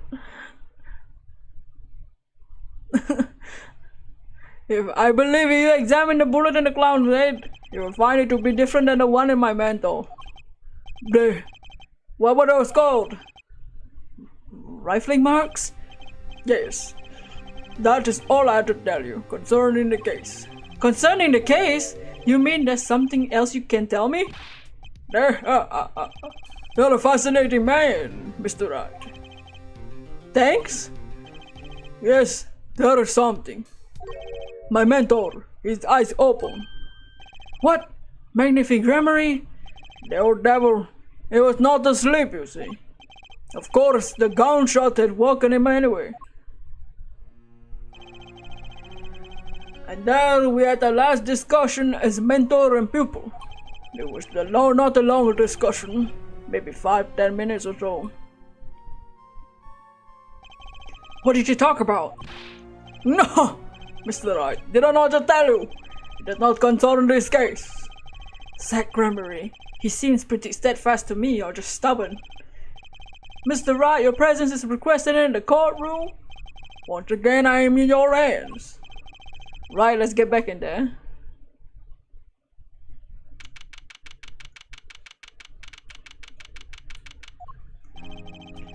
Court is now back in session. During our recess, the bullets found in and dug out of the closet. Well, this is news! And the rifling marks? There wasn't time to do a detailed analysis, though they did find the weapon type matches the murder weapon. Well, that's not very conclusive, is it? This is why I'm about to call my very decisive winners. Your decisive winners? How many times have I heard those words? And though they often turn out to be far less decisive than you think. Okay, Phoenix! you both need to chill the hell out. Both. Jesus Christ. Oh, don't worry on my account. I'm quite confident this witness will do the job. After all, he's intimately acquainted with the players in our little production. Being other than half of the troop Gramery's famous duo, Zach and Valence. The best part is this is one of the fastest cases Phoenix had. The bad part is it's one of the worst cases ever had. It's not his fault. When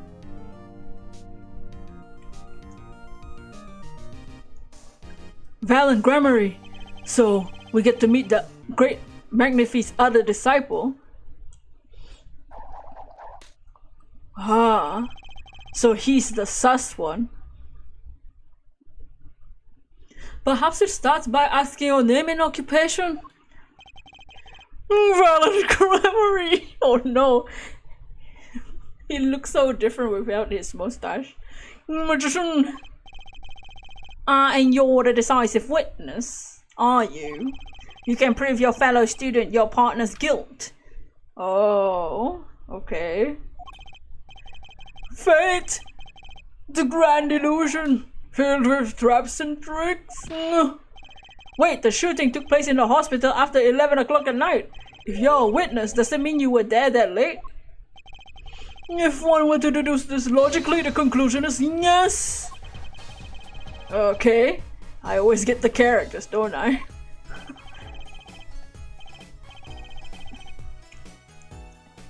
I have an interesting fact for you. You see, several days before the crime, my witness received this.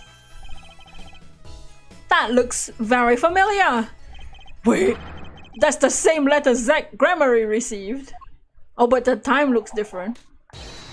Yes, or perhaps I should say, ta-da! Whoa, his hair!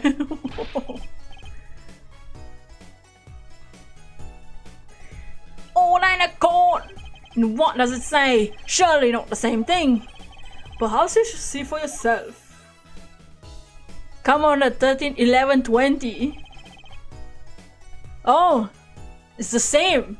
It's the same one. Same letter. Why, it's practically the same.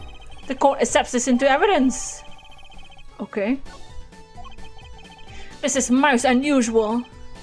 What exactly is with you folks? What exactly is your troop Gramery up to? By what you mean? I'm just having trouble envisioning a man who would ask his students to kill him. Both of them, no less. It's just my opinion, Judge. But from these letters, I say he was coercing them, not asking them. We walked the magician's path together. In doing so, shared much of our lives. And the people are so close they're strained, warping of relations, you might say. This has nothing to do with the case at hand. By which you mean you're not gonna tell us? Which makes me wonder even more about this reason they couldn't refuse. Well, let's go on with the testimony for starters. The defendant, Zach Gramery, stands accused. Tell us why. No, I'll do more than that. For where he walks, the red roses arise, singing hymns to the miracle that is magic. What? I hardly need to remind you, the evidence could just clearly point to you as being the suspect. The letter, the murder, the weapon, and now the 2 bullets found at the scene? In fact, the only difference seems to be designated time. No, no. Every magician knows timing is everything. Uh-oh. Yes, and now's a great time to get this party fired up.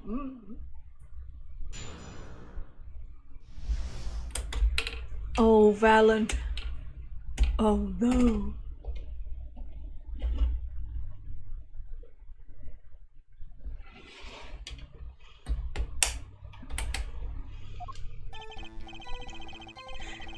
That night, I visited the hospital room at a time Magnific requested. The smell of gunpowder hung in the room, my mentor taking his final bow. I did not imagine my fellow student have received the same instructions. Yet to deal with the dead is a deal. The sweet kiss I gave to the clown. Okay. Then I informed. Why were you bother shooting the clown? Why would you bother shooting the clown? If he's already dead, bitch. This is the hardest bullshit I've ever heard in my life. Then I informed the doctor and the police. Let me just shoot the clown for no reason. And then call the police. So you were the one that reported the crime? Indeed, I would think. This fact alone would clear my name of suspicion. So we used the clown to try and say Zack is innocent, and so do you? When your time was clearly later. Let's not jump to any conclusions. Yes, the cross-examination generally comes before the conclusions in this court. But if your testimony proves to be true, then the defendant, Zack Gramarye, is guilty. And if it isn't Zack Gramarye, then the killer was you, Valent. Oh man. He's been a killer this whole time that we've been looking at his fucking face. And no disappearing act will get you out of that.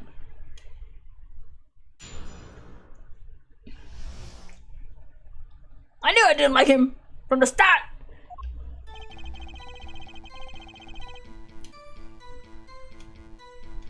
Okay.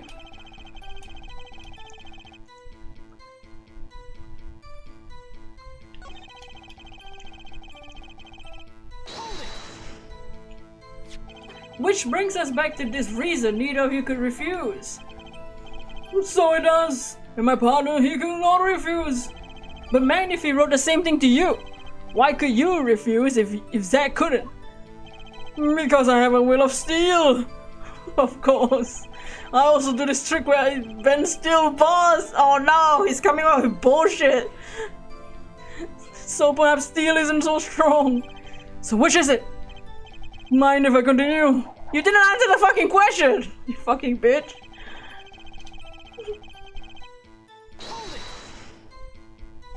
There were 2 bullet holes at the scene, one in the victim and one in the clown. You're saying the one who shot the clown was you? No doubt my partner Zack said the same thing. Yeah, because whoever didn't shoot the clown committed the murder. I better dig around here more and see what I can turn up. You know what we should do? You know what we should do? We should ask him where his gun is. Because Zack has his gun in his gun holster right now. We saw it in his sprite. He has his gun. So Valent, where's your gun, bitch? Because we have a gun in evidence. Is it yours? The bullet in the pistol, the number of pistols. Oh. Is the number of... Let me ask you about something concerning the number of pistols. He should have seen 2. How many pistols were there when you entered the room? By which you mean what precisely? 2 pistols were used in the Zack and Valent quick draws. Shoot him, correct? one for each of you. You are well informed, yet only one of my old friends sat in the hospital room that night. What did Zack tell me back in the lobby? Of course, I had no intention of shooting my mentor. I snuck into his room that night at an appointed time, and found there upon his bedside table 2 pistols. I took the pistol and fired it back and placed it in my pocket. I see no problem with the statement. Only one pistol is visible in the photograph in the crime scene. So you picked up that pistol and fired it? That indeed, alakazam, alakazing, alakaboom. What the fuck? The number of pistols really so important? Let's just say it is. They could just say, oh, doesn't Zack just say it, you know. Only one pistol was in a shot the clown. It could be location of the pistol. But does that mean that on the crime scene? So you took the only pistol there and fired it. That's correct. And that pistol was this one, which was left at the crime scene. Good show, I see you do. What a magician of sorts. You're an idiot of sorts. Do you have any idea what you just said? I see the fire in your eyes. How about heating up the trial a bit? Okay, fine. I got a hunch, but maybe that's all it is. Maybe I should ask about something else. The location? Where exactly was the pistol when you entered the room? Well, see, I don't think that matters.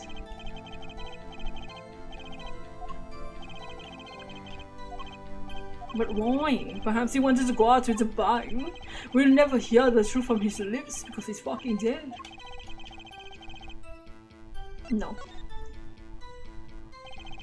Actually, let me ask about something else.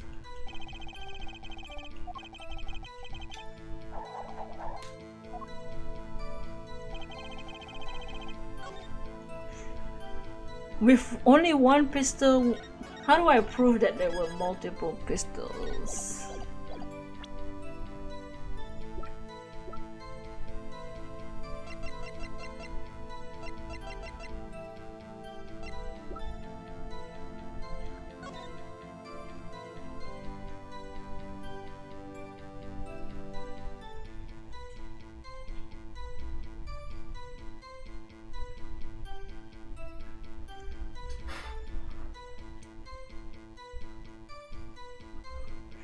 Wait, doesn't it just go back to the fact that the bullet, there's only one bullet?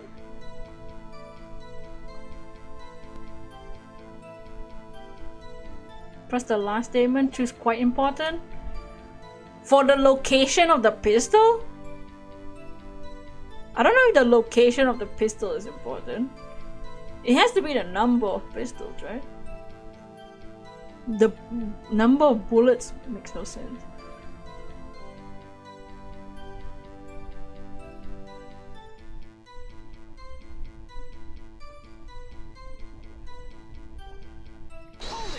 I guess we can just see what all the statements say.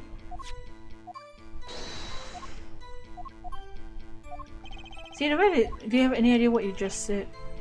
I've got a hunch.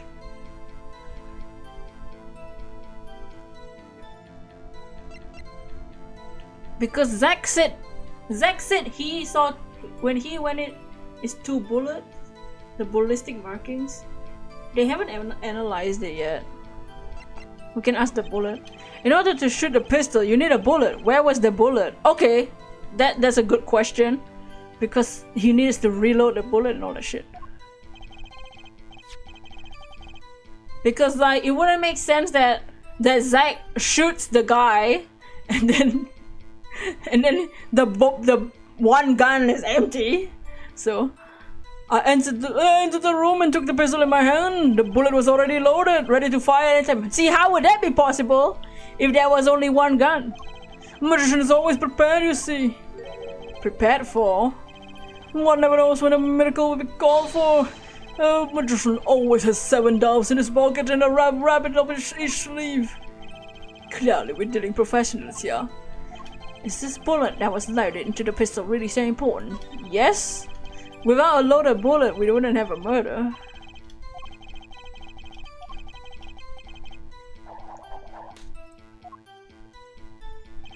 The pistol was already loaded. See, that's sus as hell.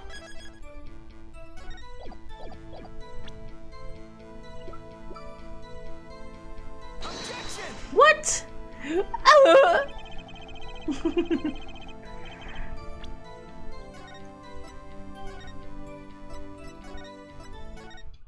Wasn't. The pistol was already loaded. But there can only be one bullet in the gun! Loaded by who?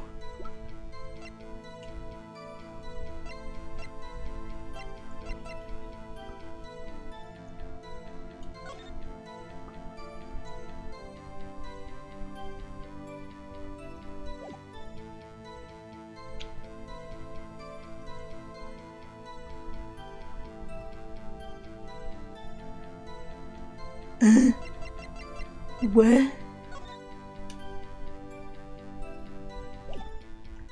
The pistol was already loaded. I merely had to pull the trigger.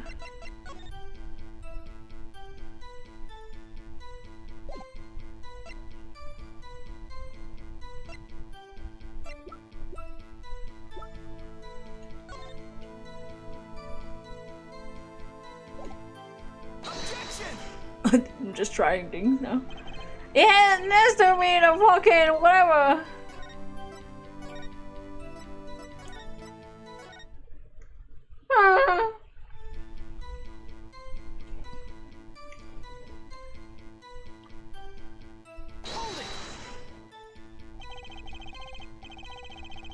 If the pistol was already loaded, oh, did I not press this? Something doesn't make sense. Why weren't the victim's fingerprints on it? We should know that we troop Grammary are capable of many things, one of these being the levitation of iron balls. What? Without touching them. There's no magic involved here. The shooter was methodical as all. He simply wiped everything from the fingerprints. Can't really do much with fingerprints that weren't there. Maybe I should ask about something else. I feel like because Zach told us about the number of pistols, it's gonna be... We're gonna have to show evidence on that.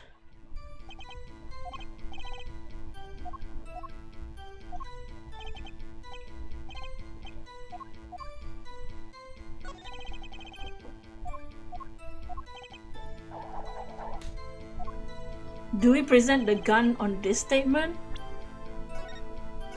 That it only had one bullet or whatever?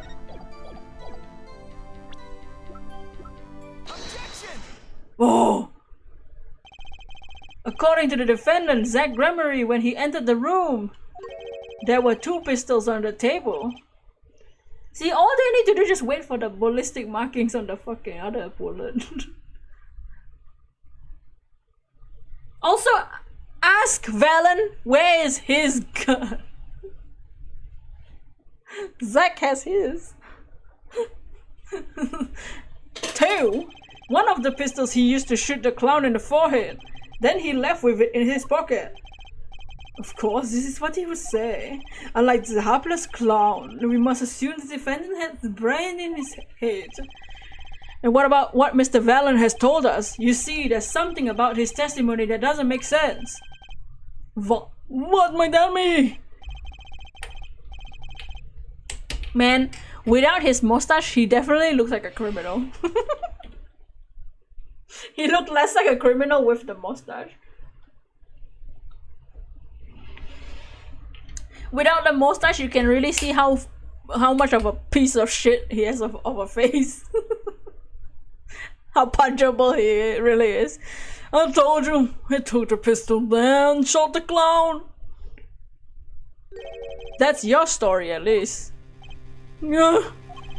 But the rifling marks tell a very different story, Mr. Valen. Recall what the prosecutor Gavin told us. We compared the bullet taken from the victim's skull and the bullet fired from this gun. The rifling marks were a perfect match. Oh, that's true! if he did shoot that gun in particular and left it there, the only bullet it's matching is the one in the guy's head, not the clown. Oh. No. Mr. Valen, if you fired this pistol, then you shot the victim in the forehead. Oh, not in the court! Well, this is rather sudden. What have I done? Prosecutor Gavin, I owe the court an apology. Sorry. Sorry for what?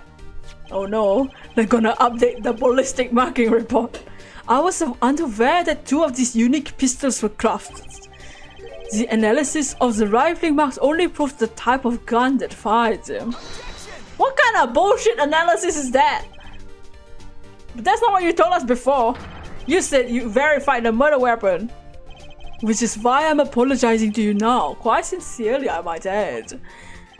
Would it hold me accountable for a mistake made in my youth? Oh, shut up. That was just this morning. I'm still young. And I might add, it wasn't really my fault. If the defendant only admitted he took 1 pistol from the scene of the crime, we would not be having this pleasant discussion now. Valen Grammary. Yes, Your Honor. You were presented to this court as a decisive witness, but you've proven to be more divisive than decisive.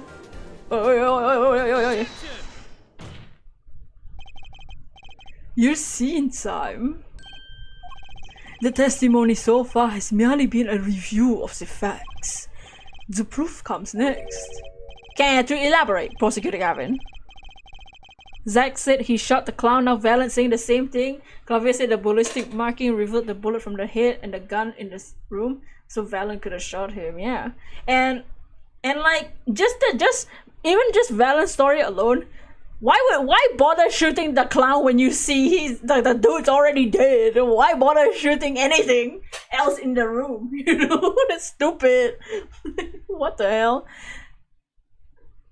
And plus, like, if Zack shot him first, who reloaded the gun? Zack didn't get no bullets. The dead guy can't reload the gun himself. See, it just none of it makes sense either way. If at least Valen's story makes no sense any way you look at it. When Mr. Valent entered the hospital room, the victim has already been shot, as his next testimony will prove. Alright, the real fight is about to begin. Bring it. Very well, the witness will now testify to the court. Help us determine who shot what.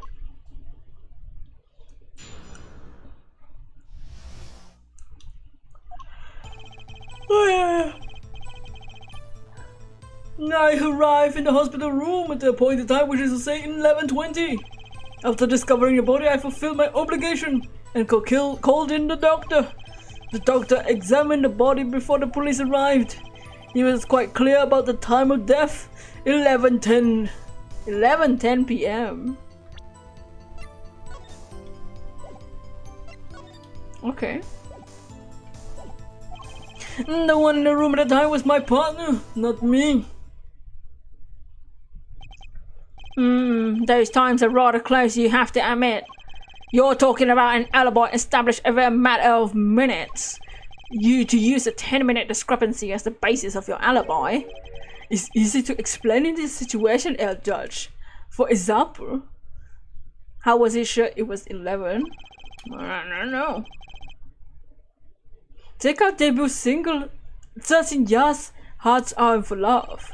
Cue to the song. Press the button, it will play for 2 minutes and 15 seconds. That's a short ass song. Do it for 100 times and the result is the same. The debut single was only 2 minutes and 15 seconds long. What a ripoff! Magic is the world of utmost precision. Hocus pocus. It requires admirable focus. In the time of death, determined by the doctor, there is an incontrovertible truth. Very well, the prosecution warns us that we're dealing with rather precise times. We can expect the cross-examination to require the same level of precision. I would hope the defense refrains from customarily broad sweeping accusations, unless we blood the focus is this case so clearly demands. Point taken. Baseless remarks will, oh no, result in a penalty. No! Does that mean pressing? Oh fuck. I hate when they do that. I hate when they do that shit. When they take my health by pressing this fucking idiots on the stand.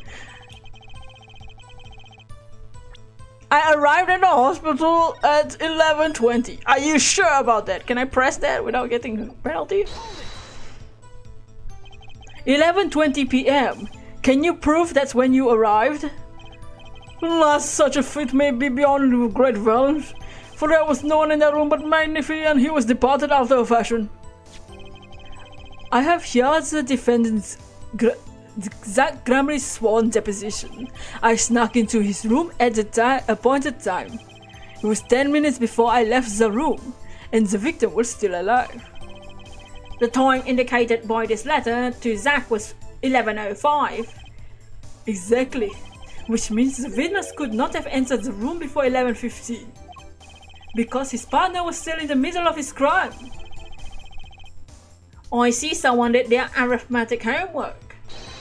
You see, the defendant himself corroborated the witness's testimony. Does that all make sense?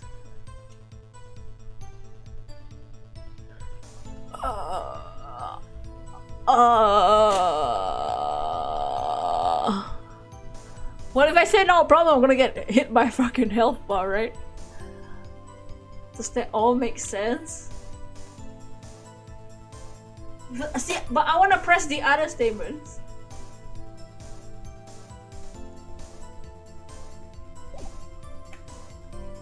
Valence statement contradicts with the evidence. What the hell did Valence say?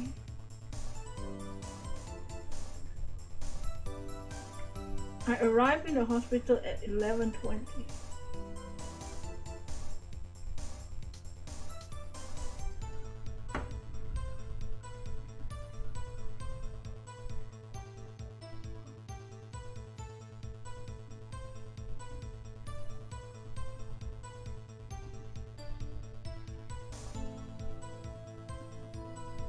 I mean, can I see the other statements? Okay, I can see the other statements without taking damage first.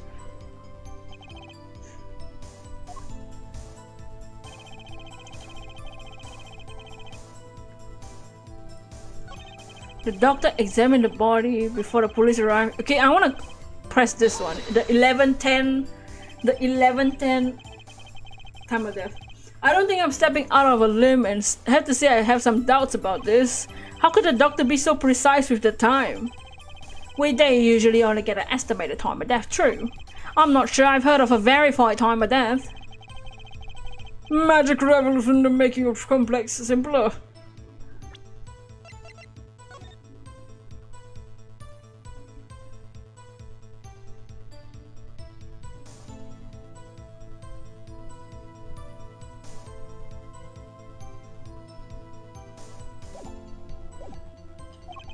What appears complex in this case is a simple matter of subtraction.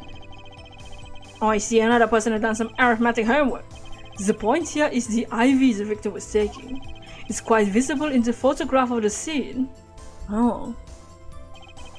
Recall what we heard earlier about the victim, Magnifi's schedule. Every night at 11, Magnifi took an IV drip for 30 minutes. I can see the IV back there. Now look a little closer. Follow the tube to the back to the end. Oh, the needle's been removed. Oh. Doubtlessly, it fell out when he was shot. That would seem to be the case. When the needle comes out, the IV no longer drips. Oh, okay. You could just measure the remaining IV liquid. Precisely. The IV liquid functions for our purposes as an hourglass of sorts. This is how the doctor determined the time of death. The amount remaining in the bag, it was determined the IV stopped 10 minutes after administration began.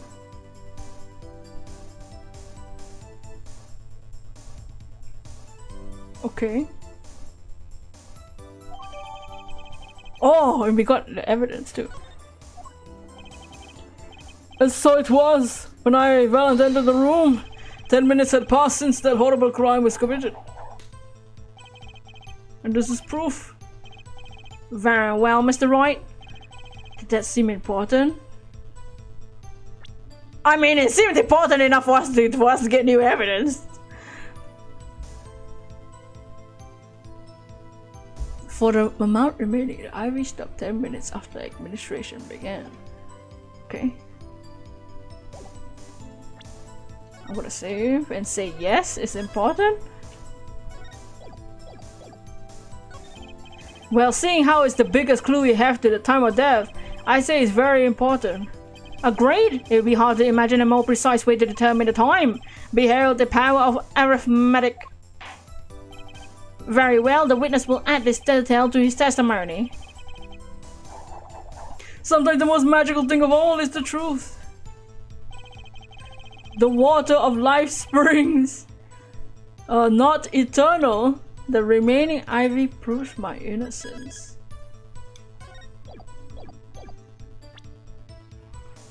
I see.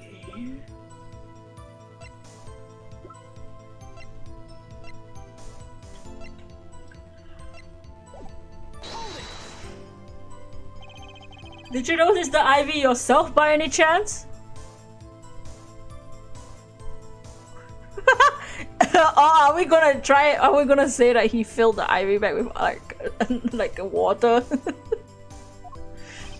When I first entered the room, the stench of gunpowder assailed me.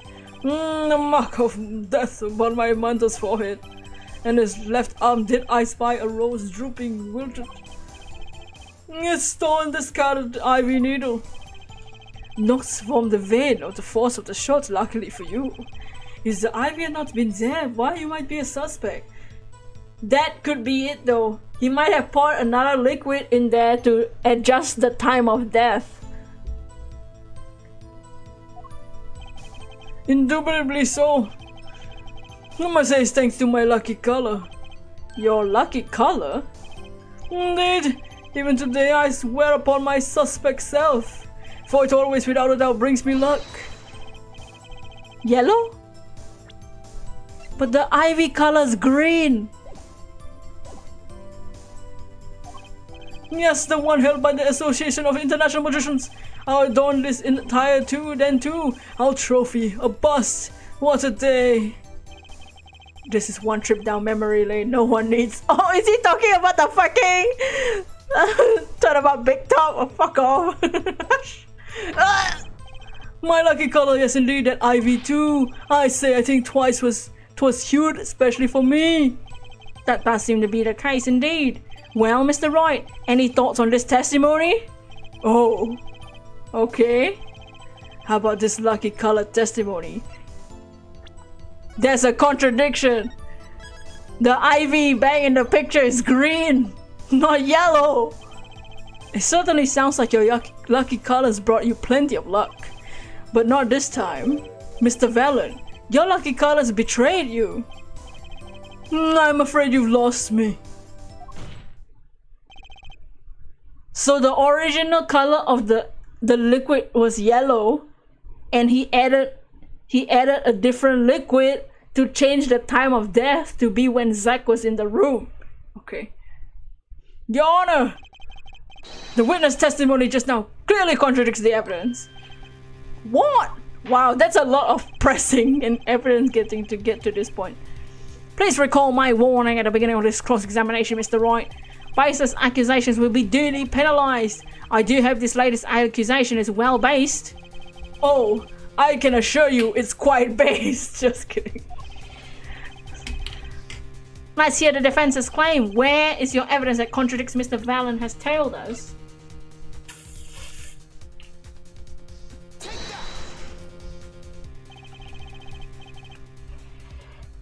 The crime scene tells all, Your Honor.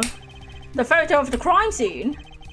Or this stock of color has yarned me for black and white clear-cut simplicity. Tell us, yeah, right. Where is this contradiction in this photo? My pleasure, and I assure you it's quite simple. But I can't promise anything in black and white. Let's hear what Mr. Royd has to say. What in this photo contradicts the witness's testimony?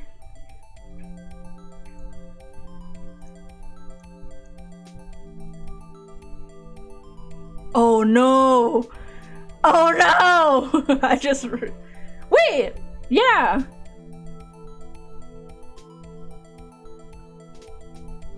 Okay, so this is what? If the liquid is yellow and the IV bag is blue, it makes green. But that still doesn't make sense how he would know the IV color is yellow.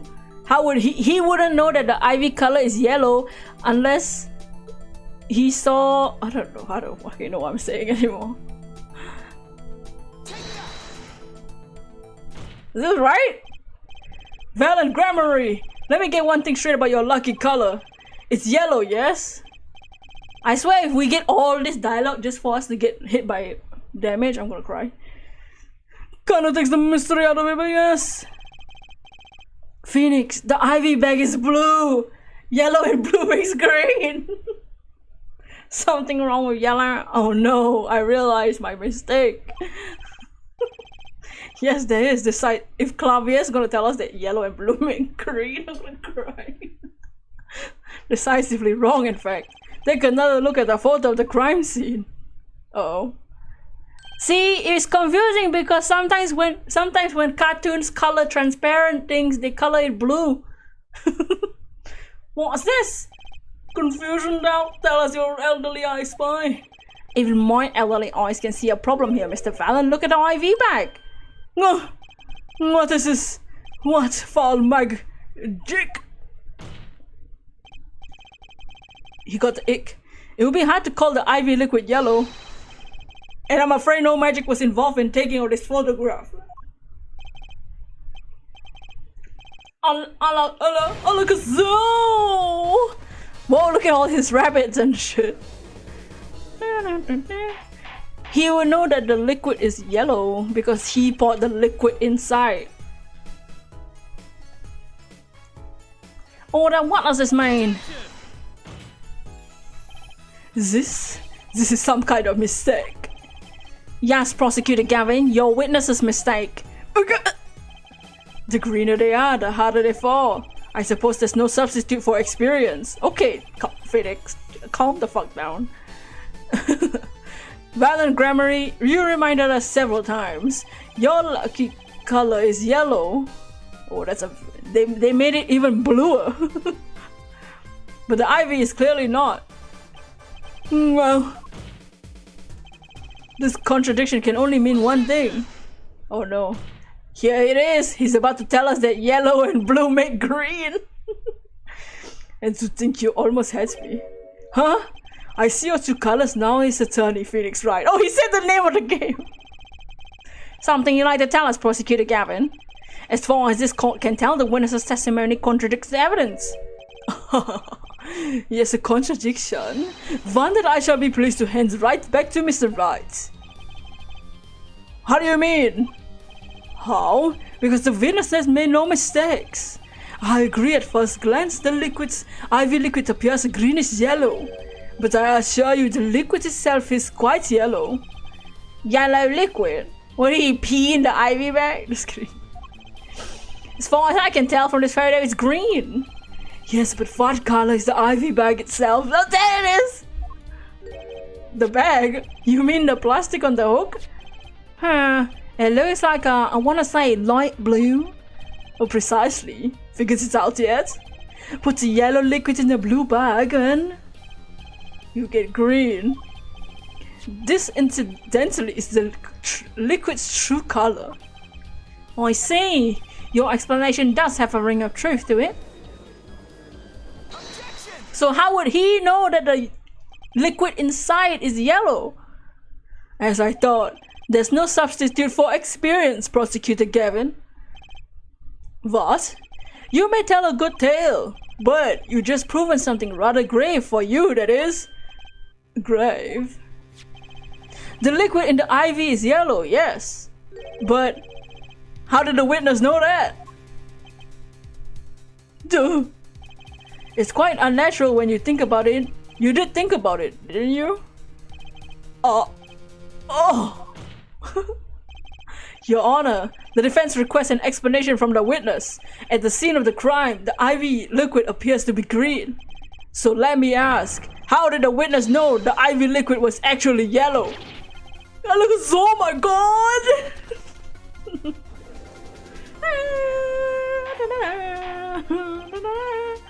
Order in the courtroom! Mr. Wright, you will explain this at once. The witness clearly knew the color of the IV liquid, so I'm sure it means something, but what? The song, yes! I can only think of one possibility, Your Honor.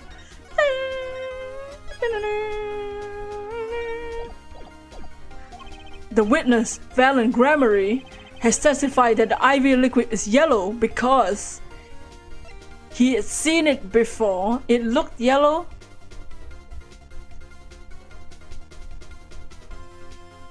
He'd seen it before? Is that what we're trying to say? From the facts before us, the answer is clear. The witness knew the IV color was yellow. Why? Because he'd seen it before. But not inside the blue bag as we see it in the photo. He saw the liquid by itself in a clear colorless bag.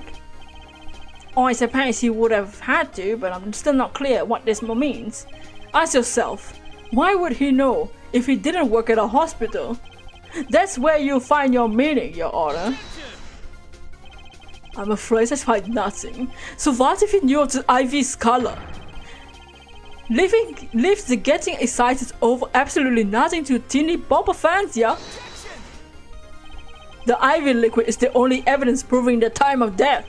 A 30-minute hourglass with 20 minutes worth of sand remaining? Your claim, Prosecutor Gavin. I remember it well. However, there's a critical difference between an hourglass and an IV bag. Wait, I know! An hourglass uses sand and an IV bag uses liquid. I'm right, right? Oh, fuck's sake. As much as it pains me to say this, Your Honor, no. Unlike the sands through an hourglass, IV liquid enters the patient's body, at which point, like magic, it disappears. However, what if the amount of liquid had increased? You couldn't tell, could you? After all, there's no way of knowing how much went in. Let me get this straight, right. You're saying the witness watered down the victim's IV bag? Not with water, but with IV liquid. That's how you knew the liquid was yellow. Oh yeah, he used the syringe to add more, you're right! The syringe has been washed and shows no signs of use. No, wait! I said wait! How might an amateur such as myself say to perform such a task? See, the real question now is, we have such a strong case now. Why the hell Phoenix be presenting this shit and get in forged evidence? That's the real question. What the hell? I'm an amateur too, but I can pour water into a cup. I'm afraid there's quite a big difference between a cup and an IV bag. Quite. Can you prove our witness is capable of such a feat? He has a point, amateurs. At least I would have some difficulty pouring IV liquid into the bag. Thank God he didn't beat it! Can you imagine? That's why he took it out. You don't need to be an expert to see the look on the witness's face. He added liquid to the IV to throw off the time of death. I tire of these fairy tales lacking evidence. Well, Mr. Wright, any solid evidence to bring us back down to earth?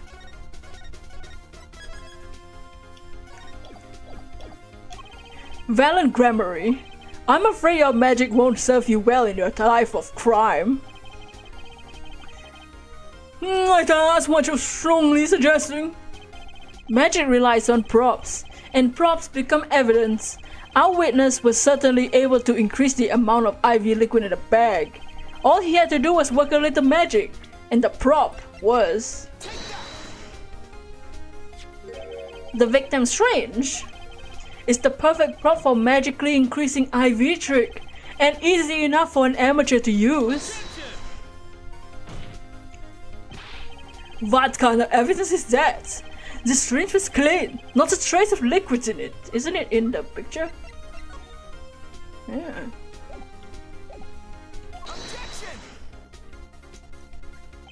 And don't you find that odd, Prosecutor Gavin? What? The victim had a syringe to administer his insulin shots. There should have been traces of insulin left inside. Well, Valen Gremory, as you pointed out yourself, the IV liquid makes the perfect clock. One that you could manipulate at will. Allah. Allah Zog.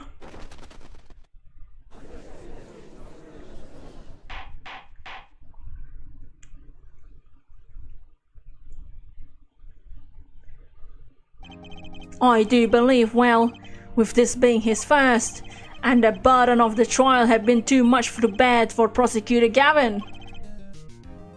Dots. I'm afraid while there's doubt to the amount of liquid in that bag, the time of death cannot be proven, and that brings our trial to a close for today. Well, maybe I can squeeze an extra day out of this. I can do a little much needed investigation work. I see there's no... Oh no. Oh, here it goes. The bullshit. Oh no. So what's gonna happen to make us present forged evidence? Truly, there's no substitute for experience. Nothing blinds one to the truth so effectively. Avoid the device. Underestimate the young and they'll sweep your feet out from under you, in the way you'll never ever expect it. You see, I know exactly what you're thinking. What's he talking about? You said the Venus used the syringe to manipulate the level of the IV liquid. But there's no proof. There's no proof he didn't do it either. Yes, quite true. He's admitting it? Nor was this witness quite as decisive as I hoped. This I admit. After all, why linger in the past when the future holds so much? You have something in mind, Prosecutor Gavin. Proof, Air Judge. I have another way to prove my case. With evidence, no less. Oh no! It's the diary! What is this? This is the victim, Magnifi's Gramarie's diary. Diary? After going to the hospital, Magnifi began writing his memoirs, it seems. The story of his birth, his startling debut, and meeting his disciples. It seems he intended for the last chapter to end quite appropriately with his death. Wait, that book doesn't say what the reason was, does it? The reason why his disciples couldn't refuse his last request? Sadly, it does not. What's important here is on the last page. Apparently, the victim wrote in his journal that night. Even after the IV had begun at 11 PM. Let's read this, shall we? Tonight's IV is in, maybe the last. I leave the rest to them. The first should come soon. The journal entry may end here or it may go on, not long. Depends on his hand. All that's left to mine is to... I can't see the words. There's some dust appear to be written just before his death. Lay down this pen. And then what does the our dumb page say? It seems fate close made me wait a little longer, at least only less than 10 minutes swift. Okay. The court accepts this into evidence. Memoir of his shots. Let's see, Clavius baiting us to show the torn up page.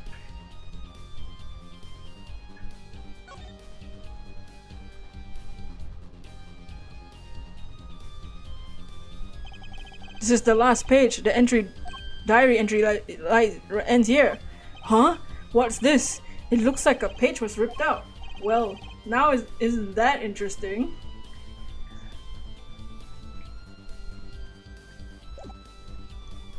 Read the last page with particular care.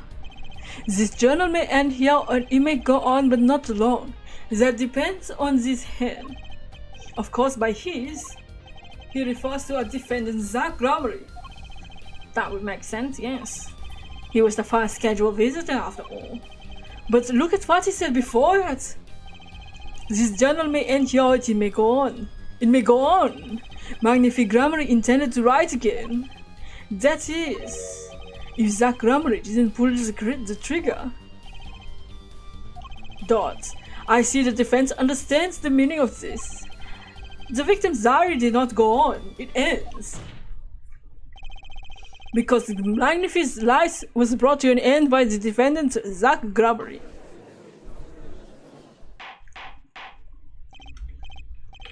Order! Order! Prosecutor Gavin!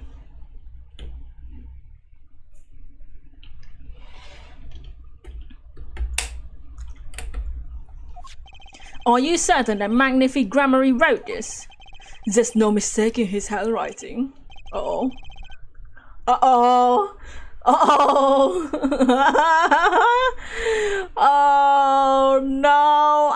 You ever get a secondhand embarrassment? That's how I'm feeling right now because you know this shit is why we are about to present bullshit evidence that we know is gonna take away his badge. The pain. This sucks. This does seem significant. According to this, Magnifique didn't intend to continue his diary. Yet if his diary ended here, which plainly it did, then the one who pulled the trigger was his first visitor, Zach Gromery.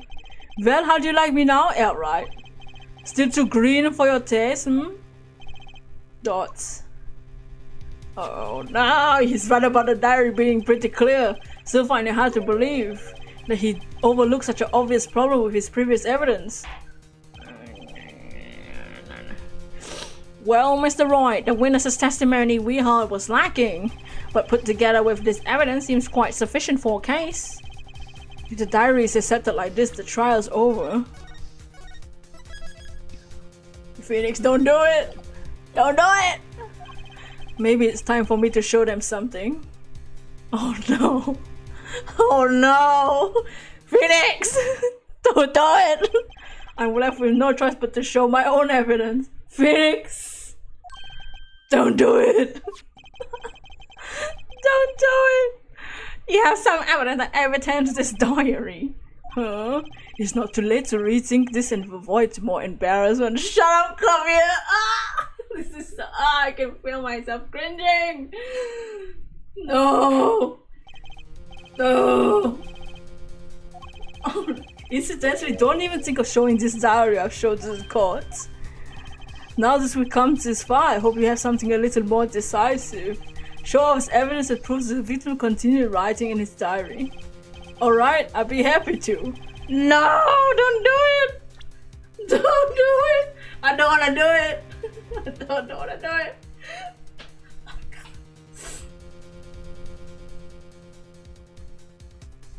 somebody kill me. Take this golden gun and kill me first. Oh, Phoenix, oh Phoenix. Why would you think of showing this? First, take a close look at this diary. Not that a page has clearly been ripped out. What's this? I hadn't noticed that at all.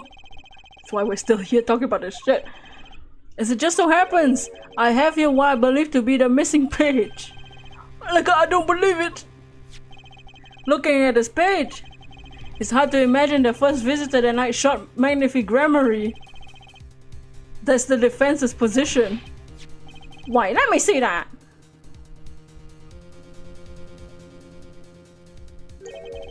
What in the Sam Hill? Why, this is the continuation of the victim's diary. Oh no, oh no, oh no, oh no. Oh Note the third page of the third end of the page. The perfect match to the third page of the diary. Quite remarkable. Would you care to explain what this all means, attorney?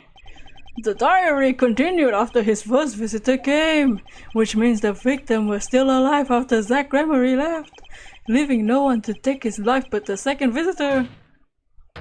Valen Gregory. No.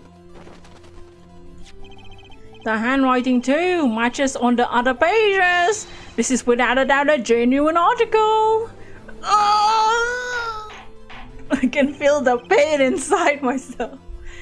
Oh my god. But the way that's impossible. That old man couldn't have written that. Oh no. Finally, you just couldn't resist, could you, Elright? Resist what? Presenting solid evidence? Phoenix! Judge. Prosecutor Gavin, might I request we put the current crime examination on hold? The prosecution would like to call a new witness. Prosecutor Gavin, this evidence overturns the current witnesses. I asked only to put on hold. Please, my new witness has a very important piece of testimony to give. 5 minutes, no more, I promise, Your Honor. Well, if you put it that way, Mr. Wright, what's your take on this? Well, Your Honor, judging from his enthusiasm, we'll have to hear this new testimony sooner or later, so might as well be sooner. Though this is highly irregular, we'll put the current cross-examination on hold. The witness may step down. Now, Prosecutor Gavin, please bring this surprise to the witness to the courtroom. Clavier's been acting really sus. It's like he knew this whole time. Yeah, the diary is was bringing up the diary was definitely baiting us to bring out baiting Phoenix to bring out the fucking fake evidence. I had a bad feeling just then. That ripped out page was too obvious. He must have known. Yeah. And I should have known it was a bad sign all around. It's the fucking Drew Mishram guy. Who the fuck is this guy? Holding a trial with no audience is a first, even for me, Prosecutor Gavin. I beg the court's understanding. But I had to make a judiciary deal with the witness to secure his testimony. A judiciary deal? Oh no. How did he know everything about fake evidence beforehand? I don't know.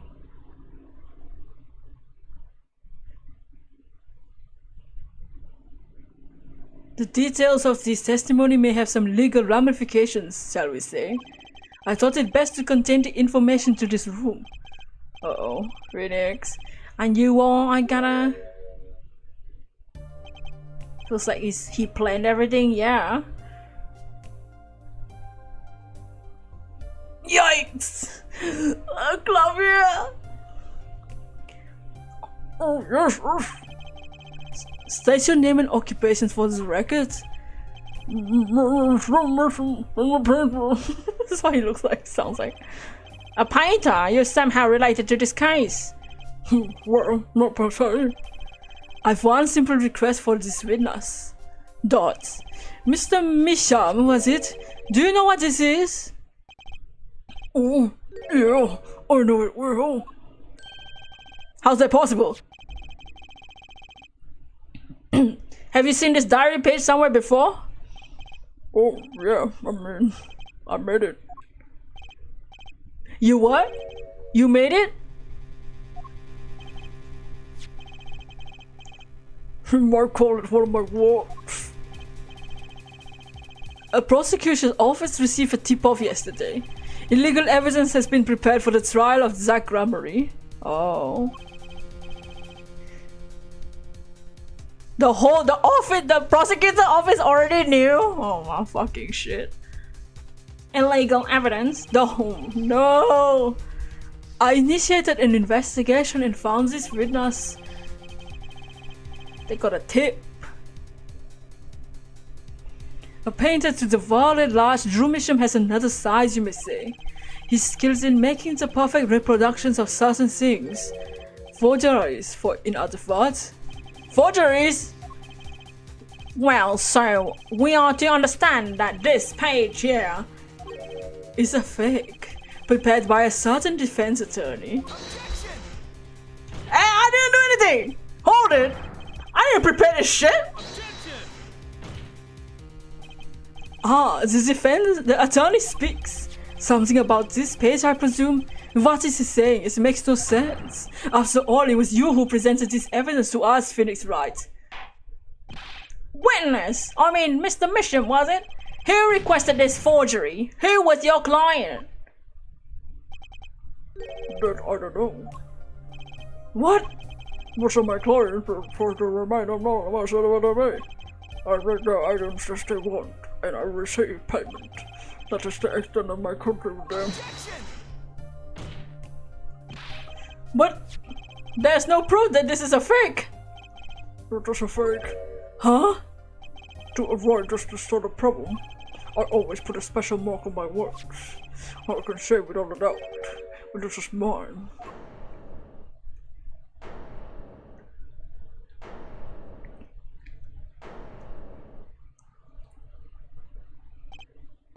Mr. Roy, you've just presented illegal evidence to this court, my court. It was careless of me. That's all I can say. Ah, oh boy! Here! What's this? I don't know. Just got it over there in the hall. They told me to give it to the old boy in the blue suit with the spiky hair.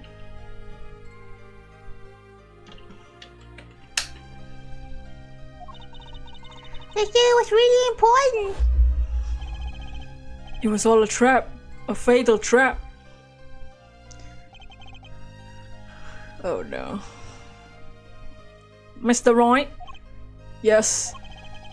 Do you have an explanation for yourself? If I did, would the court hear it? Don't. Probably not. Forging evidence is a serious crime, and presenting it in court, a serious mistake. A fatal mistake for an attorney. Fatal too. Perhaps for your clients, I fear. This 10mm music, yeah. Tell me, what kind of defendant relies on forged evidence? An answer is quite clear. A guilty one. Your Honor, wait! I understand that presenting forged evidence in the court is a serious crime, but you cannot hold my client responsible for actions I undertook as an individual. I'm sorry, Mr. Wright. Your Honor, that's a close call, I dare say. Is the prosecution's office haven't received that hot tip? Everything was gone the way you wanted to, yeah? Dots. I even gave you a chance. Too bad you decided not to think before embarrassing yourself. I see no need for further discussion on this matter. Special witness dismissed.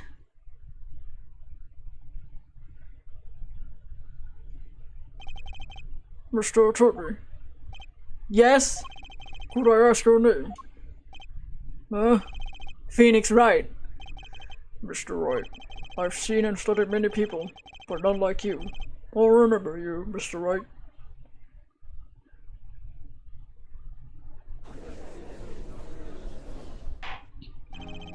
Though I deeply regret having to declare a verdict in this way, this trial is over. Dots. You have the right to find a new attorney and make an appeal. However, this court must. Ah, Your Honor. Yes, Mr. Zack. There is one thing I wish to make clear. Today, in this courtroom, you cannot declare me guilty. It is impossible. I'm afraid the defendant is quite mistaken. I most certainly have the authority to declare a verdict on you. Except tell me, how do you plan on announcing a verdict when your defendant does not exist? Doesn't exist? What are you talking about? I'm talking about this. Oh my god! Mr. Enigma! The defendant escaped! Find him quick! Man, Zack! That's not helping anybody! That makes everything worse! Close all the exits from the building! Oh my. On the double! He must not be allowed to escape! You're a way to make yourself more guilty! God damn it! This fucking guy! That day in courtroom, a miracle occurred. The defendant, Shady Enigma, aka Zack Grammary, did not just escape from court. He literally, unbelievably vanished. Right before the bailiff's eyes. No one ever saw him again. The suspect just fled this trial, legend lost his job, and they're playing happy music for real? Wow, I lost my badge. Woo! Yeah! Not ever since that day. This is the Grammar miracle. Wow. Oh, now they play sad music. No verdict was declared. After all, the defendant didn't exist. That's how it happened. The trial of magician Zack Grammary vanished, along with him for all eternity. The mysteries that remained behind were all solved, however, but not until 7 years later.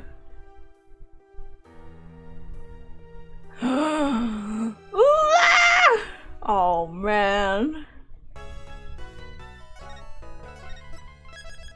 Well, the Mason system. Uh-oh. Alright, we're gonna save this for next stream, which will be the final stream for this game. We'll do all this shit. The remainder of this. Oh man. Okay, let's go to the menu. Wow, this is not the right music. Oops. Well, here we go. Well, we now know how Phoenix lost his badge, and we felt the pain of having to do that. RIP. We will finish up this case next stream. We'll try to finish it in that stream. But yeah, I'll be going off to chillax now. Mentally collect myself after having to to present false evidence. I hope you guys enjoyed the stream. We might just finish it tomorrow, just to finish it, maybe, because I'll be alone at home tomorrow again, so we can stream for a long time if we need to. But yeah, it might be tomorrow or the day after. We'll see. Yeah, maybe. If you see a stream tomorrow, it'll be the remainder of this Apollo Justice Attorney. But yeah, I hope you all enjoyed today's stream. Today's trial was a lot of quite taxing, I would say, just to have to see what happened to Phoenix. But for now, goodbye and a peace. Oh, a happy day? Not very happy. We disbarred an innocent man. Nah!